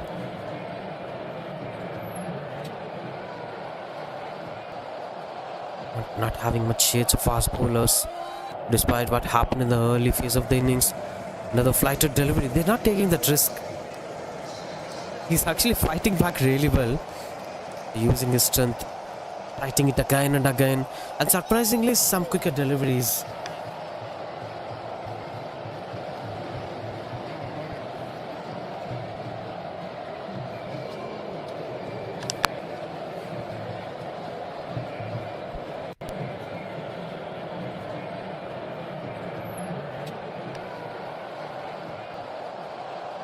Beautiful stroke making, reaching the length of the ball. He's actually challenging the batters, inviting them into the front foot again and again. Tiresome effort, right?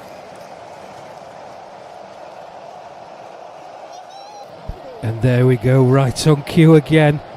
Two well-flighted deliveries on the first two, encouraging the batsman to go on to the front foot. And then a delivery, force him to go onto the back foot. Genuine edge. Another close one. Missing the stumps by inches. Again, when I saw your face, things were happening that favor England, but unfortunately things didn't went into that.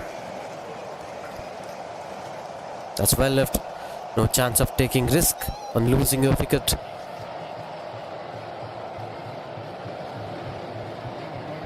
One more to end this over. Good use of the wrist. Find the placement where the deep fielders. Standing gets a single to end this over.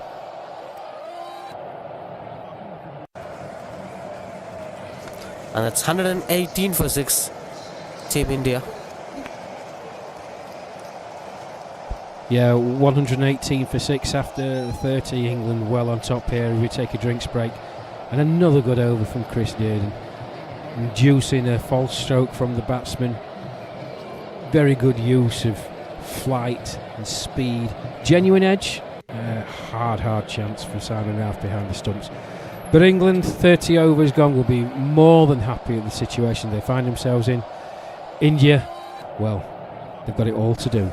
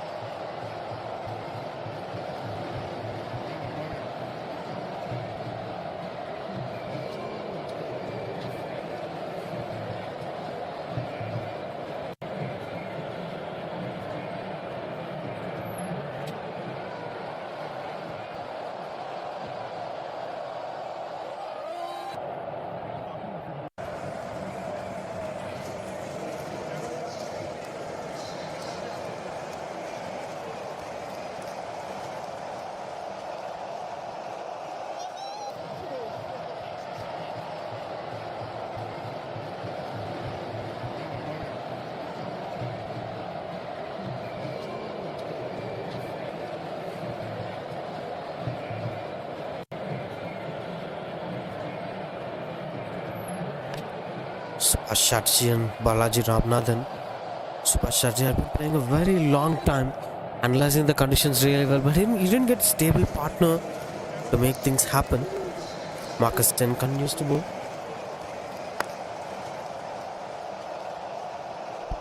Yeah, Marcus Young continuing from the hostel end after the drinks break. And during that drinks break, you could see the skipper Richard Merriman urging his troops for one final push. That's a big hoik down to long on. The batsman run through for a single. Sense of some intent in the middle, as both the batters were swinging the bat. He's still taking some time. Subhash Chatterjee is having completely different game plan. Maybe moving the game till the last over, but sometimes push yourself into the gamble of this or that moment. And under pressure, you can take things easily. If you could be able to handle this, this is the formula of Mahendra Singh Dhoni. No matter what pressure, you have to take the game forward to the last over. Then, from that point of time, you can decide whether it's their game or our game.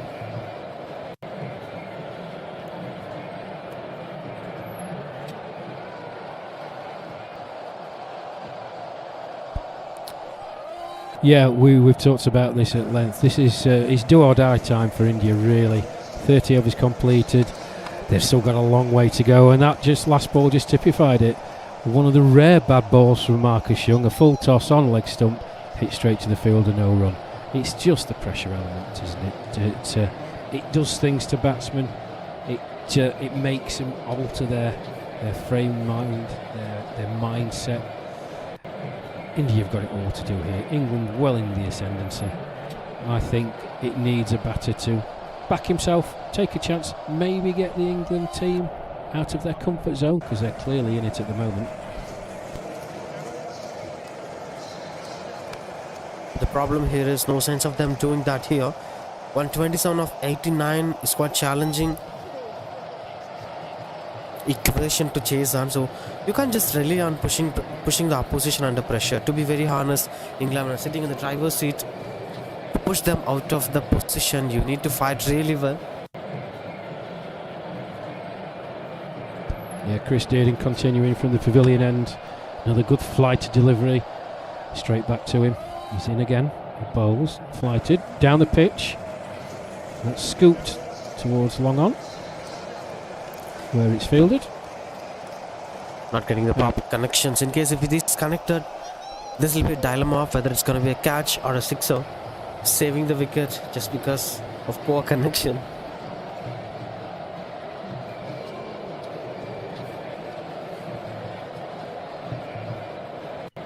Yeah, it's high risk, high reward, isn't it? At the moment, India, even with like 15 overs to go or 14 overs to go, they're meandering to a defeat here. Bit more intent shown that time. Straight back down the ground. Just another single though. Pushing singles here and there. I couldn't understand the mindset of Subhash Chatterjee. He's been still stable, playing like a monk, not having any distractions on what he's doing. Even the game's pressure is not bothering him.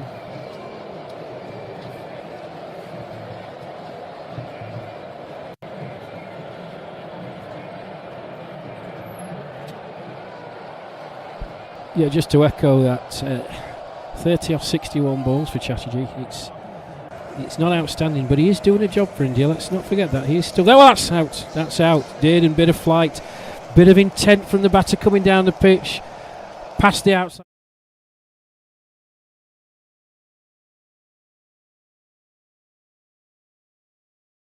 In a way, we can call it commentator's curse. For the first ever time, Raj told about his scores 30 of 61 and it went on to be a dismissal. And this is a deserved wicket for him, Chris Dearden. He's been trying for that for a very long while. The slow delivery, he trusted in that process and that worked really well for him. 124 for 7 now, India. Yeah, as you say, Barath, it's a well-deserved wicket for Chris Dearden. He's bowled exceptionally well, hasn't he? And we talked about how the England team have bowled in pairs. It started off first off with Mike Palmer and Kevin Watson. Very, very good opening spell from Mike Palmer. OK, Kevin Watson was a bit expensive, but he bowled well.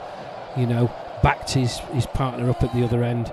And then we saw Phil Deakin coming on. Nick Newman, again, two left armers, wrestled the initiative away from India. India have dug in, but they've never really looked comfortable. And the tandem of Marcus Young and Chris Dearden have really put the brakes on the Indian fight back. Another wicket, a well-deserved wicket for Chris Dearden. Well taken by Simon Routh, a good stumping. India have it all to do.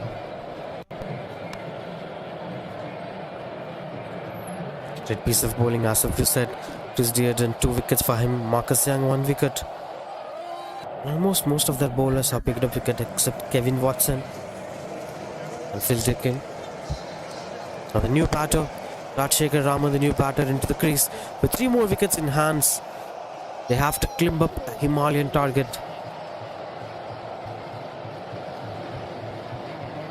Third ball to end this over. That's 124 for 7 after 32. Yeah, great over by Chris Dearden there, Bharat. You know, he's bowled exceptionally well, hasn't he? I think it's something that we were talking about. Flighting deliveries, it's a lost art, but he does it absolutely to perfection. And they're well-deserved wickets. And as I said, well taken by Simon Routh behind the stumps. India in a lot of trouble. Have they got somebody who can stand up and be countered? Put the England players under pressure. It's going to take a heroic effort from here. And it's Marcus Young continuing from the hostel end. He's bowled exceptionally well as well.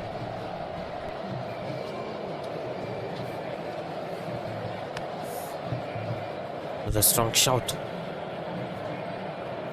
He's having great energy, continues to bowl his 7th over. Weather has been pretty better today. It's quite clear. Well, Marcus Young is a testament to what we were talking about during this innings about seniors cricket. You wouldn't believe to look at him, but he's nearly 70 years of age. Unbelievably fit. He's an absolute inspiration. So many inspirational cricketers today we are watching, and I couldn't believe still, is he 70? Shot offered. That picks the gap and goes for the boundary. An easy attempt for the batter. Picks up the gap and placement was perfect. First boundary for him, Balaji Ramanathan took his own time. In the 19th delivery, he scores the boundary. Yeah, good shot down the ground there. It wasn't a particularly bad ball, but just hung up on the surface a bit, sat up a bit, it was there to be hit, and dispatched it beautifully.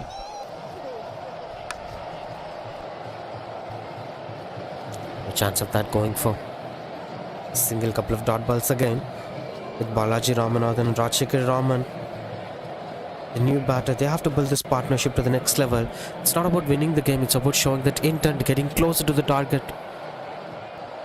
That they have to try, they have to act as busy as possible. It's not about expecting those boundaries down the ground. Pitching runs here and there sometimes puts the bowler into the back foot. You're watching Marcus Young has been bowling that much perfect deliveries closer to the stumps. In case if it went on to be a lot of boundaries, this one another boundary. Not a regular one to see from Simon Routh. Very rare phenomena happening in the middle. And in case if they pushes him towards singles and twos regularly, he would have lost his control. The areas that he bowls, for instance, 5 good deliveries in an over will be cut down to 3 good deliveries in an over. Yeah, it's a good point, Bharat. Just on that last delivery again, Marcus Young getting some bounce. You know, he's bowled exceptionally well. That's another good delivery. Unlucky, that very difficult one for Simon Routh to take behind the stumps. Oof, played thick edge. And it's gone for 4. Just in front of the fielder at slip.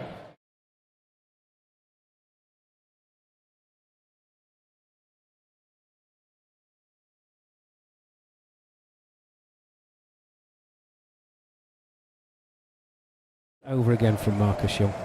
Excellent, excellent over. Quite unlucky for the bowler. That comes 12 runs off the over. But the spell is still looking fresh. And that looks good numbers. Marcus Young 7 of 21. 136 for 7. A 1-1-12 of 72. 10 more runs almost required every single over.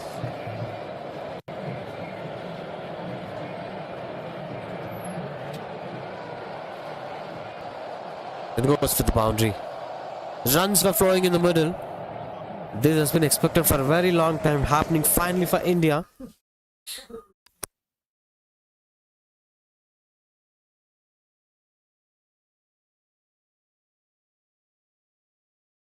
So bowled 7 overs on the trot, sprinted. And Linford Christie down there never gave it up. It just typifies the spirit that the England team have had and shown in this bowling endeavour. Excellent effort from Marcus Young there. That's Dearden in again. Back on point. Straight back down to him, and there's no run.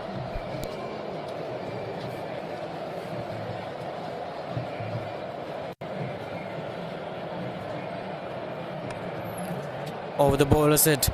Long on fielder chasing the ball. And that has been a good effort.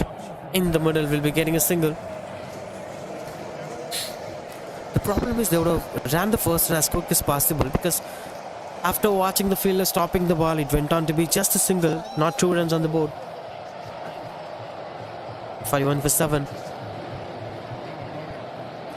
Slice it over the point direction. No chance of that going for the single.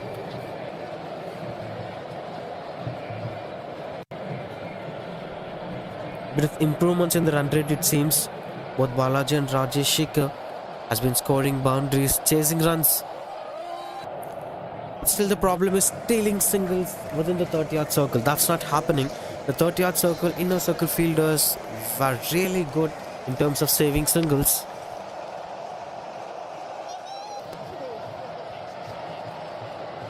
Yeah, we saw in the England innings how they pushed the ones, pushed the twos when India were in the ascendancy. It got the Indian team rattled, and then the loose deliveries that were there were then put away to the boundary. And England at times were running at 8, 9, 10 and over. But their running between the wickets and their run-making decision was excellent.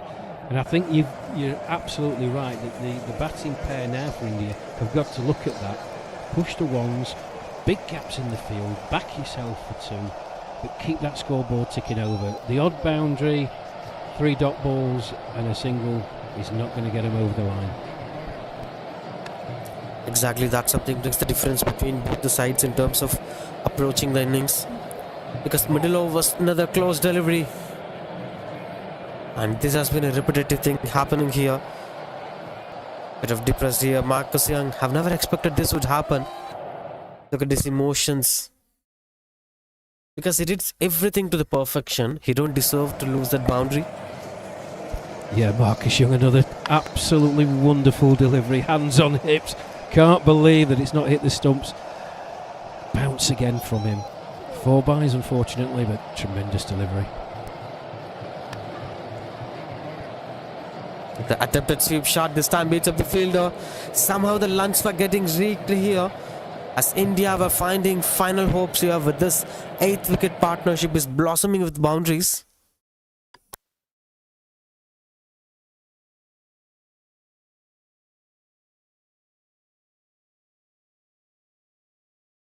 Round the corner towards deep fine leg, motoring along this outfield for 4. No chance of stopping it.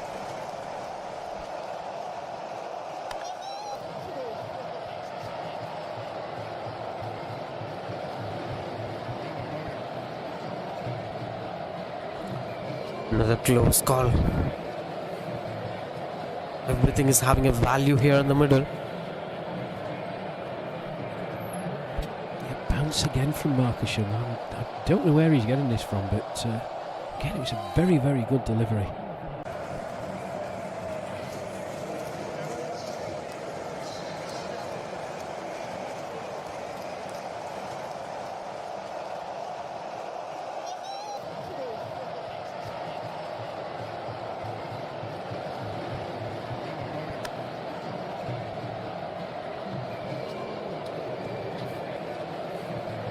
And 49 for 7. With just 99 more runs required to win this game. It's Marcus Young finding it difficult to control things. He's been bowling really well, but the runs were kept on leaking. Another close delivery.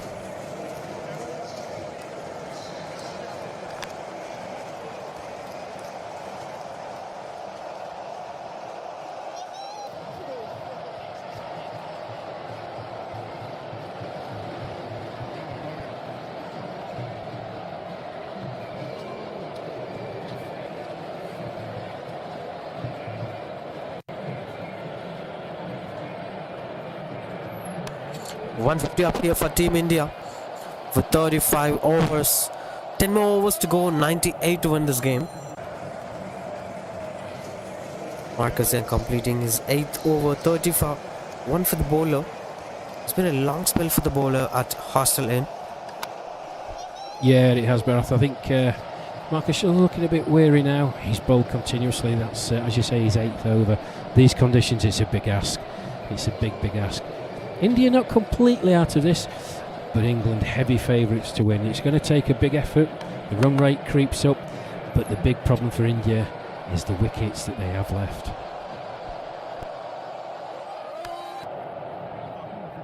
Well, the wicket column is something that brings a difference and favours England. They're way ahead of India in terms of winning this game. Just because of one column, that's wicket column. In case if it's 150 for 2 or 3, there'll be high probables of winning this game. Sweep shot, beats up the fielder, tried his best. And that eventually goes for the boundary. Sweep shots for added value for the batting side if it is played in the aerial route. It's welcome boundary again. Balaji Ramanathan and Rajshekhar Raman are trying to act as busy as possible to make this happen for Team India. Yeah, good shot there. Over Marcus Young at square leg. Did his best. Extended. Jumped up just over his head and raced away for 4.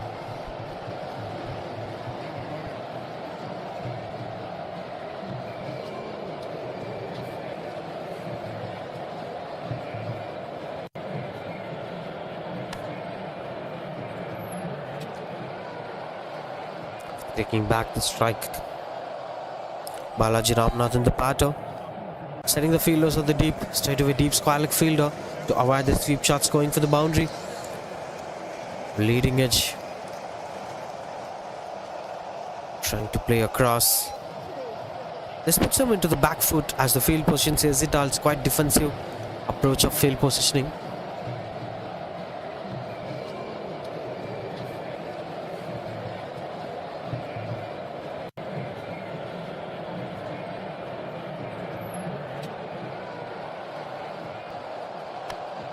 (18 of 30 balls), Rajshekhar Raman 13 of 10 balls. With a flatted delivery. Great dot ball. He's not getting distracted by whatever happening in the middle. In spite of scoring boundaries, he's maintaining the same line and length. Chris Jayden. It's not impacting his mental stability. Yeah, you're absolutely right. Tried and tested. It's another very good over. Yes, there was the one boundary from it. Chris Dearden won't mind about that. It was a genuine shot. Marcus Young, a good effort at square leg to reach it. Jumped up, extended, but just over his fingertips. I think that might be the end of Chris Dearden's spell. If it is, he's bowled fantastically well. Now coming on at the Hostel end, let's have a look. It's Marcus Young to continue. That's quite a long spell from them. Both Marcus Young and Chris Dearden. Marcus Young to bowl his 9th over from Hostel Inn, having front fielders at the deep. I think they have to work on the wicket column again and again. Marcus Young deserved to get 2 to 3 wickets, but unfortunately, hits and butts were not favouring him. Yeah, he's spot on. He's bowled very, very well, been tremendously unlucky. Got a lot of deliveries to fly and bounce and put the batsman under pressure. That's a good shot down the ground. Oh, he's hit the stumps at the other end. Well, unlucky for the batsman there. Good contact, straight back down the ground, hit the middle stump. That's even fortunate enough for the non-striker to well aware of what's happening.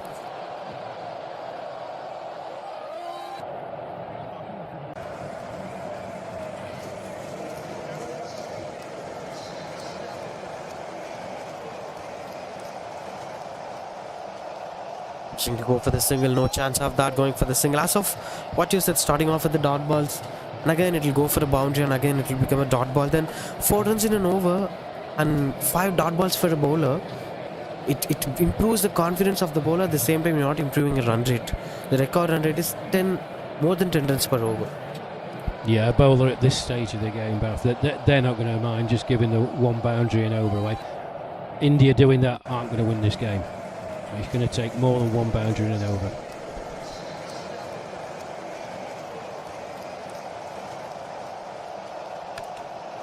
Followed by dot balls after dot balls after dot ball for the bowler. Marcus Young is bowling over the wicket. This is another unlucky factor for the bowler. It eventually goes for boundary. Look at his body language, it says it all.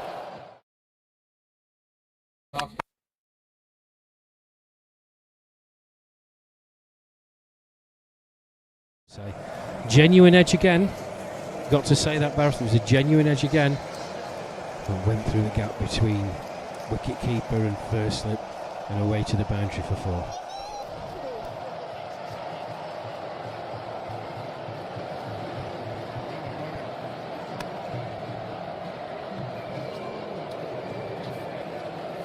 .158 for 7.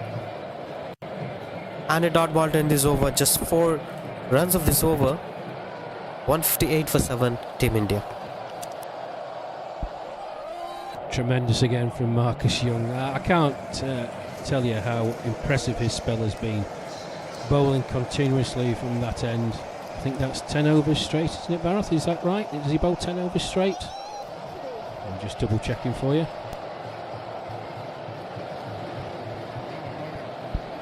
Apologies, 9 overs completed. That is some effort. Some effort. So, India currently sit at 158 for 7. 37 overs gone. 8 overs to go. Can they get there? It's going to be a big ask. Looks like it's going to be a change at the pavilion end. Yeah, it looks like it's going to be Nick Newman coming on to replace Chris Dearden. And I've got to say, Chris Dearden and Marcus Young together operating bowled tremendously well as a pair, didn't they? Absolutely tremendous effort. A change of bowling after a very long time. Newman into the attack. Typical left arm spinner. Nick Newman, the bowler. Start off with that ball going through the covers. Wishing single here and that. And the required run rate moves to 11.25. Which means it's quite into a T20 contest with having 3 wickets in hands.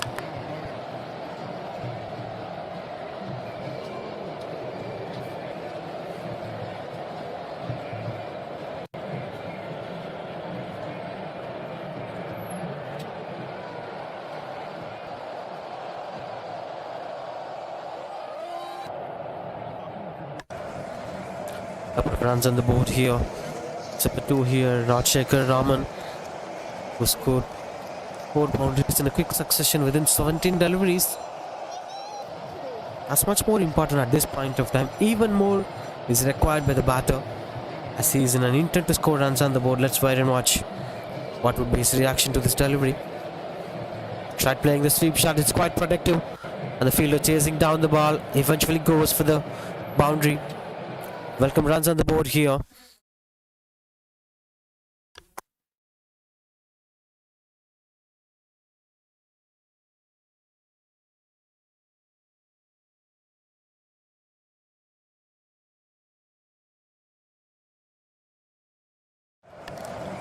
After they started showing some intent in the middle, the runs started flowing on the boards for Team India. This is something that's been quietly missing when Subhash Chatterjee was batting. Maybe he had different game plans altogether, but this batter, Rajshekhar Raman, is trying to throw his bat literally every single delivery and getting boundaries. Look at his numbers, 5 boundaries so far for the batter. That quick succession actually brings a lot of hope for the batting side. And most of them came into fine leg. Those genuine edges, of course. But yes, luck favours the brave, right? Yeah, absolutely. And I think if you look at his strike rate of 115, that tells you all you need to know. He's 23 off 20 balls with those 5 boundaries. There have been genuine shots apart from the one which was the edge, as we've talked about. He's batted very, very well. Maybe, in hindsight, Chatterjee could have And there we go again. It's another 4. Through vacant area, through gully.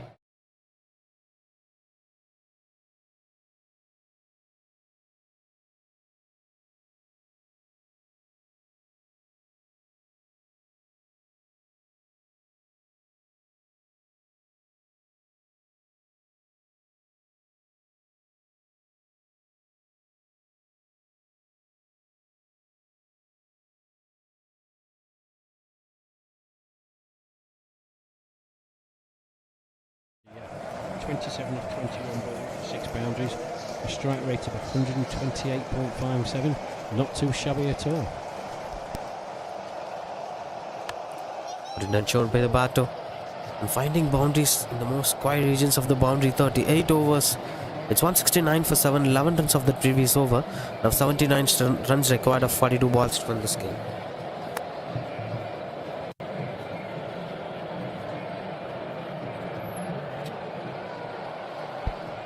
Yeah, the current run rate shown is 4.45. The required run rate well over the 10 mark now, 11.29. As Bharat mentioned, we're in T20 mode. The problem that India have, if they are going to go for it and attempt to get close to the England total, they've only got the 3 wickets back in the pavilion. So interesting stage of the match. And it's going to be a change at the hostel end. It looks like Mike Palmer's coming back on.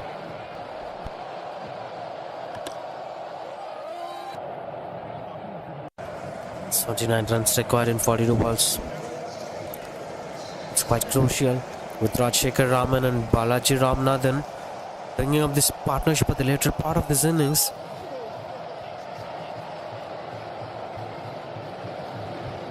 Mike Palmer, the bowler, who brought that early breakthrough in the power play with using the new ball that impacted a lot. That actually set the tone for England in the second innings. What are the quick thoughts here? Rush, is there any chance of bringing breakthrough? Well, if Mike Palmer bowls like he did in his first 3 overs, then I would say every chance. Here he comes. He's in, he bowls. It's outside the off stump. Nicely played by the batsman. Good stop at gully. And there's no run. Yeah, his first 3 overs were tremendous, weren't they, Bharat? 3 for 22. He bowled exceptionally well. Looked a bit tired in that 3rd over, I have to say. He's obviously had a rest. Got some fluids inside of him. Let's see if he can continue to be the dominant force that he was earlier in this innings. Setting up the fielders, having a 3rd man, a deep pine fielder as of what he had in the power play. Surprising thing is, a long off has been pushed back. 3 fielders at the deep. A 3rd man, wider 3rd man and a deep pine fielder. This is quite surprising. I've never seen such a kind of field positions done by a fast bowler. Yeah, it's very strange. You've got two fielders, sort of wide-ish 3rd man. It's a very interesting field. In comes Palmer again. He bowls. It's outside the off stump, and it's played to the second of those fielders along the ground at deep 3rd man, and the batsmen go through for a single. So it's obviously something they've looked at and worked at. Watch the batsmen. But very strange fielding positions, but it's obviously there. It's a plan, and they're trying to execute to the plan. And this field position gives the clarity that he's going to bowl wide outside off stump, inviting them to play the cut shot. I will take this gamble of having a slip fielder along with the 3 3rd man fielder. I mean, 1 with the deep point, 2 3rd man fielder. Having a slip fielder, it's quite a bit of gamble, but he can take that. He's having that advantage. 177 the scorecard. Yeah, he's putting the batsmen in a bit of a dilemma because they're going to look at it and think, well, what's that fielder doing there? It's a position that you very rarely see on a cricket pitch.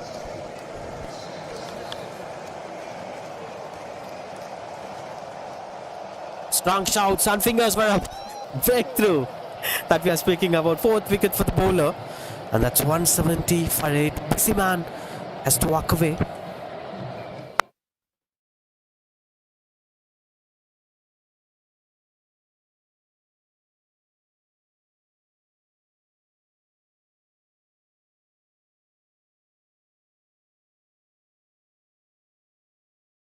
It's me, he's played well today. And one more required milestone. In batting, it would be 50 a century. In bowling, it would be 5 for.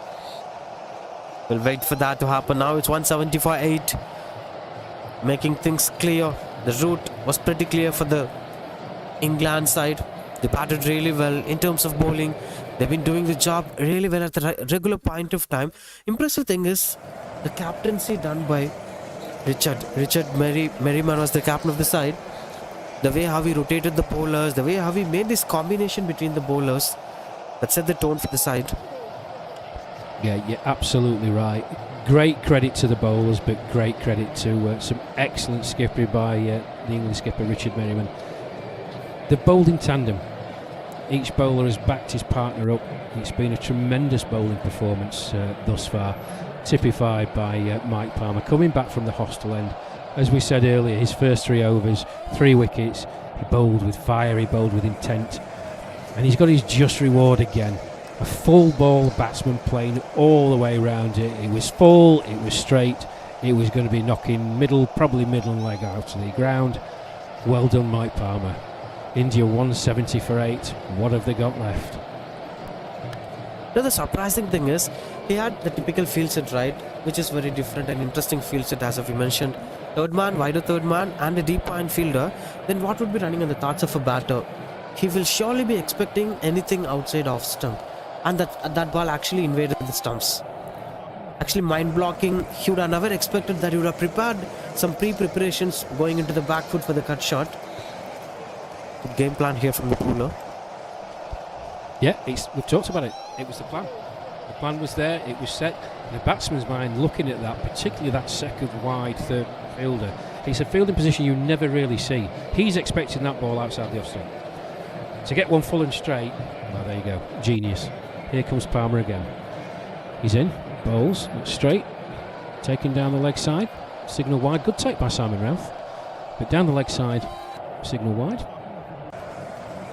Excellent work from him. They've been doing that right from the start of this innings. Ratan Sharma, the new batter, who's facing Michael Palmer. He's having a lot more time to pick that 1 wicket, the 5 we are speaking about. But I'm not sure how Ratan Sharma is going to fight against that by making not to happen. That's a well-planned field set again, having a fine leg fielder. That's a clue for the batter, in fact. Yeah, it's just messing with the batter's heads, isn't it? I mean, they're looking at it and thinking, well, what's he doing there? Why is he there? That ball's obviously going to be there. That one was fuller, middle and leg. Batsman played all across it. Comes off his pad, but there's a short, fine leg in. He's got to be wondering what's going on.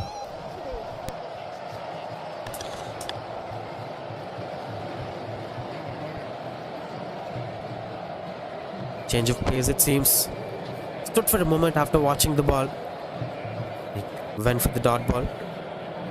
It's Balaji Ramanathan. And a dot ball to end this over for 8. Yeah, great return by Mike Palmer. Striking in his second spell as he did in his first spell. He really has bowled exceptionally well today. Currently stands at 6 overs, 1 maiden, 4 for 25. An outstanding effort, outstanding.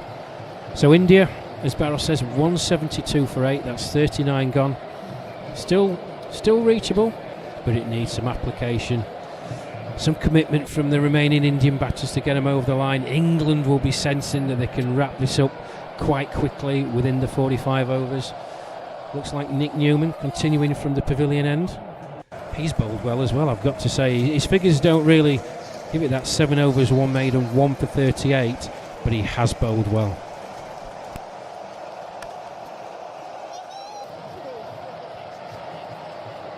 Taking the guard here, Balaji Ramanathan will be on strike with Nick Newman continuing to bowl. But batsman got the connections better, and that beats up the fielders, goes for the boundary. Placement to the perfection. Starts off the over with the boundary, still having some hopes for them after losing 8 wickets. That intent of stroking is still working for them. Balaji Ramanathan. Out of it does look a tall order. Don't make any underestimation of that fact. but I don't think it's a time to block and dot balls. This is a time to strike. It's intent again. Strikes well fielded on the leg side. Tumbling stop. And Nick Newman will know this. He'll know the batters are going to be going after him. So it's can he vary his flight? Can he vary his speed to induce a false shot? Maybe something in the air.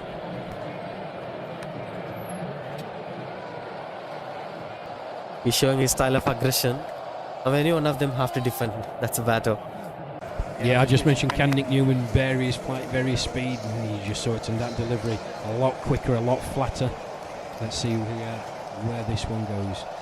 He's walking in. He's in. Bowls. Quicker delivery again. Right on target. Nothing the batsman can do but play orthodox forward defensive. Good bowling from Nick Newman. That brings a couple of dot balls on dot. Nick Newman.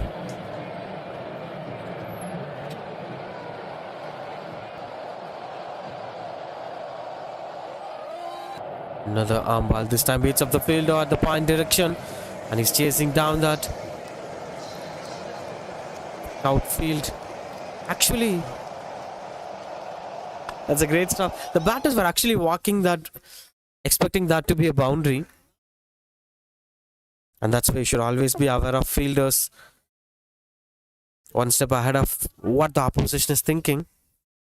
That's a great. Typifies the.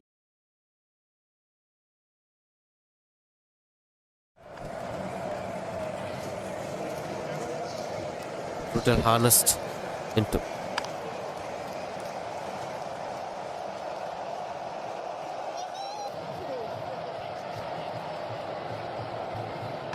That's party up 179 for 8. Last 5 overs, 69 runs required.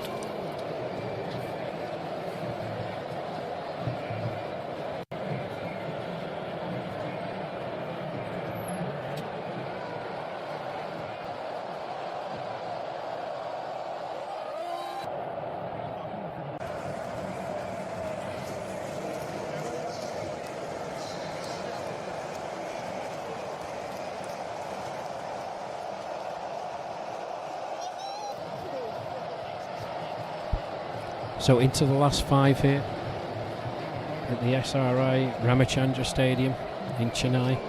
Mike Palmer to continue from the hostel end. Can he replicate what he did in the last over and get a wicket, which would probably all but seal England's victory?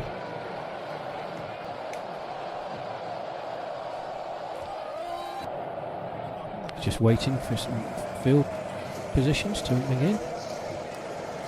In he comes. Bowls, nice and full. Ooh.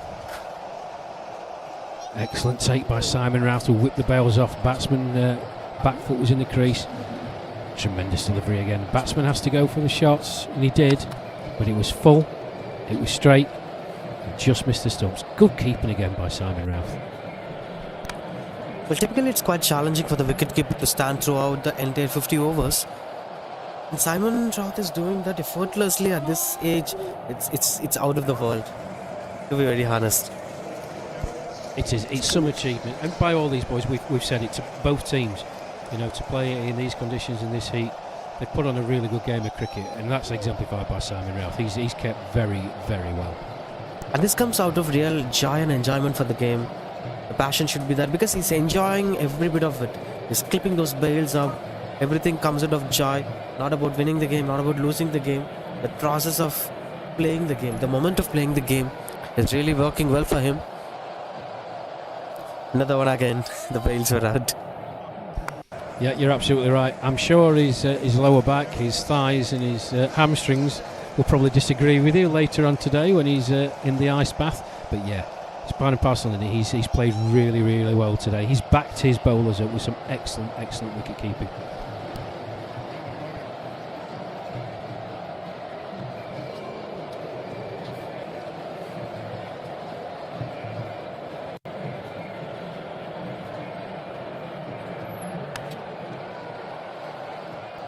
An 80 for 8. Continues to bowl Michael Palmer. The tight delivery. It's not easy for the wicketkeeper, right? This man is out of the world. Yeah, if you ever wanted an example of backing up what I was just saying about Simon Ralph, that was the delivery. Quick from Palmer, that bounce. He's not got a lot of time to react behind the stumps. Took it well.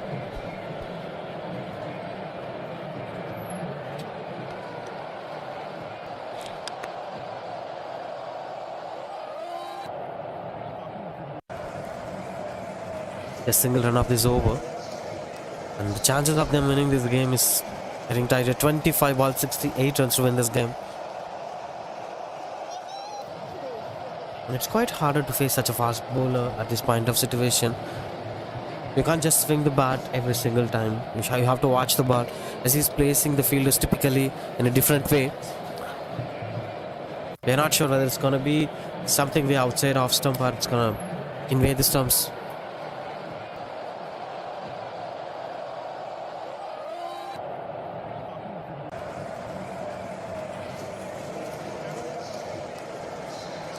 Last ball of this over.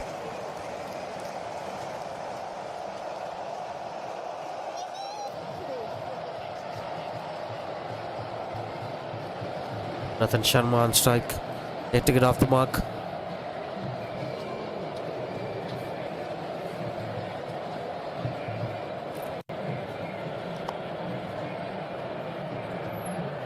End of 41, 180 for 8.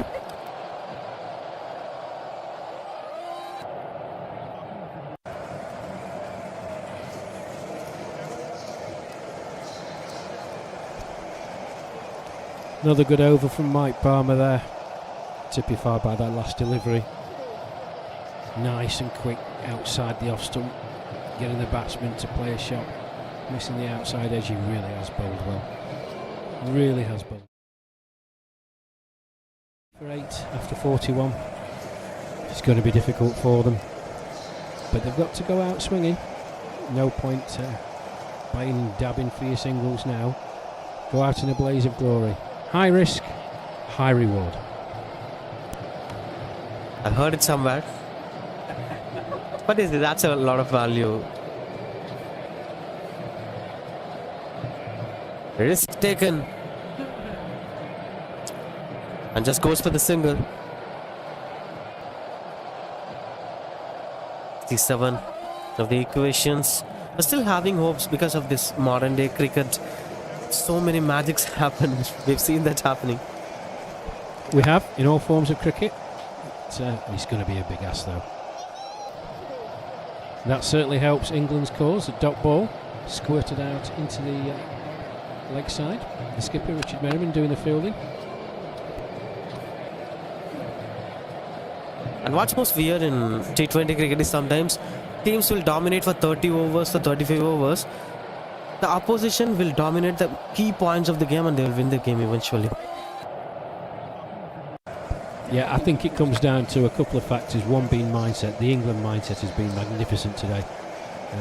The bowlers have bowled very, very well. But I think we need to heap a lot of praise on the England skipper Richard Berry, his field placings, making sure his bowlers are working in tandem. You can't underestimate how good that has been. It's quite impressive captainship from him. The way how he combines his bowlers, different combinations. This time it's a pace versus spin, a left arm spinner, and with a fast bowler. So what it does is the batters will have different style of approach in every over. Most of the batters nowadays are having different backlifts. The down backlift for the spinners and the uplifted backlift for the fast bowlers. If you keep moving both the things, mentally you'll be tired of something doing regularly. Yeah, you will. It's as a fielding captain that you put in place, and by and large I think they have, and they've done it very, very well. If the bowlers are doing it, it puts the batsman in a very, very awkward position. And I think more than anything, watching the Indian innings, there's been uncertainty from the Indian batsmen. The dot ball to end this over. Just single run of that over. That's 42 overs, 181 for 8. 67 runs needed in 18 balls to win this game. Yeah, another good over by Nick Newman there. He's bowled excellently as well, as have all the England bowlers. They've really squeezed the life out of the Indian lower middle order. India weren't without a chance at halfway. They sort of got bogged down a bit, but that's due mainly to some very, very good field placings and some excellent England bowling to the fields that they had set. And it's really just constricted until India have got to a point now where I think even the most die-hard Indian supporter will feel that the total is going to be out of their reach, sitting at 181 for 8 after 42 overs. 3 overs to go, and it's the excellent Mike Palmer continuing from the hostel end.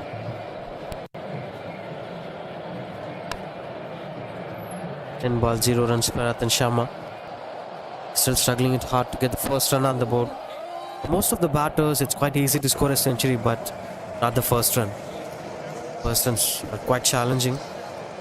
Nervousness is one of those reasons.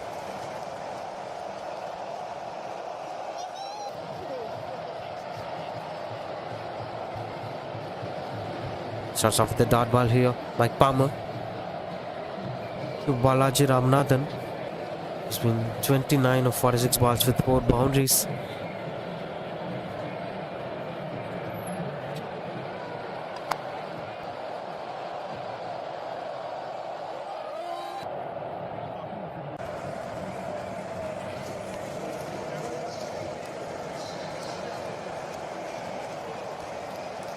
Swing and a miss. Almost closer. The typical delivery that he used to bowl.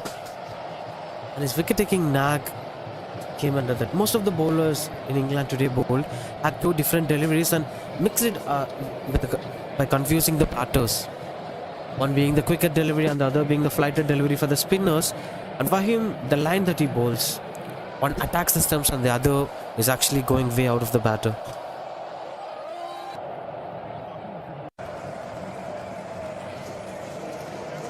Yeah, you're absolutely right. Just to demonstrate that again, commentators curse a slow delivery from Mike Palmer down the leg side, signal wide. But yeah, he's varied his pace, hasn't he? He's varied his line, keeping the batsman guessing. It's been a great spell of bowling. It's been a privilege to be here at this ground watching him. I know he's going to be suffering at the end of it, but he can hold his head very, very high. Tremendous effort by Mike Palmer.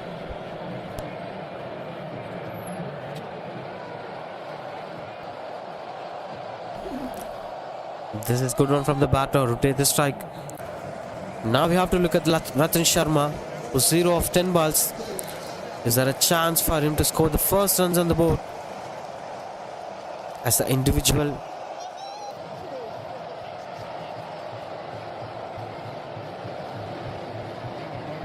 So far it's 4 wickets for the bowler.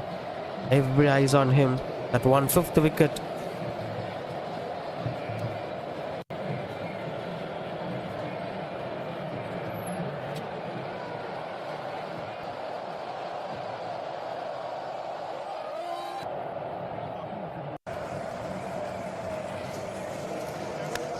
The row of dot ball continues.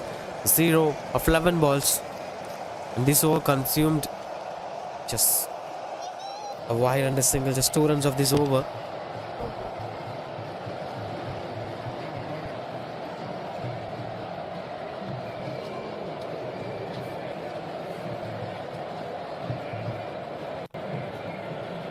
Another closer one. He's a bit of disappointed, and that eventually went for the boundary. Not for the boundary, it seems. It's not a boundary. Good save from the fielder.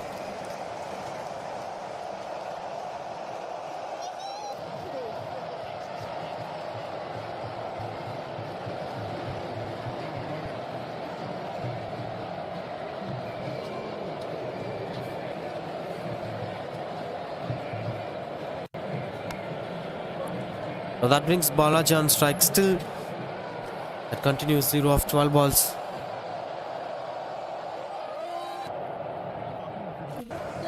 This time through the cover, catches the call.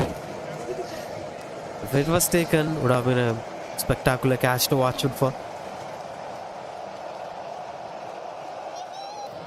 Another good over from Palmer comes to an end. That's 185 for 8. 2 more overs to go. 63 needed. Yeah, another sterling effort from Mike Palmer in that over. I've got to say, he looks absolutely worn out.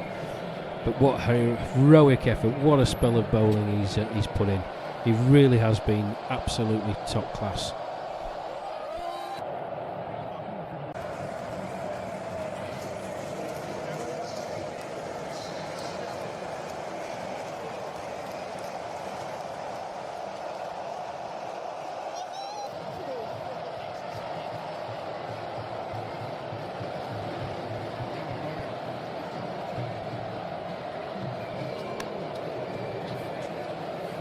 Seems like pace batter in both ends. Kevin Watson into the attack from Pavilion, arranging his fielders according to the way how he's gonna bowl. Again, the two style of bowling format will continue with Watson too. One would be the conventional way of bowling according to the field position. The other would be a cheat delivery, that making the batter to think of a certain delivery and you'll be bowling that surprise delivery. Yeah, England in the fortunate position that they know that the match is pretty much gone away from India. Strange things have happened in the game of cricket, of course, but it's going to take a number of sixes for India to get over the line. I don't think Kevin Watson's going to be too concerned. It'd be nice for him to get a wicket, of course. I thought he bowled quite well in his opening spell, apart from the first over, but he complimented Mike Palmer really well. In he comes, he bowls. Oh! Great bit of fielding by Marcus Young at square leg. Leapt up in the air. Nearly 70 years old this fella is, you know. Absolutely amazing. That really motivates. A day full of motivation.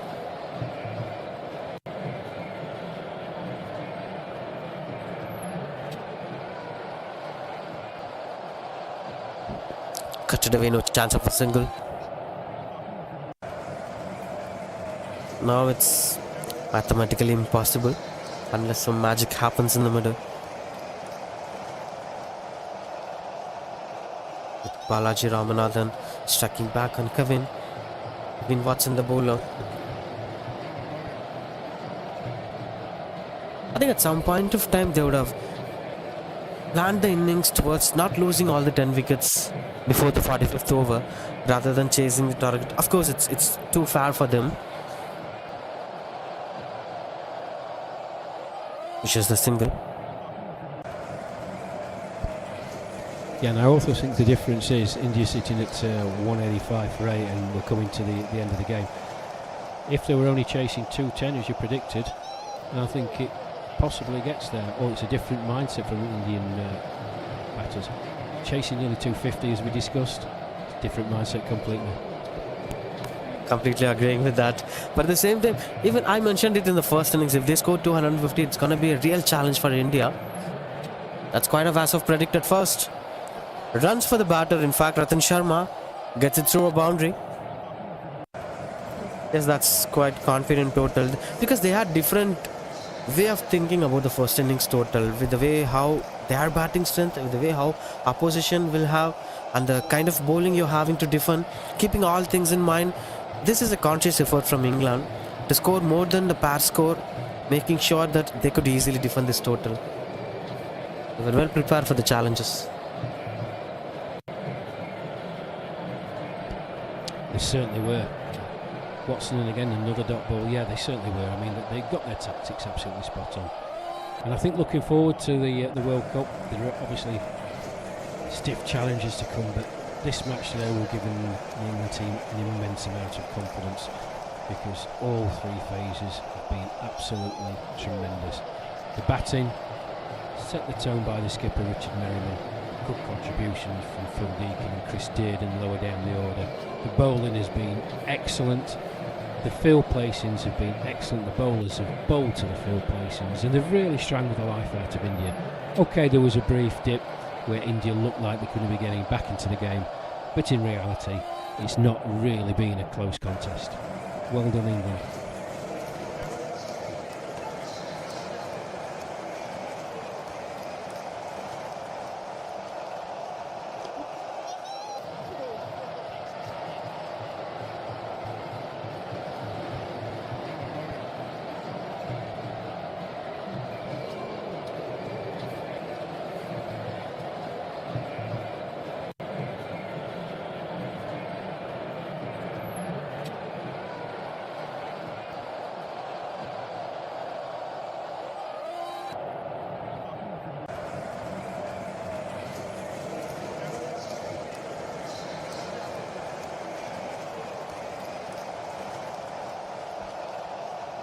Palmer continues to bowl.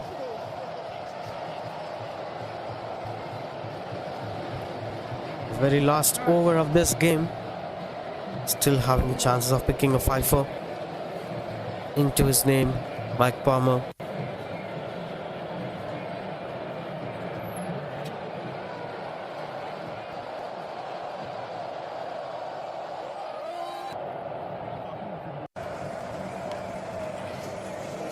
We are not going for the single, just rotating the strike. It's not exactly happening in the middle.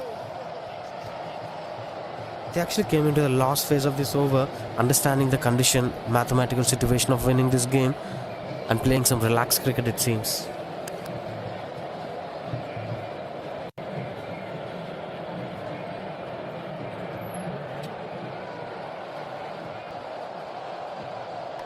And these kind of results will be produced when you have relaxed mindset of playing the game.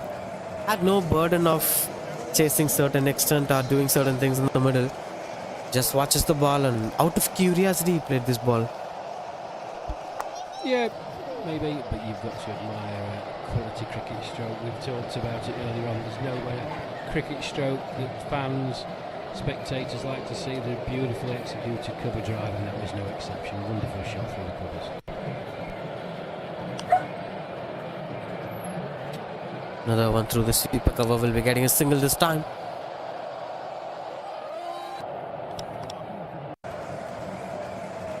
Into the last phase of this over, that has been exceptional performance from Mike Palmer. In case if those 3 wickets were not taken in the power play, things would be completely different. The chase would have been much smoother for them. Yeah, absolutely. It put India under pressure very early on in the innings.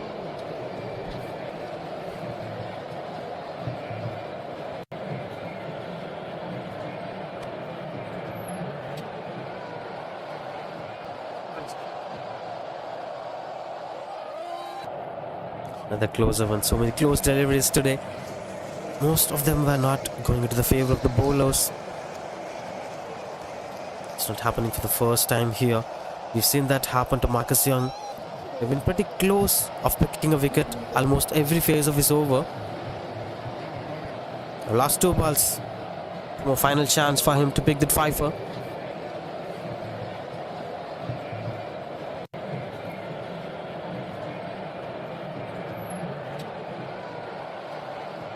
Catches the call. And that lands in a no man's land. Tried his best. That's been really a great try from the batter. He ran from long off almost to the 30-yard circle.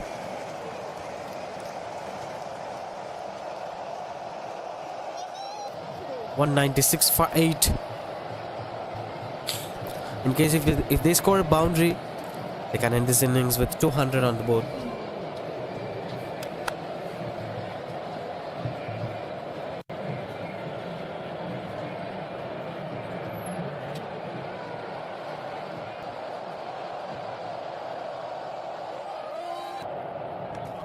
It's not a boundary, that's not 200, that's not fifer for the bowler. It's quite common to the innings here. Without bringing up 197 for 8. It's a difference of 50 runs between England and India, and England are winning this game by 50 runs difference. That's a top quality performance with the bat, with the ball on the field. Comprehensively beaten the opposition by accessing challenging conditions at a top hot city of Chennai. It's quite good performance from many performers here from both India and England. But in terms of batting, India didn't have much impactful performances except Balaji and Subhash Chatterjee scoring 30 plus runs with the bat. And with the ball for England, Mike Palmer of course picked up the bowler, picked up 4 wickets today. And almost every single bowler, Nick Newman, Phil Dickin, Chris Dearden and Marcus Young bowled really well. The combination worked really well for England. And that brings up the smiles on the faces here. Celebrations are going. A good start to the tournament here. The first ever international cricket for senior cricket over 60s that has been won by England by beating up India by a difference of 50 runs. Yeah, Barth, great summary. Just to add to that, I'd like to thank both teams for putting on a proper game of cricket here today. It's been an absolute pleasure to be here at the SRI Ramachandra ground. It's been an absolute pleasure to sit next to you, my friend. I hope I see you later on in the tournament. I'm sure our paths will cross. The two teams now just exchanging handshakes. I've got to say, both sets of players look absolutely shattered. It's been a tough ask, and just for all our viewers, wherever you are in the world, let me just tell you this and reiterate this. These boys are over 60 years old, played in 30 plus heat with a high degree of humidity. They haven't shirked any effort, any responsibility. They put on a very, very good show of cricket. As Bharat said, the Indian top order possibly will look back when they have their debrief and look back and think, could we have done things differently? As it turns out, a 50-run victory for England could have been a lot closer with the top few scoring a few runs. Would have made England a bit jittery. But having said that, the England bowling was absolutely on point. Backed up by some very, very good fielding. Good captaincy by the skipper Richard Merriman, getting his field placings right. But the bowlers have got to execute and bowl to the field, and they did that in very, very good fashion. So a 50-run win for England here. That concludes their second warm-up game prior to their match on Monday, the opening game of the over 60s Cricket World Cup, where they will face beaten finalists from 2 years ago, New Zealand. We hope that you've enjoyed our coverage here. It's time for me to pop off. Thank you all for listening, and thank you for bearing with us with some of the technical issues that we had. Bharat, it's been a pleasure, my friend. I hope to see you again in the tournament. Thank you for your company, and that's all from me, Rash Mahmood. I'm the official England commentator for the World Cup, and I hope I can catch you at some point during the tournament, and thank you all for streaming in today. Thank you, Bharat.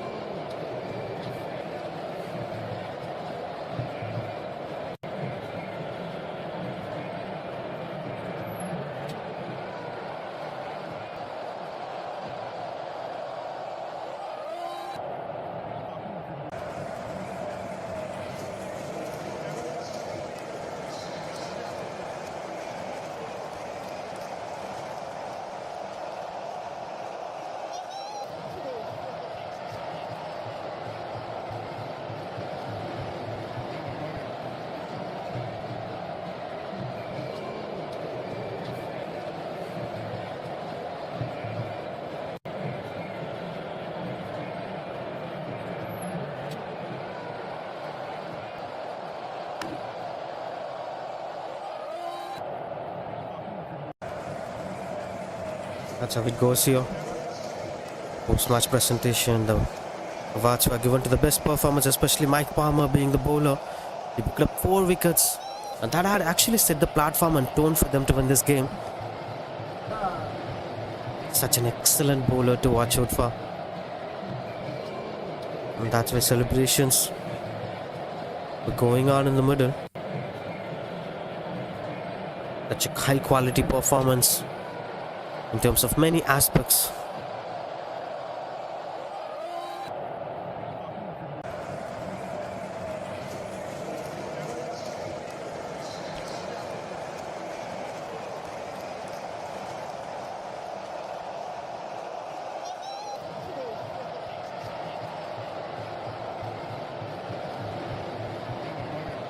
It's it to the England team manager who's having a speech.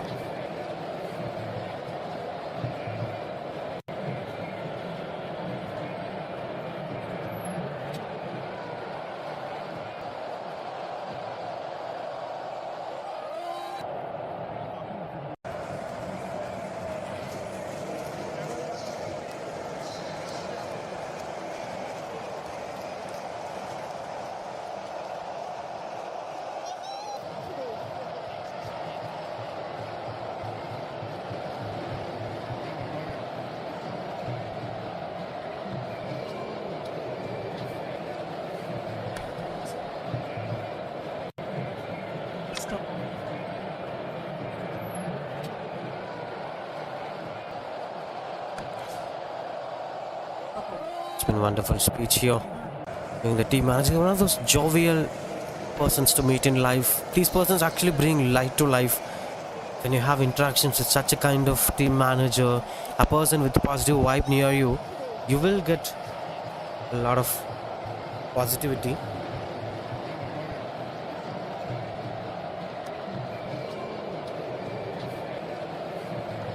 Having a few words. He mentioned that we will meet in the finals. He said the Indians. So I have that hope of coming into the final for both the sides. That friendliness, that attitude of keeping things simple is actually working well for him.